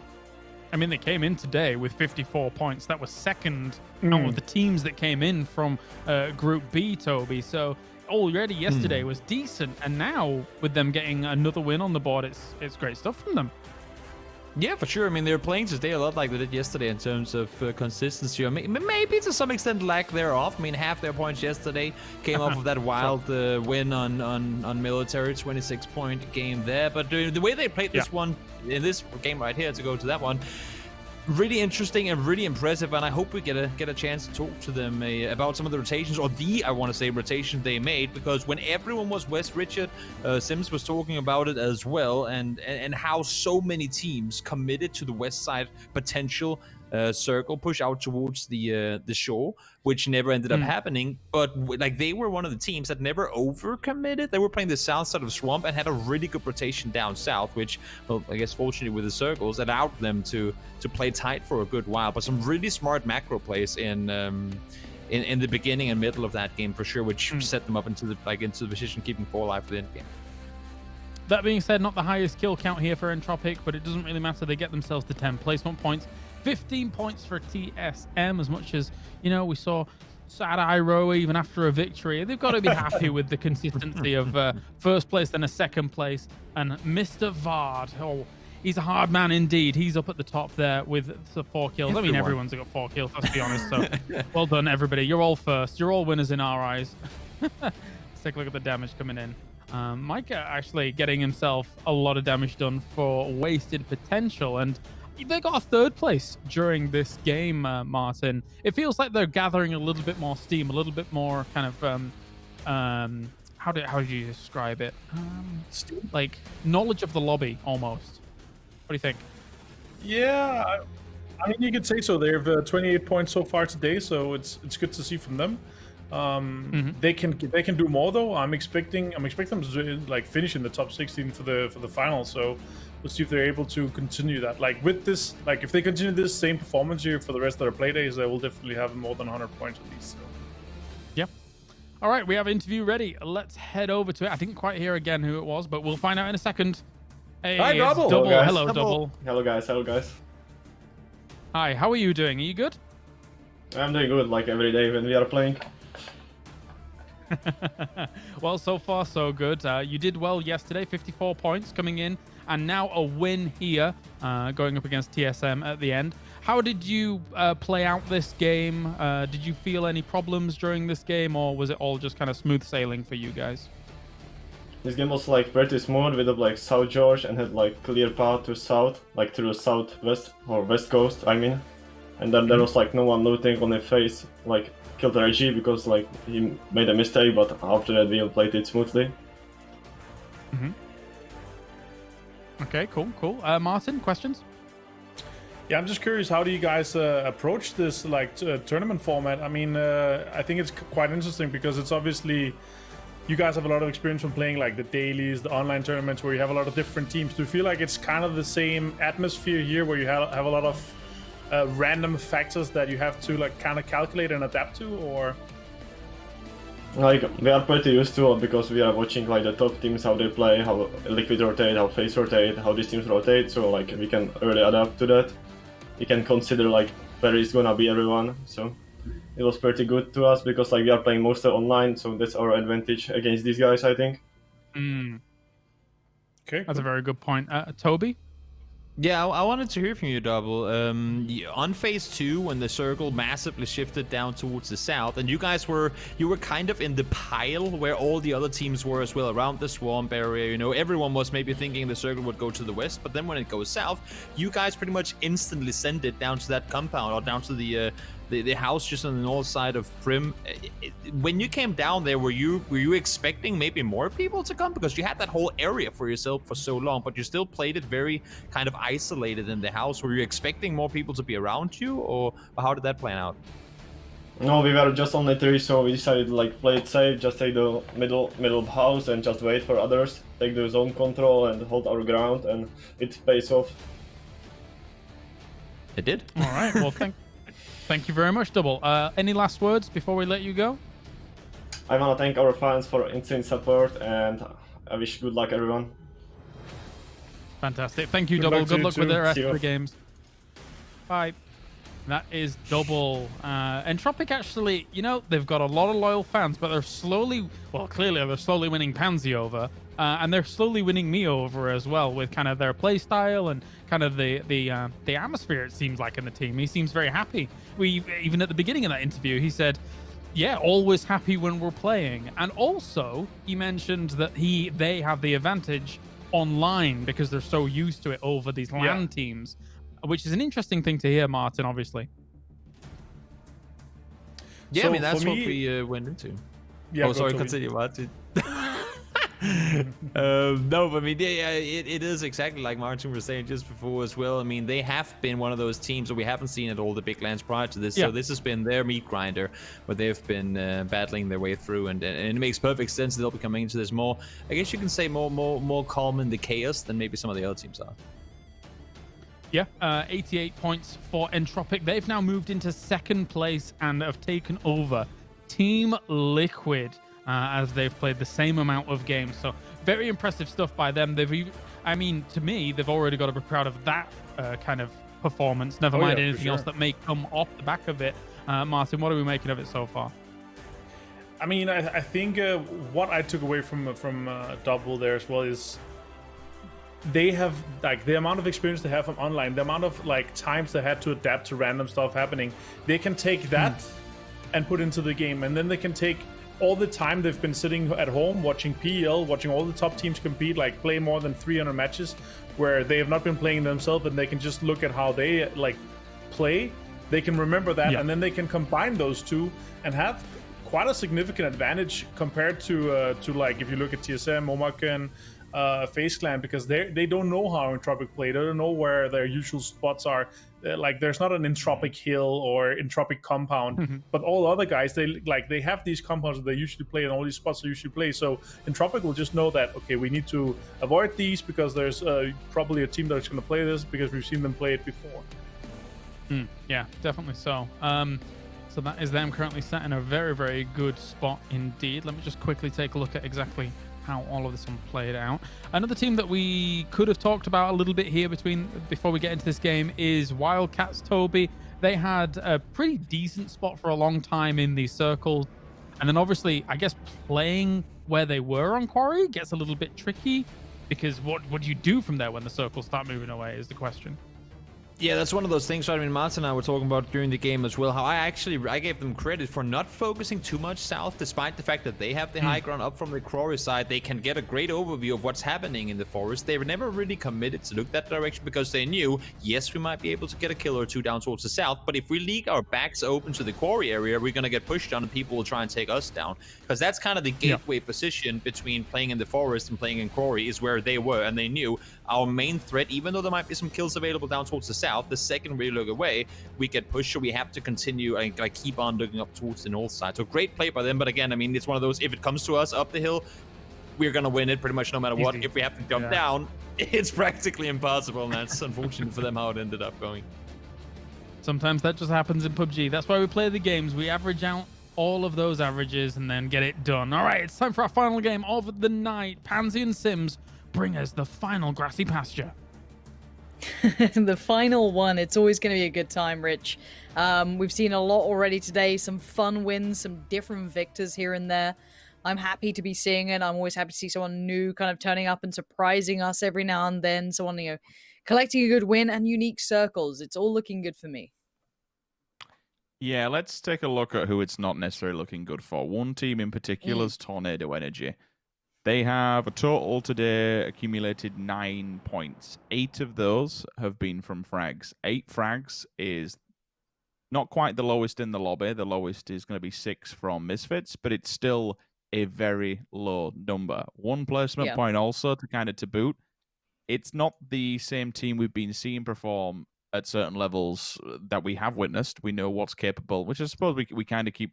But at least I keep repeating, because we do know what some of these players that do play at this level are more than capable of. They're a team we want to see more of. Northern Lights, you called it on the desk. They've had a couple of decent rounds here and there. They are down 11th. The highest they've been so far is 2nd place.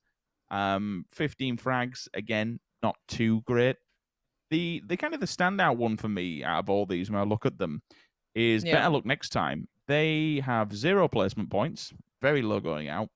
They're down in 13th, but they have 16 frags to their name. It's a very, to be down there, it's quite an obscure number for a team that doesn't have any placement points and is lower end of the league tables. Like, it just kind of stands out like a sore thumb that these guys can shoot people, and whether or not they're just playing aggressive and ram raiding teams to pick up points, it's not playing good in the long game and the macro game, but certainly from a micro stance, they're getting frags, but it's not the points they need when it comes to placement. No, you're spot on, right? It has to be the combination of the two to keep us truly happy. But beyond that, I'm going to just kind of come into this with a fresh mindset, because we are seeing things kind of back to normal somewhat, I feel, at least for, FaZe being where they're at. It's a very open field here. We've got, good bit of mainland, good bit of milli base. Definitely could be either way people want to look at this, and how they want to go about approaching the circle could vary for sure. So whichever way we want to go about it, I'm happy to see something quite fun and quite unique hopefully come through on this. But beyond that, I want to see, I don't know what I want to see in this. I'd love to see maybe Tornado Energy managing a little bit more. Again, we put a high standard to some of these teams because we know what they can achieve and what we've been able to see them achieve in the past. So I think it's only fair to kind of hold them to that same caliber as they go forward. And the Wildcats, early scrap for them, and that's against Wasted Potential, who took down the entirety of Liquid in the last one, and they might just take down one from the Wildcats here. Rupture.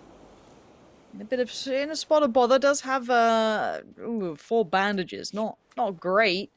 Very early in the game, of course, so being stuck in this sort of predicament never going to pay well. Looks like this might be the end of his run, and it is. Sophia going to find that somewhat for free. No trades, nothing else coming in. That's going to be a freebie. And pretty happy with that, I can imagine. You're never going to scoff at a free kill and a free point. I like how you said it's kind of normalized at the top of the table. There is some level of stability. Eleganton, Liquid, TSM, and FaZe, all with your top 4 positions, names that we know and we see regular playing. Omicron, I think it has to say safety in numbers so far. This is... They won't play tomorrow. They've obviously played 2 days in a row. 34 points, 6th position on the league table. They're so far the only team that has played 2 matches and is in triple digits. They had just a stellar performance yesterday. It's not the stellar performance today, but it's still consistent. A top 6, top 5 area would be more than enough. Keep playing like that, you'll be qualifying. Nuclear Penguins, 15th position. Oh, I think we all have high hopes of the Penguins just because of the logo and name, to be honest with you. Everyone wants to see them perform a little bit more, but Northern Lights onto Unity. Instant confirmation. Looking down the fragging table, Liquid, Eleganton, 30 apiece. TSM 25, FaZe 27. There is a very undistinguishable kind of sonometry where you see people with the wins. I mean, it's always a 10-point jump, right? You'll see teams shooting up the league tables because there's so many times. It's very rare you'll see a team that has like a 1 to 2 fragging game and they win the match. The teams that we see winning are always in those final circles. They've always got men up, but they're always clearing teams. So you'll see frags going hand in hand with it. And it's always quite interesting to me how a team can jump so big from 1 win because it's like a mass amount of points. It's like sometimes up to 30 a time. We have seen 20-point plus games and a win on the board.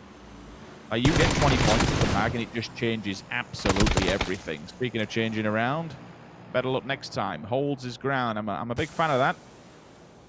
Holds forward, gets the headshot on the player pushing aggressively. Now they need to try and flush him and find him. Through the windows we will go. If that nade banks off the corner, he's in all kinds of trouble. Molly's there. He can burn out the stairs back to back. Keep them at bay for now.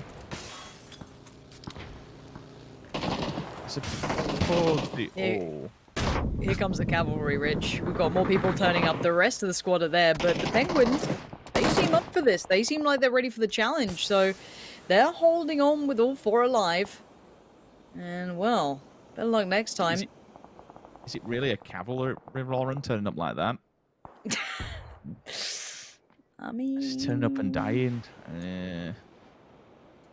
Questionable. Yeah, it's not ideal. It's really not ideal, but we're going to just roll with it. We're going to work with it, and we're going to just, you know, pretend that was the intended approach. And yeah, obviously not the case. Tornado Energy going to do the counter push towards EIQ. Hawkey and the boys were up on the hill, and they're not allowed to keep that sort of position anymore. They're going to be forced off that one. They're going to be pushed away slightly. So for now, it's going to be kind of equaling the effect out. These guys have had free reign up until this point, so you are seeing a little bit of a fight back and hold on. Better luck next time. The player in the building did at least, you know, make it a little bit costly. They're able to kind of slow down the roll a touch. I suppose if that player had made it in, just beelines it in and does go with him and give him support that he needs, maybe they win that more. But yeah, rather unfortunate just to pull up at a building and die instantly. Not the full level of information we need. To talk about the circle a little bit. We'll be splitting it with water. Sosnovka still definitely in play. The main percentage over on the head of Erangel. Doolin picking up a cheeky knock as well. And you know what? This kill feed all of a sudden for Circle 1, it's become manic. What in God's name is happening? There's players dropping left, right, and center. This is not necessarily obscure circle or anything. Like, what's going on? I think people are trying to position themselves for the ability to get across if they need to, but obviously there's only limited amounts of space. But again, yeah, it's a little bit reckless at times. Some of these guys probably don't need to be going for these sort of fights, but they're committing to it quite handedly, quite happily going to commit as much as they can towards it. Northern Lights with a bit of a battle towards Unity, but the main fight is on the other front. That's going to be towards the Wildcats. They've dealt with Orange and they can turn their attention back towards the initial problem. It's a bit of a three-way down here. You've still got Unity working around the gas station off the backside of the bridge. A shot coming out from Levant at least lands a few to annoy Perfectus. Molly through. Reposition for now. You got to be careful though with just Unity lingering in the back lines. Like Northern Lights, they're splitting their roster apart here. They have to deal with the situation at hand. So I completely understand it. It'd be nice if they could focus towards this fight that's in front of them. If the Deep manage to knock out these two players, that allows all three of them to just back up Perfectus and maybe even take this compound. It'll be a nice few early frags as well to be able to put under the belt. Good points as we move forward. Circle going to update, set out the back. There's one. Can we get the confirmation? We can. Wow. Good work coming out of Northern Lights to be able to take that fight. Now they can back up their comrade who's up against the wall. They certainly can. That should be their first port of call. But this circle moving slightly towards the east is going to throw a couple of teams off. They're all kind of sitting south of Pochinki, and now suddenly they've got to kind of consider where they're going to be. They're going to have to move way further east than expected. FaZe is a wonderful start at that. Obviously, their normal drop spot has paid dividends for once. She created, though, patrolling the outside, trying to bait some shots in, and they might get some shots towards them whether they want it or not. Sadly for the Wildcats, they are down to just 2, at least in this position. They lost out on 1 earlier on, so clearly not having the easiest of times. And Northern Lights completely focused on this area as well. They are not going to be backing away from this.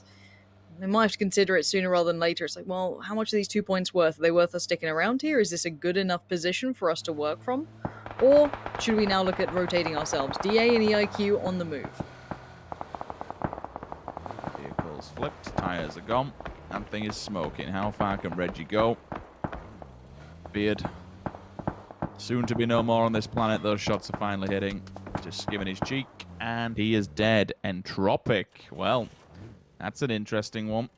We're talking about coming off the back of a win, straight into a... How many times do we see that where it's first to 16? Too many times, mad, unfortunately. Yeah. Levant has the info. The Wolves are at the gate. Northern Lights are back together. We said they need a few frags. This is the game to potentially do it in 4 already, eliminate 1 team. Moving on to the back of the other ones. That's a decent tap from an AKM at that range. Pretty damn good with how much little line of sight he had on that one player. She created... We'll see if we can create further problems, though. This is... I like this. I want to see this from Northern Lights. I want to see more frags. Something like this might just heat them up and give them the energy they need to move further in this game. Would be good to see that. They came in with a little bit of a marker towards them. We wanted to see a big performance from these guys. We wanted to see them play well. And maybe this is the time to do it. Maybe this is their chance to actually perform to the standard we'd expect from this squad. Big reputation beside them, so hopefully that is going to be the case. Now we are seeing TSM holding back ELG, have the high ground, have the players. Obviously with VAC being knocked, it's not perfect for ELG. They're going to have to find a way around this now.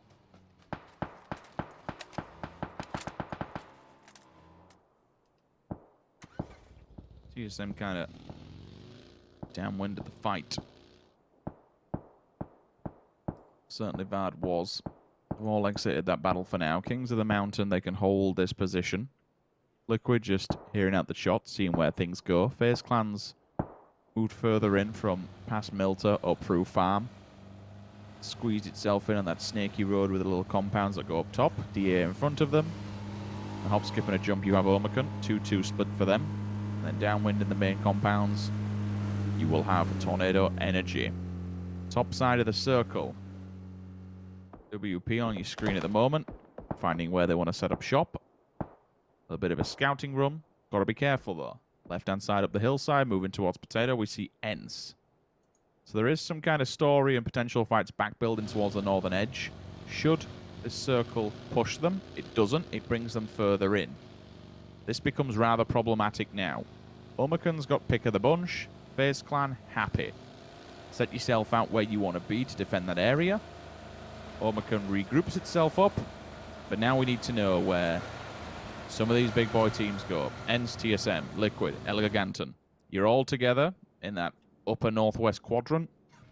Where's home position going to be? Where do you go? How do you scout it? What does the IGL suggest?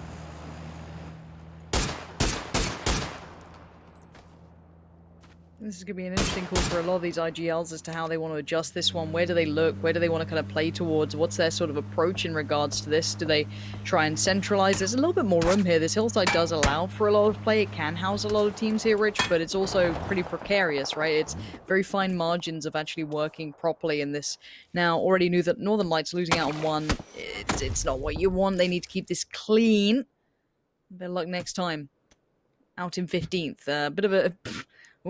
Bit of a problem for them. Yeah, going to double tap that basically. But we are going to be seeing everyone else kind of shuffling. You're going to look at Northern Lights. You're looking at El Giganten, ENCE.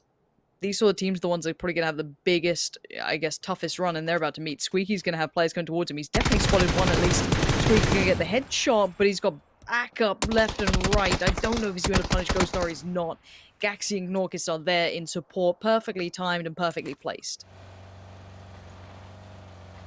His commitment and self-sacrifice might give the information to the rest of ENCE, though, to actually keep them alive. They're further up the hill, which now they have that info. They could read it flat out and potentially just hold El Giganten back. There is a domino effect, though, in the fact that TSM in their backline. Hold on for a second, because Northern Lights are being punished. They had a fair amount. Ooh, okay. Okay. It does not... It's disallowed the flush. I'm okay with that. Smoke's up. Getting back on his feet. You've got to be quick, though. Blue's here. There's an interesting point that I can see on the map. Others might not necessarily be able to see it, but I have the info here. These shots that have been going on for Northern Lights, the Penguins are driving towards them. Like, even out towards the blue. They've actually advanced in this position to try and kill them.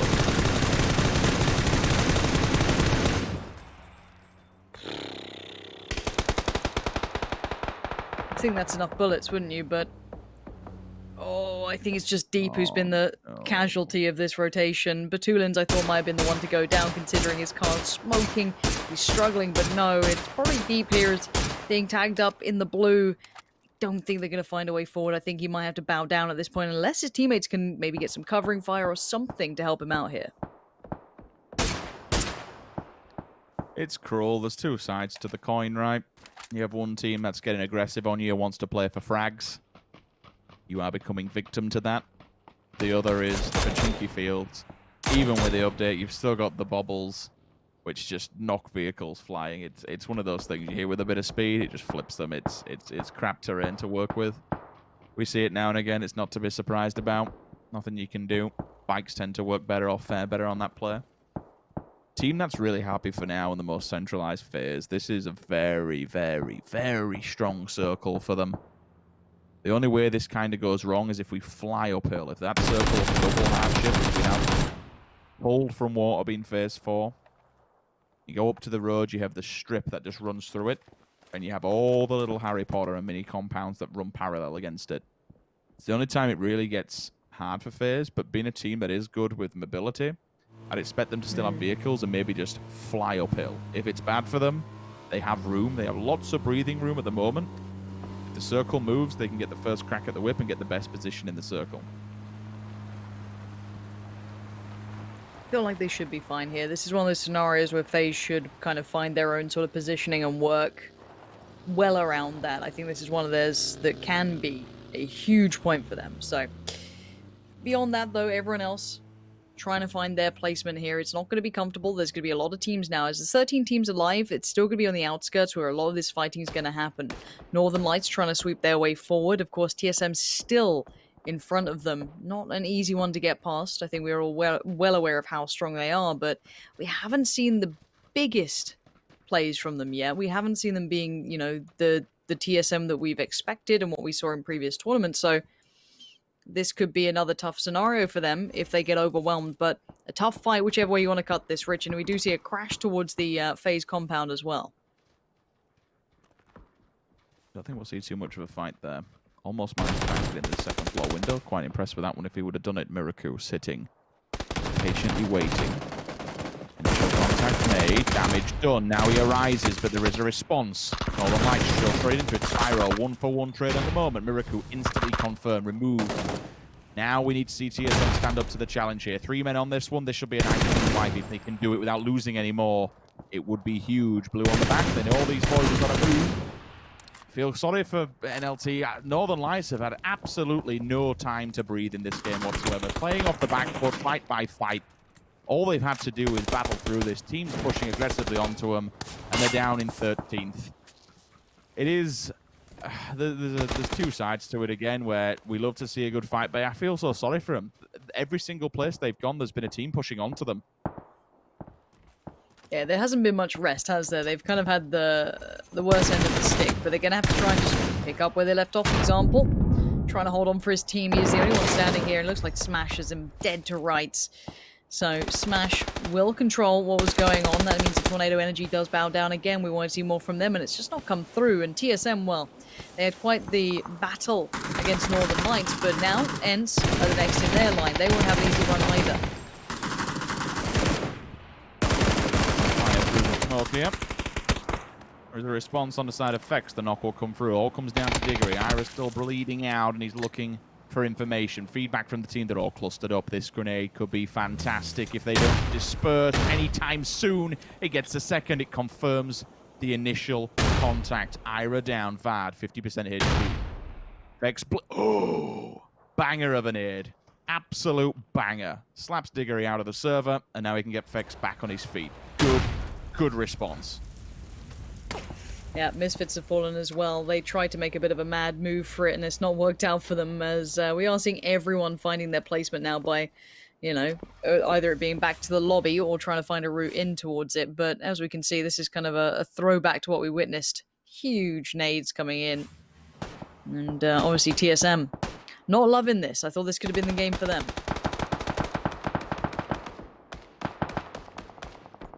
Well, Nuclear Penguins having a rough performance so far. You've rocked up to the gates of hell. FaZe Clan's compound. Rather unfortunate. It just feels like a domino effect to all these teams on this quadrant of the circle. What's going on? TSM out of the frying pan and straight into the fire. Ibiza from distance, though, doesn't actually realize that it can be seen at a different angle. Fexx finally bleeds out. Confirmed straight away. Kaymind also falling victim to this one. The rest of Omakan pushing on this. And I suppose it's the story of the circle, right? Given that there's very little compounds, you need to fight for a good land grab. You need to have a good amount of area to play with and work with. Because of the lack of hard cover that you can get, I mean, it's sustainable, but it's only by rocks and trees. You want to take these fights. You want to get these frags. It's the last game of the day. Send it out with a bang. Keep control of some good area. Omakan, they smell blood. They've been listening to all these fights going down. They want to get themselves involved. This could be a good one for them as well, considering they've, you know, as you said, they've got a couple of kills, but they haven't lost any players. Having 4 alive coming into this phase is the same. WP is the same. Who else? There might be one other on there who has 4 alive. So we have a couple of big teams still with a great deal of players in this. They have a lot of skin in the game. They have a lot of mobility in having that extra 4th man. You can see it here. So for all the teams that do have this amount of players standing, they're going to be in a pretty nice position now. WP are moving up right towards Liquid. Fast Rail is right next to Mxey. Jeemzz is still alive, but they lost out on the other 2 players, so they're going to be operating at a heavy loss here. Maybe extending one of those kills, and a punishment comes out. Fast Rail going to try and pick up Mxey and back away for free, and Jeemzz can't stop him. That's going to be another loss for Liquid. I doubt they'll be able to get him back on his feet, as it looks like wasted potential. More like work in progress here. They're going to be working from the eastern side and looking towards the north, where El Giganton's going to be waiting. I'm intrigued to see how the FaZe scenario unfolds.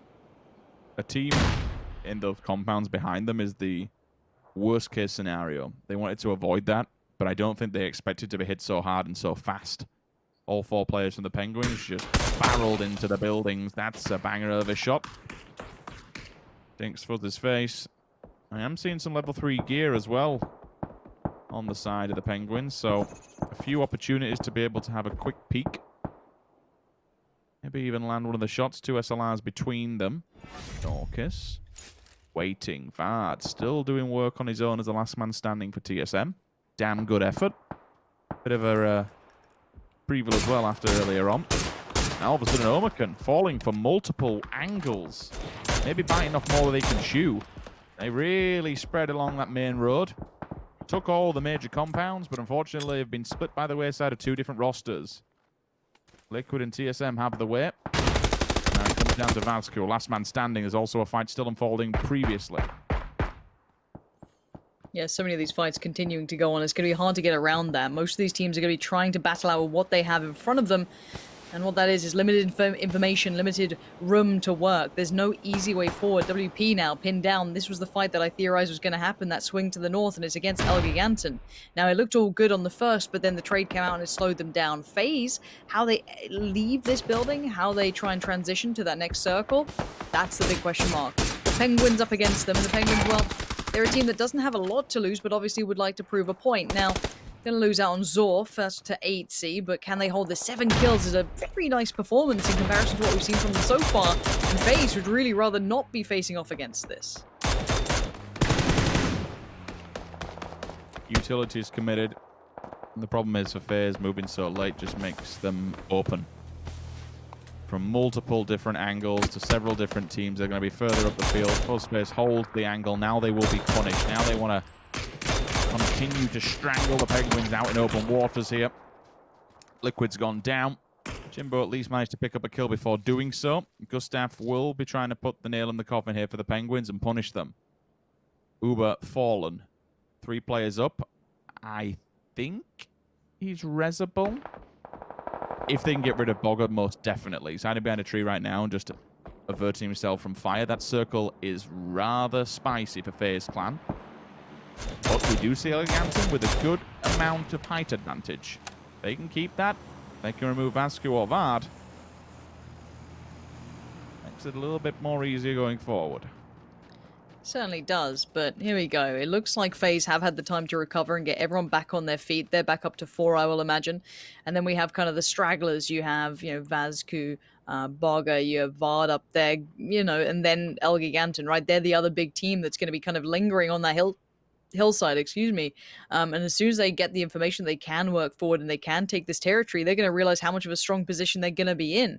For everyone else, it's, well, how far can we make this? This could be a difference between 5th place and potentially 3rd, 2nd. We could really get it going. So let's see how Elgiganten approach this. Quite mirrored in approach. There is that plateau of the kind of pathway at the very top. Well, not even the top, but kind of the middle of the hillside. So these 2 teams are going to be opting to try and work towards it, creeping up slowly but surely, being careful in approach because those snakes are around. I like this. It's proactive. Rather than sitting downhill, letting other teams come down upon them. Vard solo snake over there in the cupboard. Not a problem, though. Gaxi banged out dead to rights. Aitzy now. Where's the next victim? Norcus with the nade, trying to go for the off angle. That's Ubah. There is a response. Ubah doesn't go down, 50% HP. Good nade. Gaxi burnt away, and now it all comes down to Ghost now. These are solo snakes. All FaZe clan have got to do is just mop up, and this is a nice big win to round off Erangel. They could do with it too. 5 kills, not bad. They could definitely make it more. Vard's going to deny 1 by picking up Ghost Star. You can see Gustav under pressure.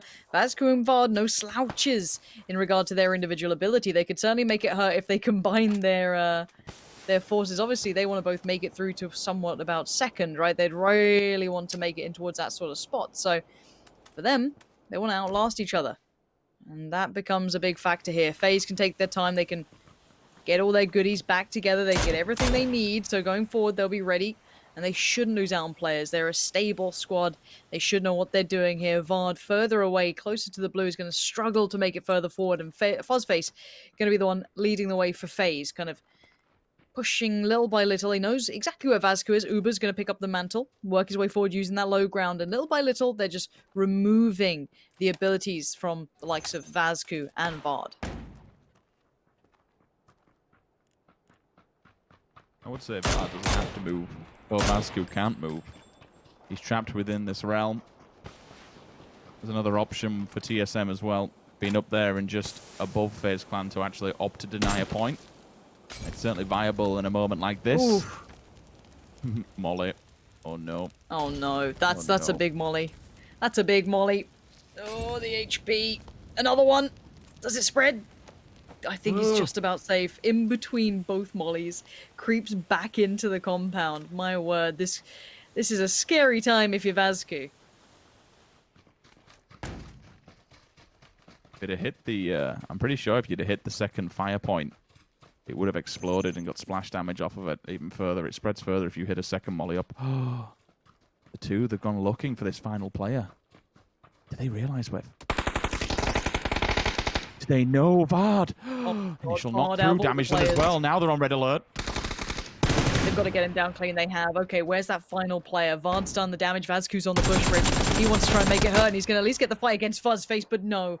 Fuzzface, the big man himself, the face of FaZe, just says no to the end there. There was a world in which I could see that getting a bit of a problem, maybe costing them a player or two, but it wasn't to be in the end. He was controlled, and FaZe get a well-needed win here. I feel like, you know, Jeemzz called him out on day one. They weren't even playing yet, and Jeemzz was expecting big results from them.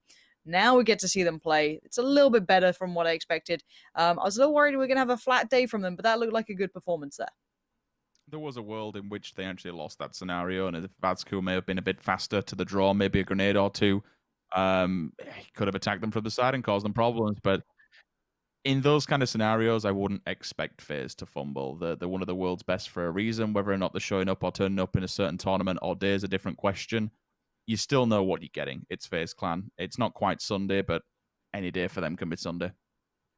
That's a very good point. We will kind of leave it at that. That's the first look at this sort of group coming into things. We've certainly had some high expectations for this, and I'm sure the desk will wrap that up and round up what we've seen today and what that kind of means for the overall picture of what we're seeing of this tournament so far.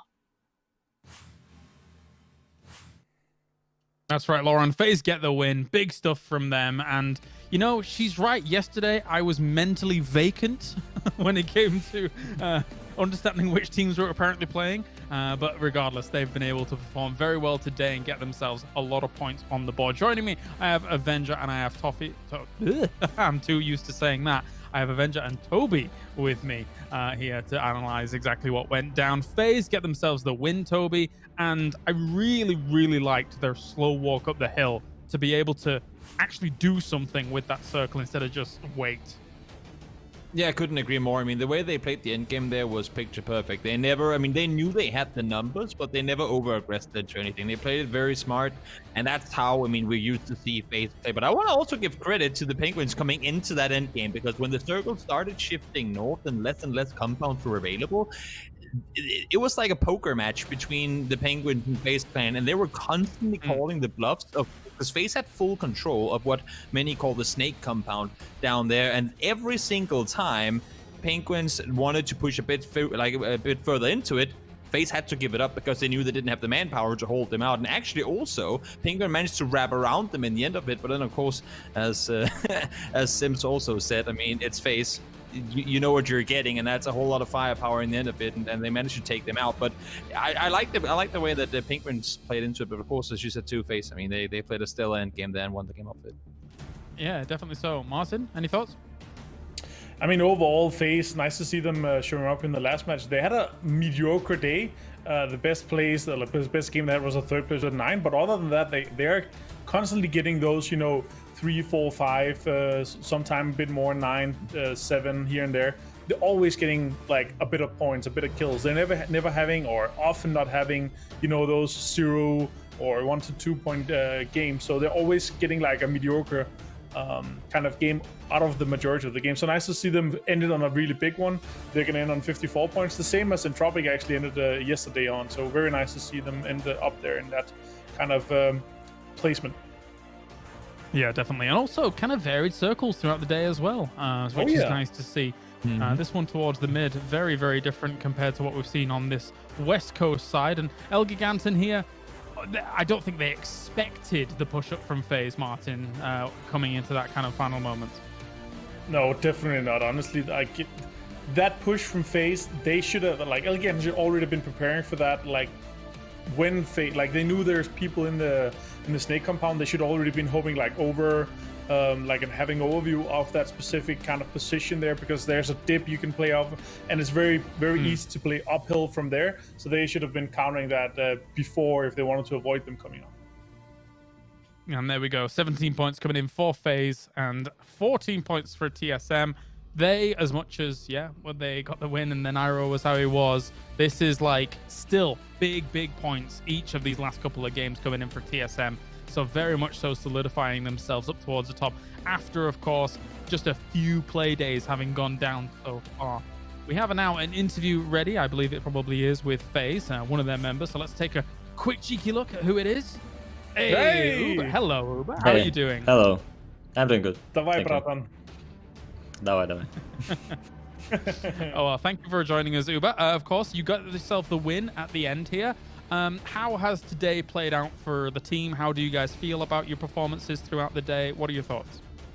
I think it's kind of a decent day. We had some fights we won and like pretty good result. We usually end up with like 5 to 7 kills, even though we had like bad placement games. So we are pretty satisfied.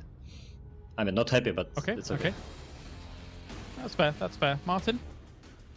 Now I ask some of the other teams that are maybe not as used to LAN, so now I gotta ask you as well, Ubah.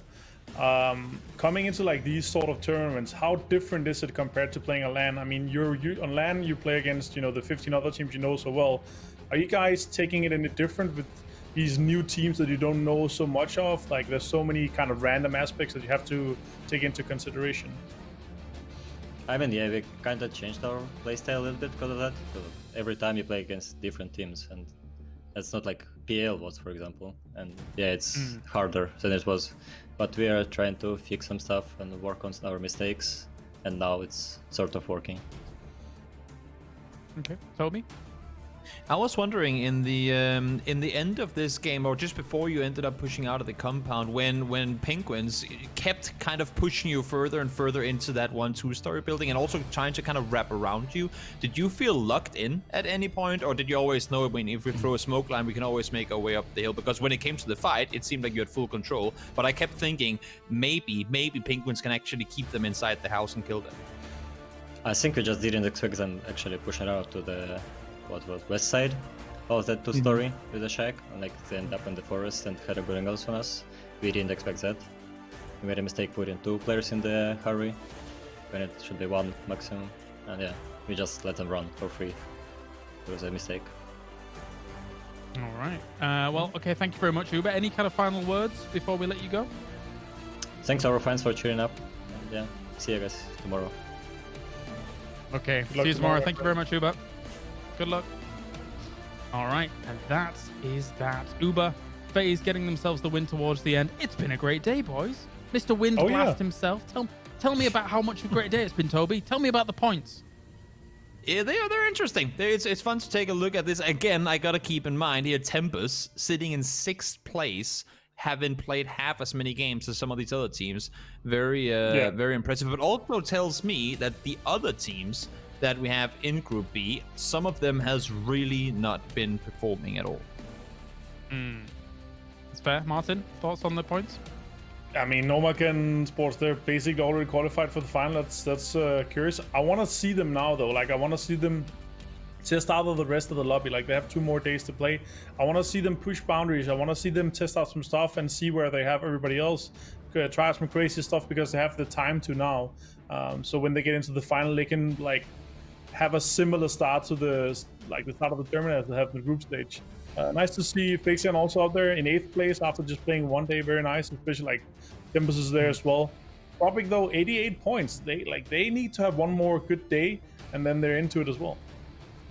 The important part is at least everybody has now played 1 day's worth of games. So some of those teams down at the bottom with not many points really got to be stepping things up tomorrow after their 1 day of games, of course. And tomorrow we will have games 13 through 18. We'll be starting same time, same place tomorrow. And don't forget, not only is this the PUBG Continental series, but it's also the charity showdown. And everybody is able to contribute to that charity showdown as well by following the link down below the Twitch stream. There's a button, a picture there, a button that you can just click on and follow the instructions there as well. And you can contribute as well as the 100,000 that is going to charity throughout all of this. So thank you very much for tuning in, guys. Any kind of final thoughts, Avenger, before we send people off on their way?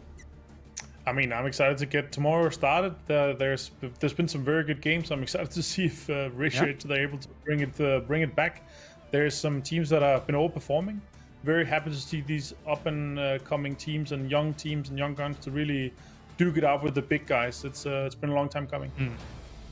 Toby? I think it's interesting to see how some of these groups, I mean, these specific groups of teams, it's the same teams playing, but how different games play out depending on which groups go up against one another. So tomorrow, I also want the viewers to try and pay attention to how Group A will play different up against Group C as opposed to how things went out today, because I think especially for Group A, the way they were playing against Group B will be way different for tomorrow. Definitely. Thank you very much, gentlemen, and thank you to Starlight for producing this at the back.